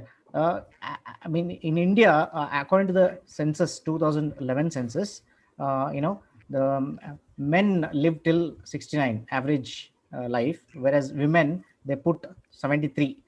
And the insurance companies, actually, they are good at looking at who are going to die early and those kind of things. Even, they found out, from a friend, that if 6 men died, 1 woman was dying. So 6:1 is the ratio. So women were living longer. That's what we know. And elderly widow women living in a rural area was quite common. And when people live longer, you have more chances of having Alzheimer's compared to who is younger. So and also the first slide I put it said that it is more common in females. So is that why it is more common in females? Possibly yes, I would say. So but estrogen is protective. Yes, it is protective to some extent, but maybe they are living longer. That's why the figures are showing that it is more common in females. So we need to know more about it over a period of time. Okay. And I know you mentioned about memory exercises. Any particular exercises or any websites that you would suggest? Yeah. I mean, I can't remember now immediately, but okay. Use it or lose it is something that they mention. So the more you do, it's not necessary that you find a particular website, but every day doing crosswords, puzzles, or even playing cards, the old things that we were doing, like snakes and ladders, and even anything that you're using your brain, and you're able to even having a chat with somebody, talking about past and having discussion. When two people talk, chemicals go up and down in the brain, that the neurotransmitters go up and down. So there's always stimulation happening. So it's always good to be socializing and having more discussion, get involved in discussion. It's not about pulling somebody's legs, but more of a healthy discussion. So you get involved. That's what I would recommend. If I remember, I'll pass on to somebody. Luminosity was one app that I could see, but again, some of these apps have become commercial. So initially they said that it's free, but after a while you start using it, then it becomes commercial. So NIMAD's Dr. Keshav Kumar is trying to do one.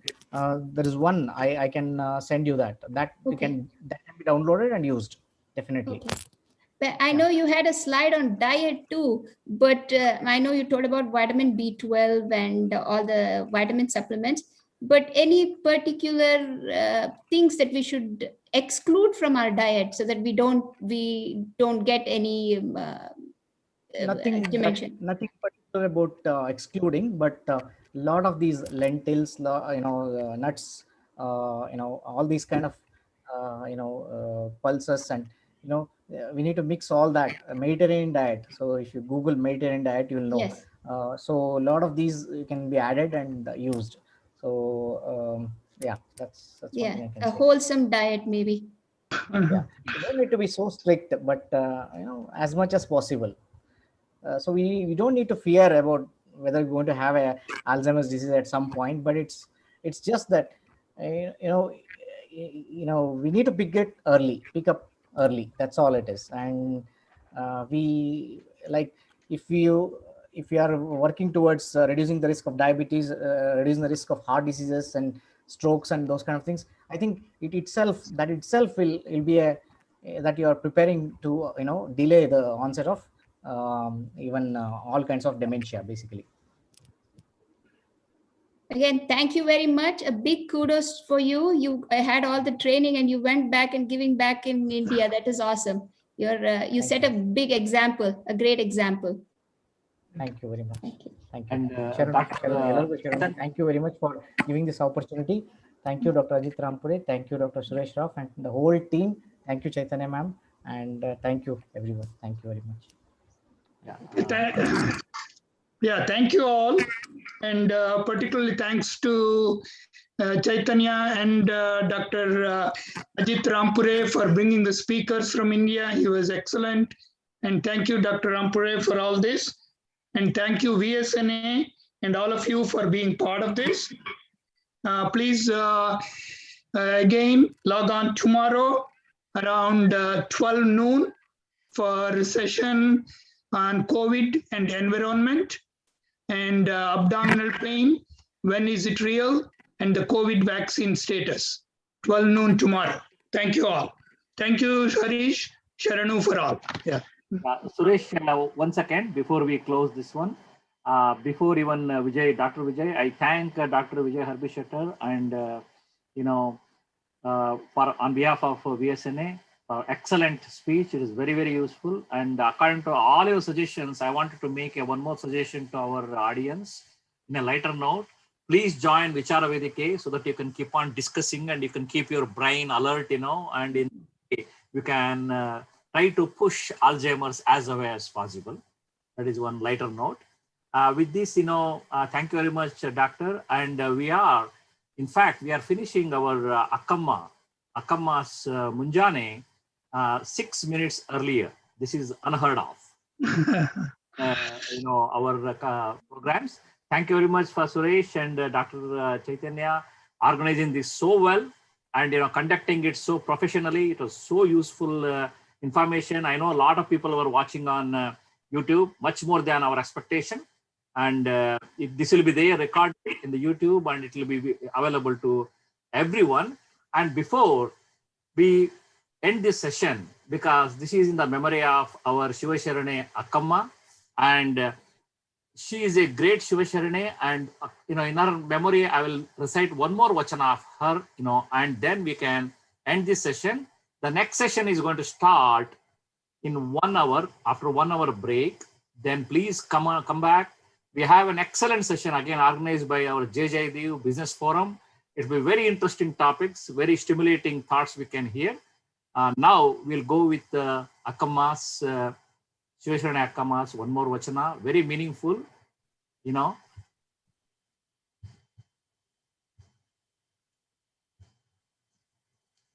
Guruvadadu Achara Brashtanadade.